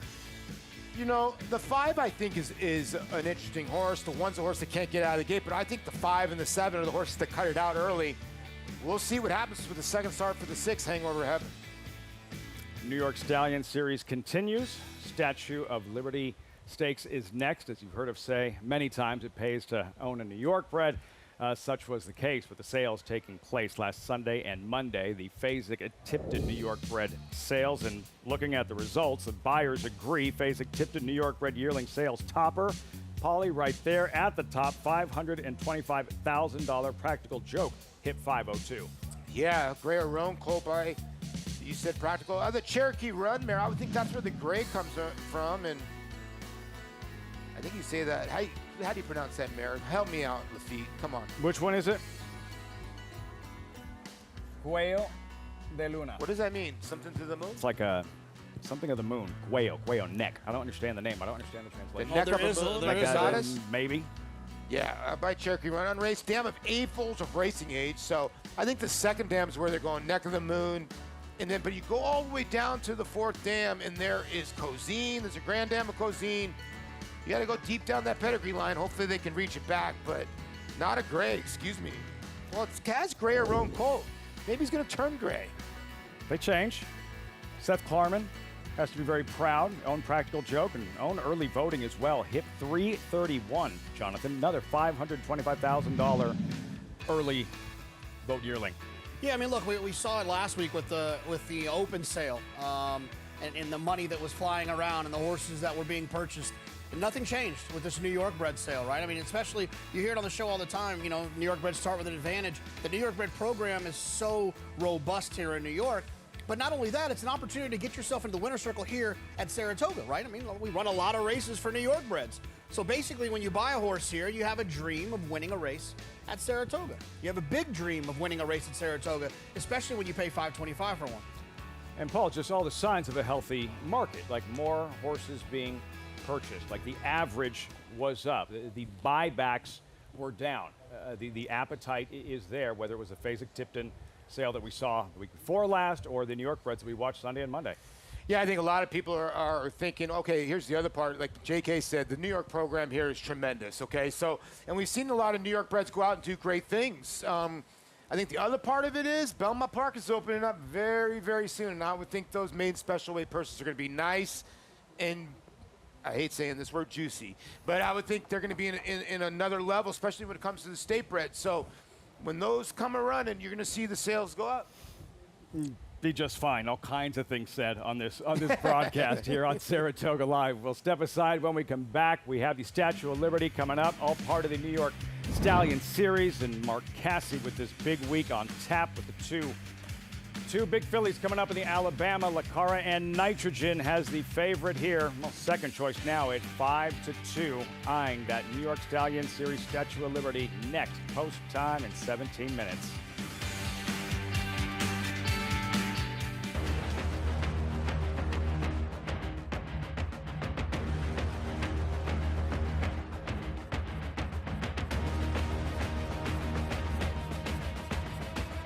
They're coming down for the finish, and it is Silver State.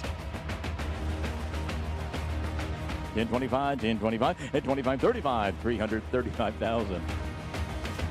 Grade 1 winner Silver State, standing at Claiborne Farm. You bet with Naira Bets. Bet any track, anywhere, anytime. Download the Naira Bets app to play today and get a $200 deposit bonus. Watch live horse racing. Get expert picks, boost your bankroll with weekly promotions, and hone your handicapping skills with exclusive tips and tutorials. Download the Naira Bets app now. Sign up now to claim your $200 deposit match bonus. You bet with Naira Bets.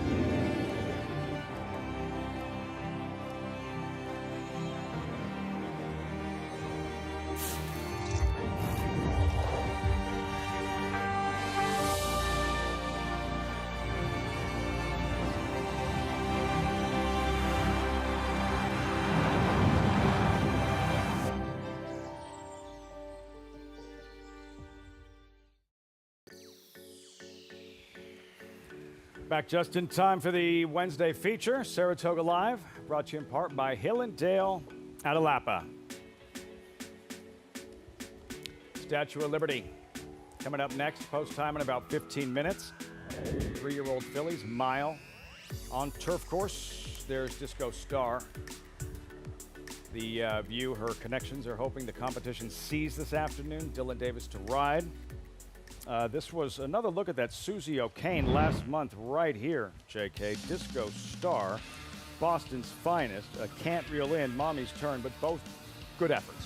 Yeah, I mean, look, Disco Star, we talked about it at the top of the show. I thought this horse got a perfect trip last time. Hate betting horses off of perfect trips that don't win. Boston's finest, on the other hand, I'm a little bit concerned. This horse, there was some other speed in the race that scratched. I thought Boston's finest was a little bit rank earlier in that race. Now there's no speed in here again. Is that going to happen again with Boston's finest? Or she just goes. I'm hoping she goes, yeah. I'm kind of like, I agree with JK. I think she's got to go. But Disco Star's kind of had gate issues, right? She can't really get out of the gate. But I would think they go with Boston's finest. But the 7 is coming out of those sprint races. I don't know how she outquicks the 7, JK. Do you see that? I mean, the 7, see, there's a thing when horses stretch out, but they're late running stretch out types, I don't always think that they're going to find the front end. See how it all unfolds as we look at Nona Lynn, trainer Chad Brown, Maggie, Nona Lynn at 3-1. Third choice here, who is on the improve. Absolutely, Lafitte. And now this is her third start off of the bench for the ever dangerous Chad Brown barn. And I admit, this is actually the first time I'm laying eyes on her prior to a start, but I like what I see. And it was like in her first start back, she was defeated that day, but it was almost more of a learning experience, kind of taking and being a bit fresh and keen early on and still being able to finish. But last time she applied that, a lesson learned in that first start back. She rated much more kindly and then Granted, she got a little bit of a faster pace, but then was able to finish things off. And I really like the way she did so and ran through the stretch, circling up wide and powered home. She looks powerful here in the paddock. I love the way she's handling herself. I think she is going to be a tough customer despite this being her first start against winners. Another horse that graduated emphatically last time, but at first asking, was number 6, Hangover Heaven, where she was very slow into stride. Jose Ortiz did not panic, who he is back aboard her again. She went 8 wide into the stretch, circling the entire field and exploding down the lane. Now, this New York Stallion Series Stakes, is a mile, and I do think she's able to get the mile. I wouldn't want her too much further for the fact that she is a bit more short back, shorter coupled overall. She's handling herself well. She's on it. She's keen and aggressive, but not doing too much. Obviously, we'll pay attention to how she behaves as they move towards post time, but I do think she could be effective here and would not be surprised if she doesn't fluff the break here like she did in her first start. Just given the experience and the stretch out, she could be much more forwardly placed, Lafitte. Always ready for her close-up, Hangover Heaven. That debut she was talking about, 4th of July weekend, right here in a maiden claimer. Jonathan, yeah, regardless of competition, like again, this was exciting and fun to watch as she is given her cue and responds on cue. Yeah, I mean, I know there's a lot of questions with this horse, right? I mean, the debut was in a maiden claimer, turf sprinting. Now you're in stakes company, going long. The way that she did this, I was very impressed. And the one thing I'll also say is horses who run first time for a tag don't get claimed. Sometimes those horses can go on and do great things. Think about Condo Commando, ran for a tag for those same connections, same silks, and came back and ended up being a really good horse. This horse is obviously better than a maiden 50, just happened to run in a maiden 50 race. Her speed figure suggests that as well. What do you think, Paul? She's talented. She's bred by Michael Dubb and part owned by Michael. I don't care what kind of race that was. You just got to visually look at the race, and she was impressive. Will she advance? Obviously, she won't have that same turn of foot going long, but I wouldn't take her out of running style. I would sit back and make that one run because she did make a good quarter-mile move. I mean, my goodness. The 2-to-1 favorite currently, Hangover Heaven. As for a long shot, Maggie, with some upside, Blossoming Erudite. What are you seeing?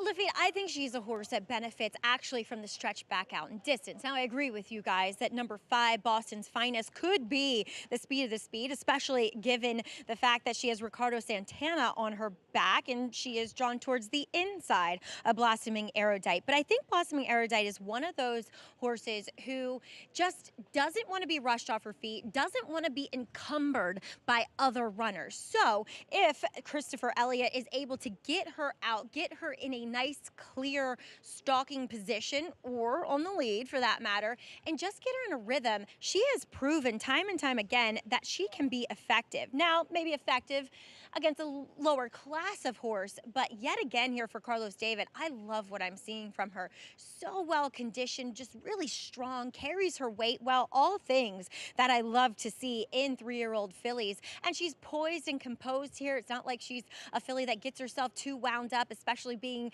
for the fact that at times she has proven to be a bit more of a sprinter. So we'll see what they opt to do here. I'd love to see Christopher be aggressive with her. Lafitte? Get her in that rhythm. Maybe she can outrun her odds at 13-to-1 currently. Blossoming Erudite to her outside will break Nona Lynn, who we were just discussing, trained by Chad Brown, currently at 3-to-1, Nona Lynn. And for Brown, Paulie, a chase for an Alan Jerkins training title, and the many that he's piled up over the summers here at Saratoga, creating some separation last week, 6 clear of Linda Rice and Todd Pletcher as Chad Brown.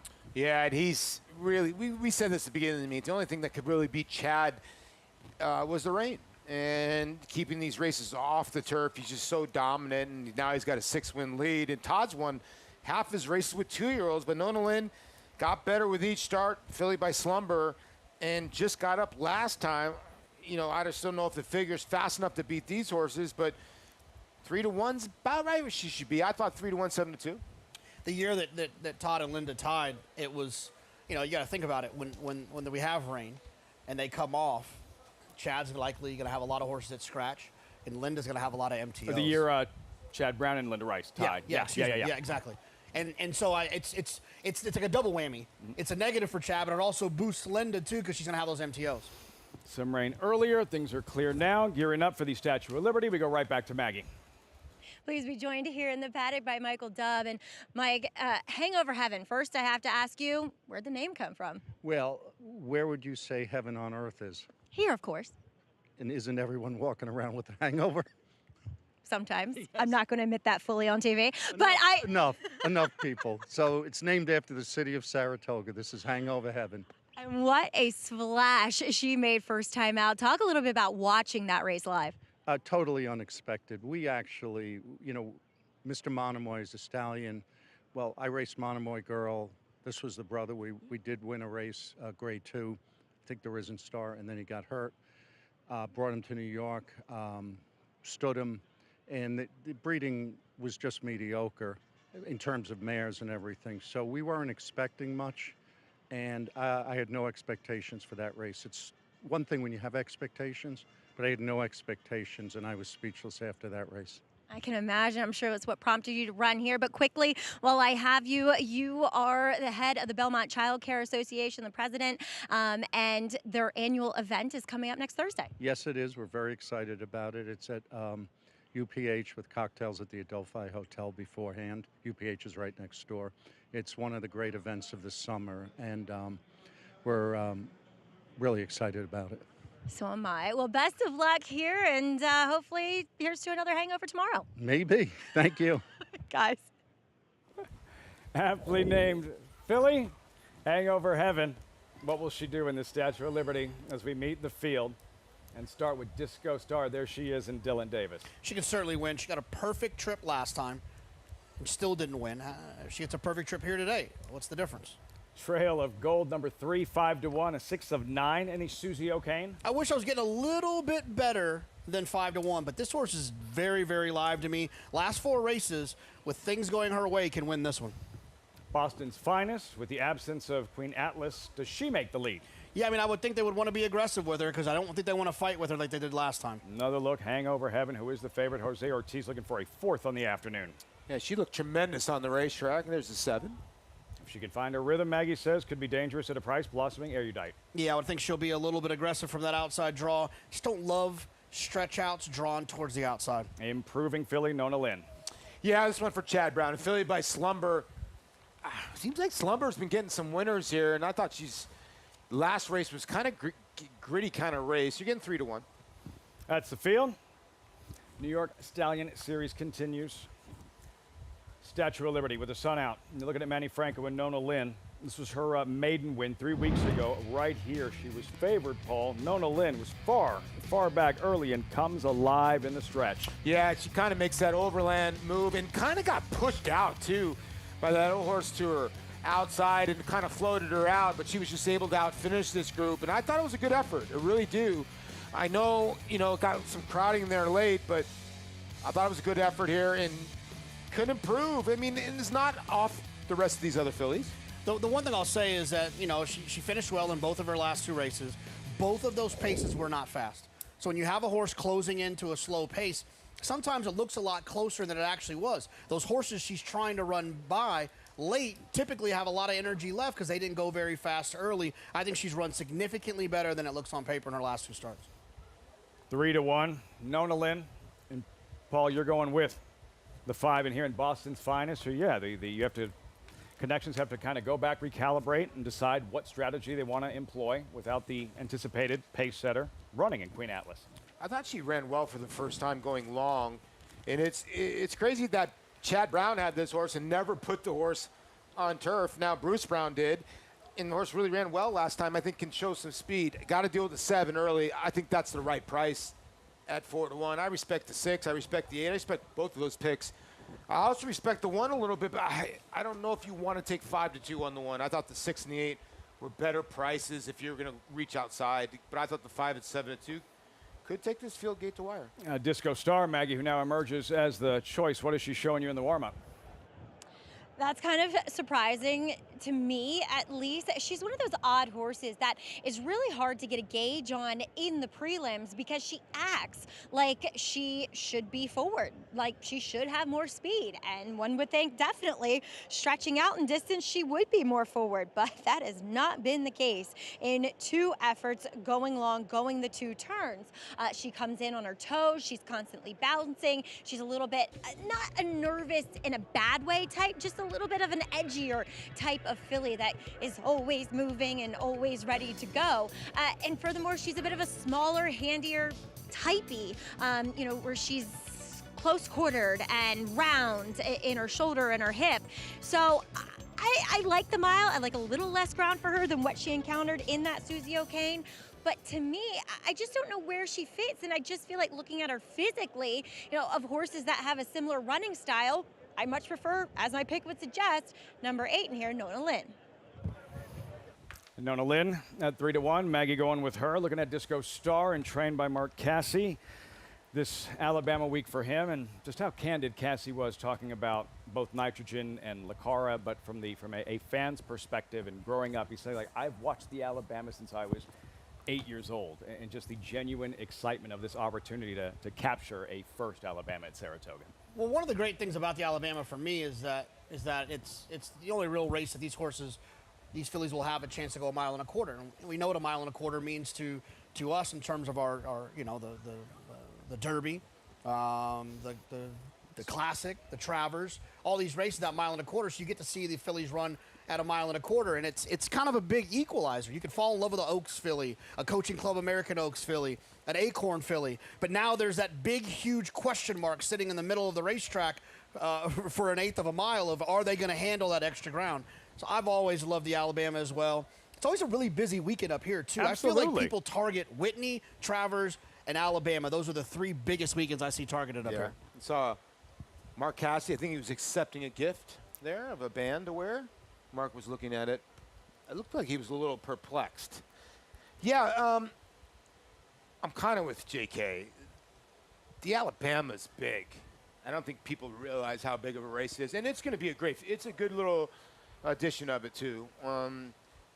Yeah, I would go Travers, probably Alabama weekend, and then Whitney. Because I like the Whitney old horses because we get that a little bit later, too, right?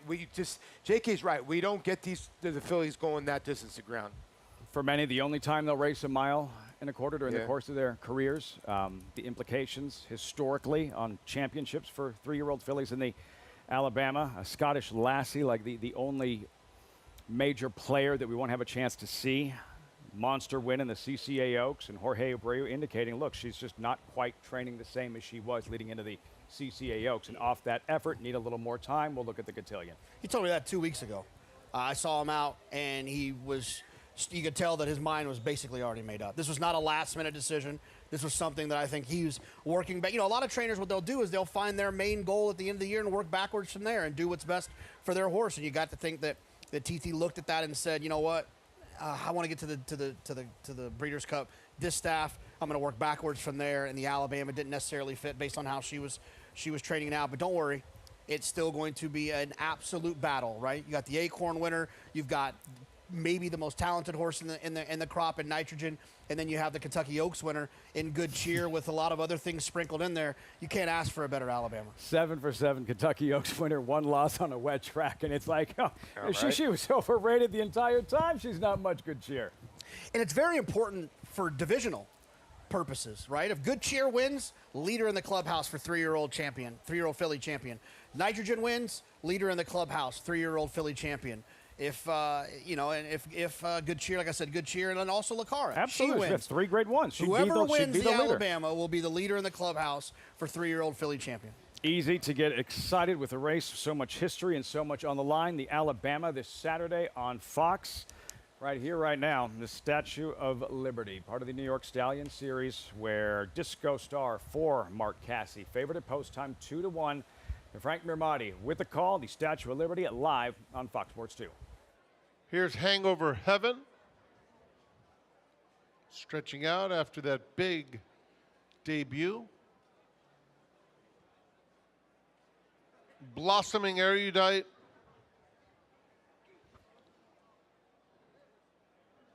Nona Lynn to the outside.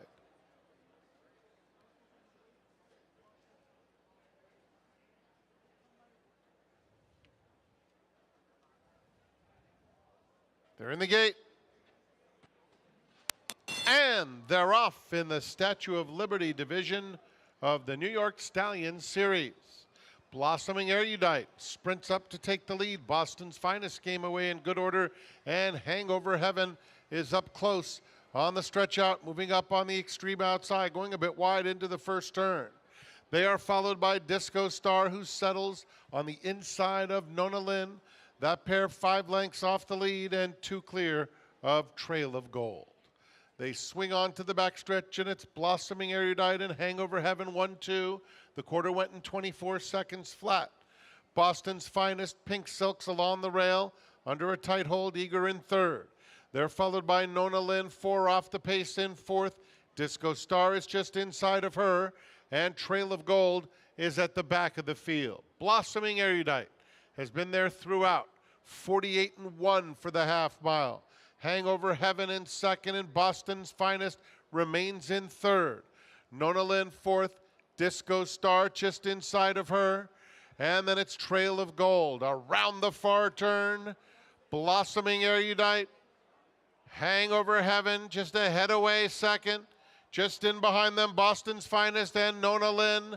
Then Disco Star, top of the stretch. Hangover Heaven comes to challenge and take the lead away, and opens up 2 with 1 furlong to go. Out in the center of the course, Trail of Gold is finishing. Nona Lynn is in the thick of it, and on the inside, here's Trail of Gold, who just keeps motoring. And Trail of Gold runs by them all to win the Statue of Liberty division of the New York Stallion Series. Nona Lynn and Hangover Heaven. Ortiz brothers dominating another afternoon at Saratoga. 3 wins for Jose. That's a second for Arad. Trail of Gold from far back in the Statue of Liberty at the Spa. Kind of won the race like she did 2 starts ago. You know, JK was mentioning this horse better than looked, and you got a good price here. They kind of went really fast on the front end. Guys were mixing it up a little bit, and the horse that made the last move gets the W, JK. Yeah, I mean, the 6, Hangover Heaven, moved in contention and had a lot of horse. And then you got to run a small run from the 8, Nona Lynn, and it was just a matter of time. The 3, Trail of Gold for Dave Donkin, Irad Ortiz, were just sitting back, biding their time. You got to love this because the 7 shut off the 5. 5 was never win this race. Watch Ricardo Santana say something to Christopher Elliott. What's up, man? You didn't give me that inside spot. He's looked over right to the left of him because he tried to come up the rail. But Christopher Elliott shut off that spot. The 5 had a brutal trip. And right at the end of it, you could see Ricardo saying something to Christopher Elliott. Something tells me that conversation will carry on in a few minutes. What happened at the start and riders trying to establish position going into the first turn? Ricardo should have went on with it, and he made the 7 dictate it. And it's one of those ones, I get it, you want to kind of take back. But watch the 7 when he clears on the 5. 5's having nothing of it. So you're throwing her head and shying from Blossoming Erudite. Boston's Finest, top of the stretch home on the far outside. Love Ricardo. Rod Ortiz staying clear of all traffic and mows them all down in the stretch. And there's, is that a new Jets hat for Donk? As we'll go down to him, but there was nothing there. And Ricardo at the end of it, you gotta love it. Things didn't work out for Santana in Boston's Finest. 3-8-6-1. Trail of Gold over Nona Lynn. Hangover Heaven. Trail of Gold, and coming out of that common Susie O'Kane. She had a little trouble early on. She finished 6th of 9. What do you think the biggest difference was today? Yeah, I mean, I just think Trail of Gold really ran. I would say that's, you know, I think the pace, it felt like the race kind of started to fall apart a little bit. I think that, not that the pace was like blazing fast, but horses had to work to make moves a few times. I just think Trail of Gold was best. Yeah, I'm the wrong lead, too. So you'll see the drone. And like you can see, Ricardo's trying to go up the inside with the 5. Now there is kind of room, but you got really no horse right there, and just nothing there. And watch the 3 on the complete outside, just starting to get going right here. You knew kind of Chad's horse would get going, and it looked like that Irad just followed Manny and outfinished Nona Lynn late here. The acceleration, pulling away from the field. She's now won 2 of her last 3, co-owned and trained by David Donk. Trail of Gold. It's a stakes race at Saratoga. It's Sarad Ortiz, and it's going to pay about $14. Phew. Absolutely. I mean, you know, if Dave does that with horses, though. He'll have horses that just like their form just doesn't look all that overwhelming. But he points them to spots. He lets them run themselves into fitness, and you get performances like this. David Donk, Sarad Ortiz teaming up. Trail of Gold strikes in the Statue of Liberty. On the outside, Ortiz goes to work. Trail of Gold responds and knocks down the Wednesday feature. Results reaction when we come back.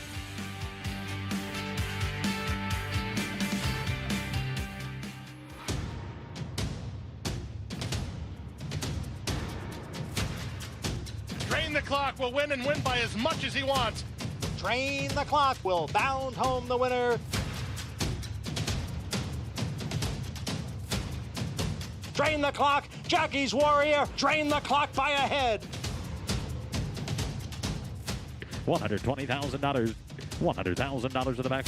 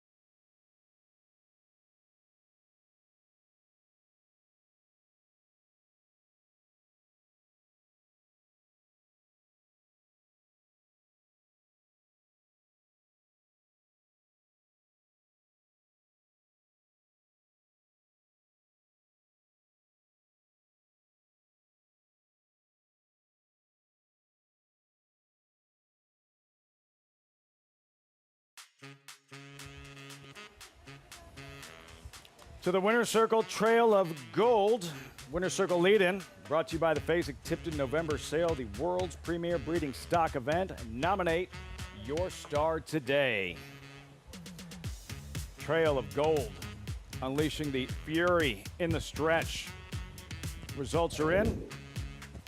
1440, Rod Ortiz, Trail of Gold over Nona Lynn and Hangover Heaven, 386 in the Statue of Liberty. To Maggie in the Winner's Circle. It's truly a family affair here in the Winner's Circle with Trail of Gold. We have John and Teresa Barron. We have Mr. Donk, Jerry Donk, Dave's father. It's so cool you're here. It is, yeah. You own a piece of her. I own a piece of her. Yep, big 10%. The nose. Yeah. The one that counted. And boy, was that an exciting stretch run. Fun. It was really fun. He gave her a terrific ride. He really did. And once she switched leads, Dave, I feel like it was all over.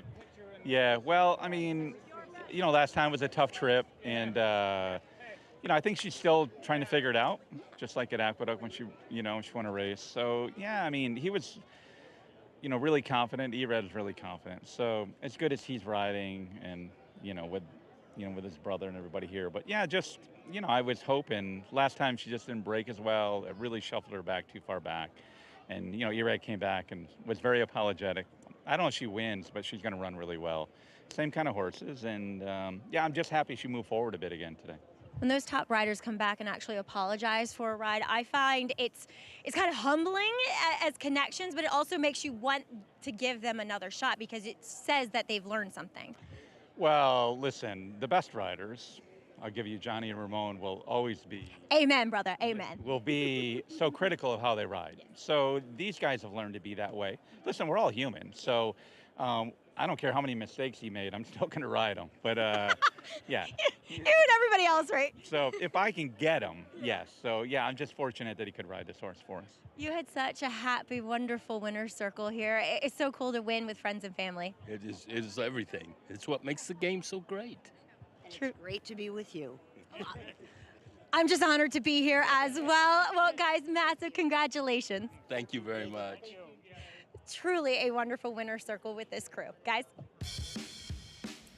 A great story, and how much fun was that? And there is Irad Ortiz who wins this Statue of Liberty to win a stakes race. David Donk with his father here at Saratoga. This is one he's not going to forget anytime soon. Pretty cool. Pretty cool. And I would say his father actually saw the real good days of the Jets with Mr. Namath. And Dave's always got that Jet hat on. Great to see his father in the winner's circle. And owns part of this horse. This is a nice little New York bred. I mean, and to have Irad say, you know what, I really messed up on the ride. The horse got creamed at the start. It was not his fault. But this horse is a nice little filly that I think can keep on moving forward. Like JK said, David's horses get better and better as they race. You learn a little something about Irad Ortiz there. It's not a Todd Pletcher trained horse or Chad Brown trained horse or Brad Cox trained horse that he blew a ride on. For him to go back to David Donkin and take responsibility and take that responsibility, you learn a little something about Irad in that moment. Yeah, well, I think that's what makes him great, right, is to learn from your mistakes. I think that people who point the finger, whether it be at the horse that they're riding on or someone else's fault, those are guys and gals that don't really learn from their mistakes. And Irad obviously is not one of those. He processes what he did wrong, he understands what he did wrong, and he prevents from doing that wrong thing again, and it pays off in races like this. But it shows you, like, how good Irad is. He apologized, yet he didn't have to apologize. David's going to ride him anyway, but basically what he said. But that just shows you how much Irad wants to win for everybody. He knows that he doesn't ride a lot for David Donk because Johnny does, who he mentioned. Johnny Velasquez rides for him. So I thought that was very cool. I want to be back on that horse. And David's like, I was going to ride you anyway. Owning a mistake, coming back and winning a stakes race with her here, Trail of Gold, onward and upward. And as for that pick 6 with the big carryover coming into today's racing, and that one's going to shake things up a little bit, Jonathan. A $14 win here in Trails of Gold. That helps quite a bit when you can beat a couple of short price horses for Rick Dutrow and Hangover Heaven, and then also the 8 Nona Lynn for Chad Brown. That'll help quite a bit. And looking at the Will Pays, not too bad at all. No. Not too bad. The favorite, if I'm not mistaken, paying $2,600 for a dollar. If you get Tom Amos home in this Spendthrift 2-year-old race of the day, Nelson's Penny, they're in the paddock. They're the largest payout, close to $19,000. Not done just yet. Spendthrift 2-year-old race of the day brought to you by 6-time reigning champion General Sire Into Mischief, sire of this year's Kentucky Derby and Belmont Stakes winner Sovereignty. And Paulie, bankroll play here, yes? Yeah, I like the 9 in here, 2 bits for Amelia Green and Louis Saez. This horse is in the same race as the 6 last time, and I thought ran okay, or excuse me, he has a couple other horses in here. But yeah, the 6 who was off the turf. And, you know, this is a filly by American Pharoah. I thought actually ran sneaky pretty good on the dirt and has been working well. It has a good turf move in the past, and Louis gets aboard. I think you're getting, what, about 6-1? I think you're going to get about 5-1 when all's said and done. But the 6 horse to beat. But I'm going to go with the 9, 2 bits, an American Pharoah filly. Now the price, the Spendthrift 2-year-old race of the day coming your way next to wind out the racing here at Saratoga on a Wednesday afternoon. Plus Team Sovereignty with Jockey Junior Alvarado. 1 week from Saturday, a date with Sovereignty in the DraftKings Travers. What a ride it's been. Right there, calling the shots among the best of all time. Bill Mott seeking a 4th, both seeking a 1st Travers win. Quality at his core. and Core Beliefs will come on and win it nicely. By leading sire, Quality Road. And here is Core Beliefs to take the lead. Core Beliefs on the outside. Here it is, Core Beliefs. All the best attributes of his sire, a multiple graded stakes winner who's proven at the classic distance with tactical speed and a must-see physical. It's Core Beliefs who digs his heels in to win the New Orleans Handicap. Core Beliefs, standing at Walmack. Who's in for Mohegan? Obviously everyone. A cheers with friends, then it's off to the races. A moment of calm before the dark and stormy. One more dance floor. Who needs skill when you have style? And feeling like it's the best time ever? Smile. Apps and nightcaps? Yes. Then it's down for the thread count to start it all again tomorrow. This is how it feels when you're all in for Mohegan. Mohegan Sun. Connect, a Grade 1 winning millionaire, making his mark as a sire. With Rattle and Roll, a Grade 1 winning 2-year-old. Graded stakes winners Whitwater's Rand. Implicated. Apple Picker, and Forever After All. Connect, a proven sire in the making. Standing at Lane's End Farm. You can gamble anywhere all the time. Just ask yourself, should I? Take a pause and think about how often you're gambling. A pause can help you stay in control. Visit oasis.ny.gov to take our survey and see if your gambling is becoming more than a game. RaceLens is the most in-depth product in horse racing, with unique features found nowhere else. True odds, predictive analysis, and pace projection. RaceLens. It will change the way you follow horse racing and take your game to the next level.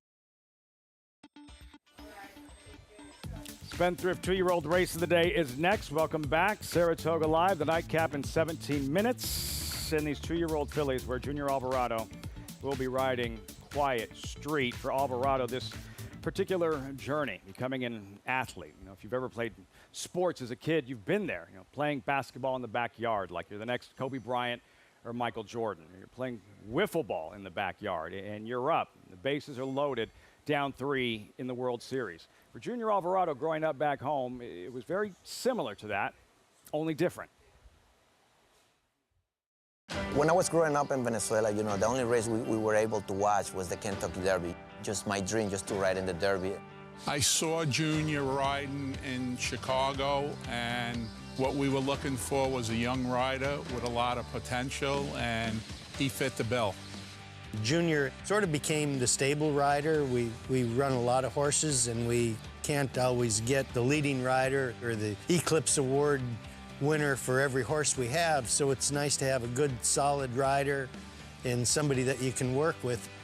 I've been working for him for over 13 years. I've never worked for a jockey that has been more professional than he has. When I first walked to Mr. Mud Barn, you know, I was just coming from Arlington, and this Hall of Famer with, you know, those nice horses. I couldn't really process at that time that I was going to be able actually to get through it and be the main jockey. Olympiad gets the gold. The Grade 1 Whitney to Arthur's ride. Just FYI in Junior Alvarado. Cody's wish, and this beautiful racing story continues. They're off in the Kentucky Derby. I was watching from the box with Bill Mott, and we were so confident in this horse that we were relaxed. It's hard to believe, but it's true. He sits with me, win, lose, or draw. It doesn't seem to make any difference. Was the ultimate. I mean, I've won 3 derbies, but this one had so much more meaning because I did it for Belmont. Sovereignty and Junior Alvarado in the Belmont Stakes. Used to being able to celebrate with the team that I've been working for the past 13 years. I don't think it gets better than that. You know, it was meant to be, and it's almost more like a family. When it comes to winning a Triple Crown race, a Belmont or whatever it is, I think we're going to be happy and jubilant no matter who we win it with. But it does make it a little special if it continues on with the team that you started out with. You want to stay with the girl that you brought to the dance. The parallels in sports, the relationship, trainer, jockey, and Paul, for you, manager, player, where you're playing for a guy that truly believes in you, and you're not like 1-0 for 4 from getting sent back down. You know, mine was Davy Johnson. Davy Johnson did not like younger players. That was just the bottom line. If you were a first or second year player, he was really not dealing with you unless you were super special. And that was the one guy he dealt with was Beltre, because Beltre was super special at that young age. But I remember he came down the bar to me and told me I stunk multiple times. And I'm like, what do you mean? I'm facing Randy Johnson and Darryl Call, may rest in peace, on 10 days rest, and I haven't been hitting. Then I got to Jim Tracy, who was more like T. Wayne Lucas, and he was letting younger guys play. So there was different dichotomies. Certain managers wanted their guys, and there's certain managers like, okay, I'll roll with this younger guy and see what he has. And then Tracy gave me that confidence, where Davey was probably the best manager I played for, but he just didn't like the younger guys, certain guys, you know. Confidence inspiring, being Yeah. told you stink. Certainly with Belmont and Junior Alvarado. Yeah, look at they haven't stunk together. Look at the damage here at Saratoga over the years. Casa Creed, grade 1 4-star day victory in 2021. Olympiad, the Jockey Club Gold Cup victor, then second to Flightline in the Breeders' Cup Classic. We'll excuse that one, I suppose. Cody's Wish at one point, the best story in racing, the best horse in training, 2023 Horse of the Year. Even Art Collector, very lucrative win together. Mott Alvarado, 2023 Pegasus World Cup. How good was she? Warlike Goddess, a warrior, grade 1 tally with Alvarado, 23 Joe Hirsch Turf Classic. Just FYI, a force from day one, 2 grade 1 wins, and in the end, a title. 2-year-old filly champ. Arthur's Ride, Mott had never won the Whitney until last year. Alvarado took no prisoners and never looked back. Finally, Sovereignty, Kentucky Derby, Belmont Stakes captured together. Mott, Alvarado, and they're not done yet. 1 week from Saturday. DraftKings Travers, the brightest star in the sport. And you can still get tickets to attend the Travers and the opportunity to see Sovereignty here in all this build-up every summer. It all leads to the Travers and the excitement of seeing this special 3-year-old race once more at Saratoga. Yeah, absolutely. I mean, it's if he went out there and ran around there by himself, it'd be an exciting race. He's just that good. But there's going to be some other horses that are going to show up. Excited to see what happens with Magnitude. I'll just continue to cross my fingers, and we'll see journalism, and we'll see what happens there. But try to will it look into happening. He's a special horse, his Sovereignty, and I can't wait to see him run in the DraftKings. Yeah, we Travers. should send the plane to McCarthy and to journalism. Right? Whatever it takes. Whatever it takes, Maggie. And for Godolphin, well represented here in Mott Alvarado with a Quiet Street ready for her debut. What can you tell us? She is, maybe from a fitness perspective in here, this daughter of Street Boss. And while Street Boss is actually a fairly versatile sire, he can get his progeny to do basically everything from going long to short to turf to dirt. And while I do think this filly is definitely turf meant, as she has actually a little bit more of a synthetic pedigree on the bottom side, she looks like she should appreciate the turf, flatter foot, slacker pasterns, but she honestly looks as though she wants to go long. Very long-bodied, very laid back here in the paddock. And watching her workout coming into this one, going the 3/8, a sharpening exercise, one would think, on August 8th on the turf. She was on the outside of an experienced mate, Curly Q Girl, who's still a maiden, only has run once.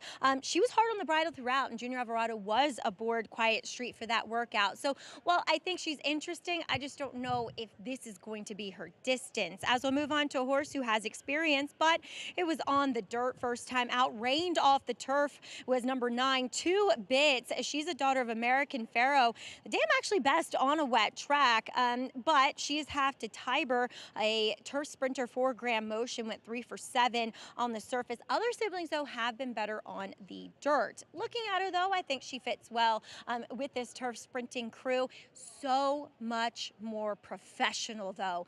She was green, she was screaming, she was distracted. She came in today, however, with her head down, just mind on business, which I love to see, especially with these young fillies in their second start, meaning they're not worried. They gained the knowledge from that debut, and they're applying it. Don't want to jinx her there. And they're applying it here second time around. As we'll take a look here at some other first-time starters, Will Walden will send out number 4, Bint Mischief, daughter of Into Mischief, with a more English pedigree, as the dam she won in England, this is her first full.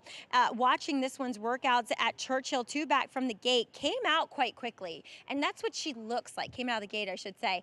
She looks like she should be fairly handy out of the stall. She's incredibly small and compact. But with that being said, she does give the impression that A, she's just a little bit backwards, like there's still some development to be had, which oftentimes a dam's first foal will be a bit smaller than the rest of her progeny per se, but also something that just rings in my head when it comes to Will Walden's first-time starters, especially with the 2-year-olds. He's planning for the future, so he doesn't necessarily have them cranked up and 100% fit for their debut, and that's the impression she's giving me. Like I always say, turf sprints are the easiest ones to win when you're not that fit, but I still think she needs to just tuck up a bit, especially through her barrel.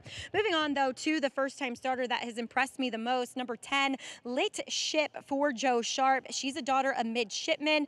There isn't much turf to write home about on the bottom side, though. As I always say, midshipman, I think, is a very good influence when you're dealing with turf sprinters. She's big. She looks more physically mature than many of her rivals here. She's been a little bit maybe a little sassy, agitated, annoyed at times, a little bit of greenness, but nothing over the top. So I'm okay with that behavior here. It's just kind of like she's ready to go out there and get to running. Really well conditioned, very strong, super coat on her. Honestly, Lafitte, I feel like I'm looking at a 3-year-old filly as opposed to a 2-year-old one. Eager to do her job. First day on the job, a big Lit Ship to the outside, 8-1 for the spendthrift 2-year-old. Race of the day, riders up, post parade, and the nightcap coming up next. 2-1 favorite. There is she, ready to graduate in her 3rd career start. Delightful Darling. We'll find out in about 7 minutes. The only colt ever to win 3 one-mile Grade 1s on dirt. Ran the fastest buyer of the year. That's him, 6 wide, streaking clear. Here comes Cody's 2 more Grade 1s at 7/8. Here's his forego, also running a 112 bite. That's 5 Grade 1s all told. No other son of Sire of Sires Curlin has so many. They say, be careful what you wish for. We agree.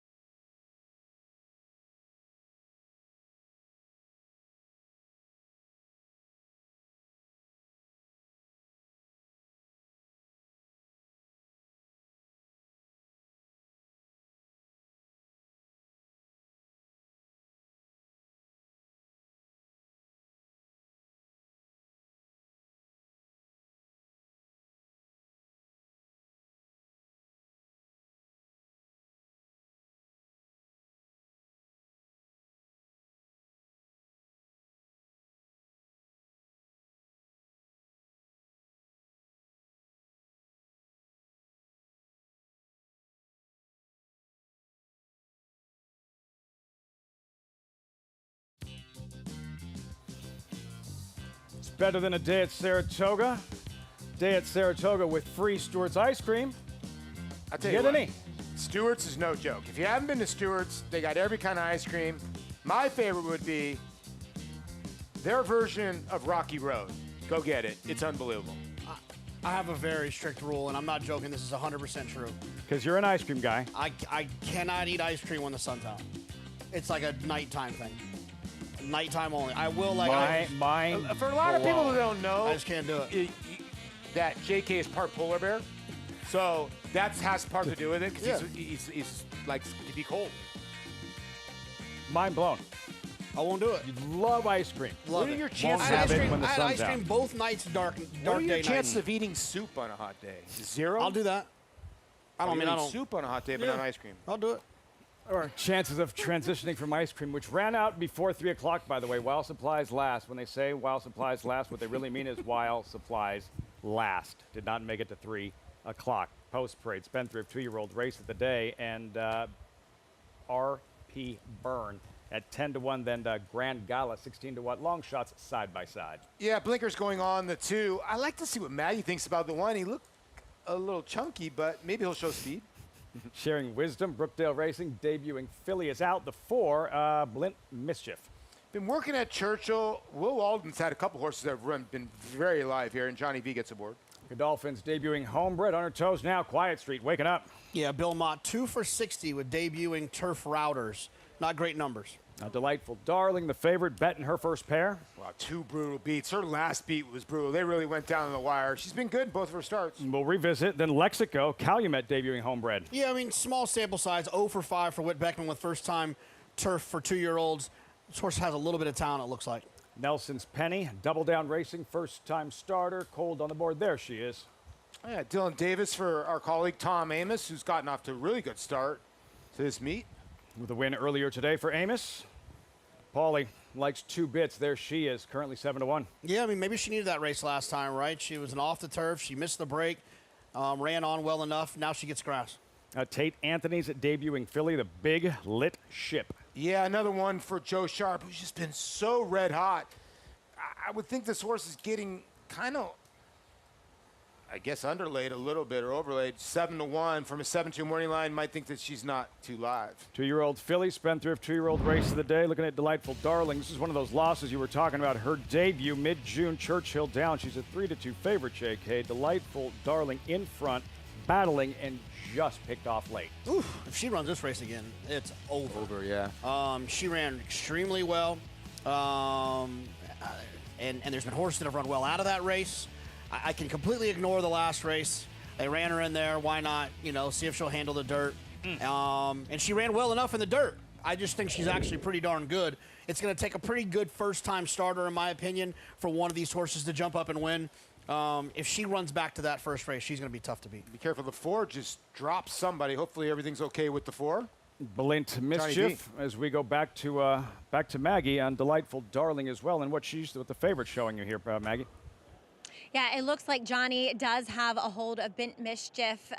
She's quite small, so if she pulls any moves, then there's not much of her to catch you. In other words, I always hated riding small, short-necked fillies. I always just felt like there was nothing in front of me, and if they jinked to the left or right and wheeled and propped, I was gone. Anyway, he's reunited. She's reunited with the filly. All good here. But let's talk about your favorite, number 6, Delightful Darling. Last time, and it wasn't her preferred surface, and I think she ran incredibly well. And don't forget, as we had looked back at her first start, Meringue, she came back and ran respectably well on the dirt in the Adirondack here a few weeks ago. So she's faced some nice horses in her past. Now, she's hot. She's a little bit lively again, but she's better than what she was in that July 12th effort where she did not want to let them put the tongue tie on. I think they've forgone that today. She came over wearing it, I should say. I didn't see them trying to put it on her this time around. She's gotten a bit hot, which I don't love, but then again, that's how she was last time, and she still ran incredibly well. Moving on to number 8, Nelson's Penny for Tom Amos. Looking at her, looking at her pedigree, Munnings, I think, is good with his turf sprinters. There isn't much pedigree as far as turf on the bottom side. The Damazon race is their first full to run. Second dam, she was better in dirt sprints. But I did watch this one's breeze on the turf, where Tom has put her on it in her last two. Maybe it's because she hasn't shown much at all in the dirt, but she was on the outside of a 3-year-old colt who hasn't run particularly well on the turf in past, but he is a multiple winner, Authentic Gallop. And I thought she was going beautifully. I mean, better than him. She does look like a pocket rocket. She could be quite quick away from there. We'll see how much she has left in the tank. And I think Paul brought up a great point with number 10, Lit Ship. For Arad Ortiz and Joe Sharp to be 6-1 in a turf sprint with a first-time starter isn't a good sign. And I fully admit picking her. I just love the way she looked physically. She's gotten a little bit hot, a little bit wound for sound out in the track, which I thought she was tipping her hand that she could possibly do so. So maybe today isn't the day for her. But again, physically, she definitely fit the bill. And Paul, you're right. Number 1 for Wesley Ward, RP Byrne. I wrote down fat. I'm sorry, I don't mean to shame her, but she's definitely going to need a start. Oh, Maggie, I love it. She looks like a chunky monkey behind me. Ice cream any time of day, just fine with RP Byrne. At she likes to eat a little 9-1. bit. I think we should maybe write down thick, Maggie. That's a little nicer. Big boned. Delightful darling. 8-5 at post time. Paul with 2 bits, number 9 at 5-1. There she is. Maggie said how focused she was. Yeah, I like what Maggie said about her. So she's just got to do her thing in the afternoon. It's just whether she's good as the 6. They all have to beat the 6 here. Frank Mirmati with the call, 9th and final from the spot. They're in the gate.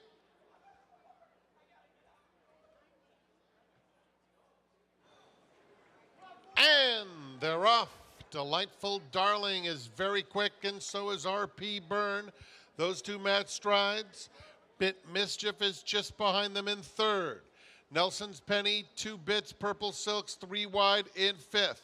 They're followed a length back by Grand Gala, Lit Ship, Lexico 2nd to last, and Quiet Street is at the back. More than 10 lengths off front-running RP Byrne. 22-1. Delightful Darling pressing the issue on the outside, and Delightful Darling is up to take the lead. Lit Ship making a wide and dangerous bid with the white blinkers. In behind her comes 2 bits. Lexico is next. And from the back, Quiet Street is starting to really roll with 1 furlong to go. Lit Ship takes the lead away from Delightful Darling. And now here's Quiet Street coming fast. She opts to go inside Lit Ship. Lit Ship, Quiet Street from last with an electrifying run. It's going to be close. Quiet Street got up. What a kick for her. Lit Ship was 2nd.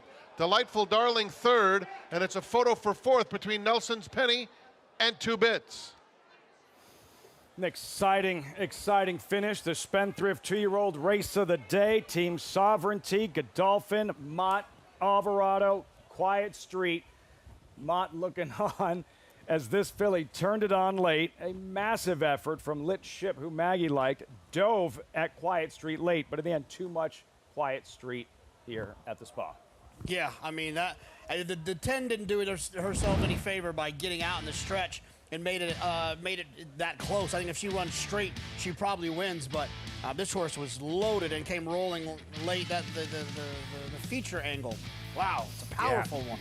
He had a brutal beginning too. Got squeezed out of there, but Junior Alvarado just calling all the right shots. He did not ask her early, just had her settle.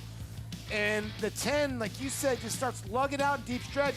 And it's kind of deceiving because she's probably like 2 lengths in front. So the 5's really moving at the end of this race. And look at her run at her. Yeah, and she catches her right at the wire, 6-1 over 7-1. They just got a little squirrely in the lane, but the 6 kind of ran 3rd, didn't run her race. The 9 kind of didn't run her race at all. They just got beat by 2 better fillies, and the Godolphin Blue, they need some more winners. Yeah, maybe if they can get things rolling by the end of the meet. Sword Dancer win on Saturday. They have Good Cheer in the Alabama, Sovereignty in the Travers, and Bill Mott, another win at Saratoga with Maggie. Here with winning trainer Bill Mott. That was an exciting stretch. Quiet Street, Bill. She launched her rally from well back. She ran the straighter course today. Right. Well, she got left at the gate a little bit. I mean, she broke a tad bit slow and got pancaked a little bit, so she was out the back. But Junior didn't get in a hurry, didn't rush. Let her get her feet under, and you could see, approaching the 3/8 pole, she'd kind of gotten into stride, and he tipped her out, and she got the job done. She seems like a horse that would benefit or appreciate maybe going longer in the future. She would. Her mother, who I trained, won a couple of races and went a little further doing it, and so I don't think it would be, unusual for her to get a mile. Anyway, I hope not. Bill, considering you've had a long and storied career, you've trained generations of horses. How cool is it to see, Dam's progeny or even Sire's progeny come and be successful at the track? Well, it really is a thrill. Now, in her case, her mother wasn't probably as good as she is, but she was, she's well bred and able to produce, and maybe her babies are going to be good. So it's good to watch it. I really enjoy, having had some of the previous foals and maybe the dams and the grand dams. It's really, it's fun. It kind of tells your age, though, sometimes. We won't tell, don't worry, but it's fun to look through them. When you're handicapping, go get your picture. Congratulations. Thank you. All right, Godolphin, Bill Mott, Junior Alvarado. Seems like a winning pair, I think, Lafitte.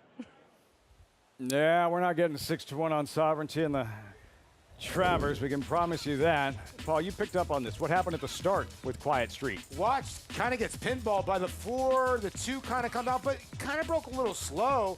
But you can see Junior, he asks her a little bit just to get into position, and then he just drops back. He drops anchor right here, and then, you got a lot of horses. There was a lot of confusion going to that first turn and far turn, and he just sat back there and made one run, and my goodness, she flew late, and Bill Mott just making all the right moves. He referenced the poor start. She motored home with the runner-up, Jonathan, in Lit Ship.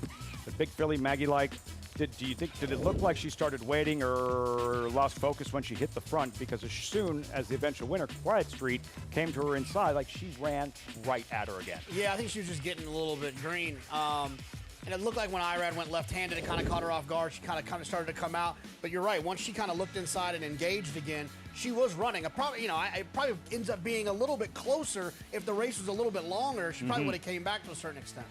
6,200 is pretty good payoff for that pick 6. Considering you kind of, Gun Party was 4-5 on the morning line, and we had said that Melly Mel. So Sagamore, Mischief, and this horse, I think people had Trail of Gold. This horse was a little tough to get to. Every horse was gettable, Yeah, sometimes 100%. you'll see these sequences where some horse that, if I started over tomorrow and I knew the results, I still couldn't find the horse. This sequence didn't have that. Quiet Street, filly with a future. That was for her to do that in her debut. Pretty good. Absolutely. Godolphin, Mott, Junior Alvarado, the win. Quiet Street here in the 9th and final at Saratoga. We look forward to seeing you tomorrow afternoon. A 10-race program will be right here on FS2, Saratoga Live, getting started at 1 Eastern. All that good racing still coming your way in the march towards the Alabama as well, and eventually the Travers. We thank you for joining us today on Saratoga Live. And in the featured event, what a performance at a price from far back. Off the pace, Gerardo Ortiz, one of 2 victories, taking down the Statue of Liberty at a price. Ice cream today. Sun's out, none for JK. Our thanks to everyone at Stewart's, and look forward to seeing you tomorrow right here at Saratoga, Alabama. Week coverage continuing. Have a great night, everyone.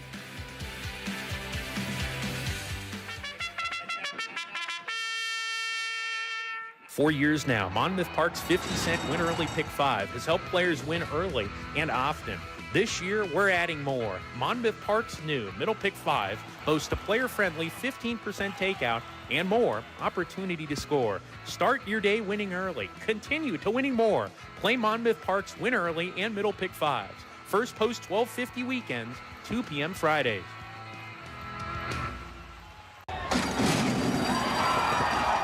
The 2025 Global Symposium on Racing. It's the premier networking event of the year. Connect with the who's who of racing. Collaborate face-to-face with key decision makers. Be a part of the international conversation. Discover the latest technology and innovation. Join us December 8th through 10th. Register at racingsymposium.com. At the Thoroughbred Aftercare Alliance, we believe in giving every thoroughbred a second chance. And thanks to you, the owners, trainers, breeders, and every supporter, you've created a ripple effect of change that's helping these magnificent animals move on to new careers and safe, fulfilling lives after racing. Every single donation, whether big or small, is contributing to a brighter future. But this race is just beginning. Because of you, we have gained incredible momentum, and we're ready for more. Racetrack Television Network brings you every race, from every track, on every screen, every day. With monthly packages starting as low as $5, RTN gives you great value and access to more live HD streaming and race replays than anyone. Visit RTN.tv today to sign up and watch on almost any device, including Roku and Amazon Fire. RTN has packages that start at $5 per month.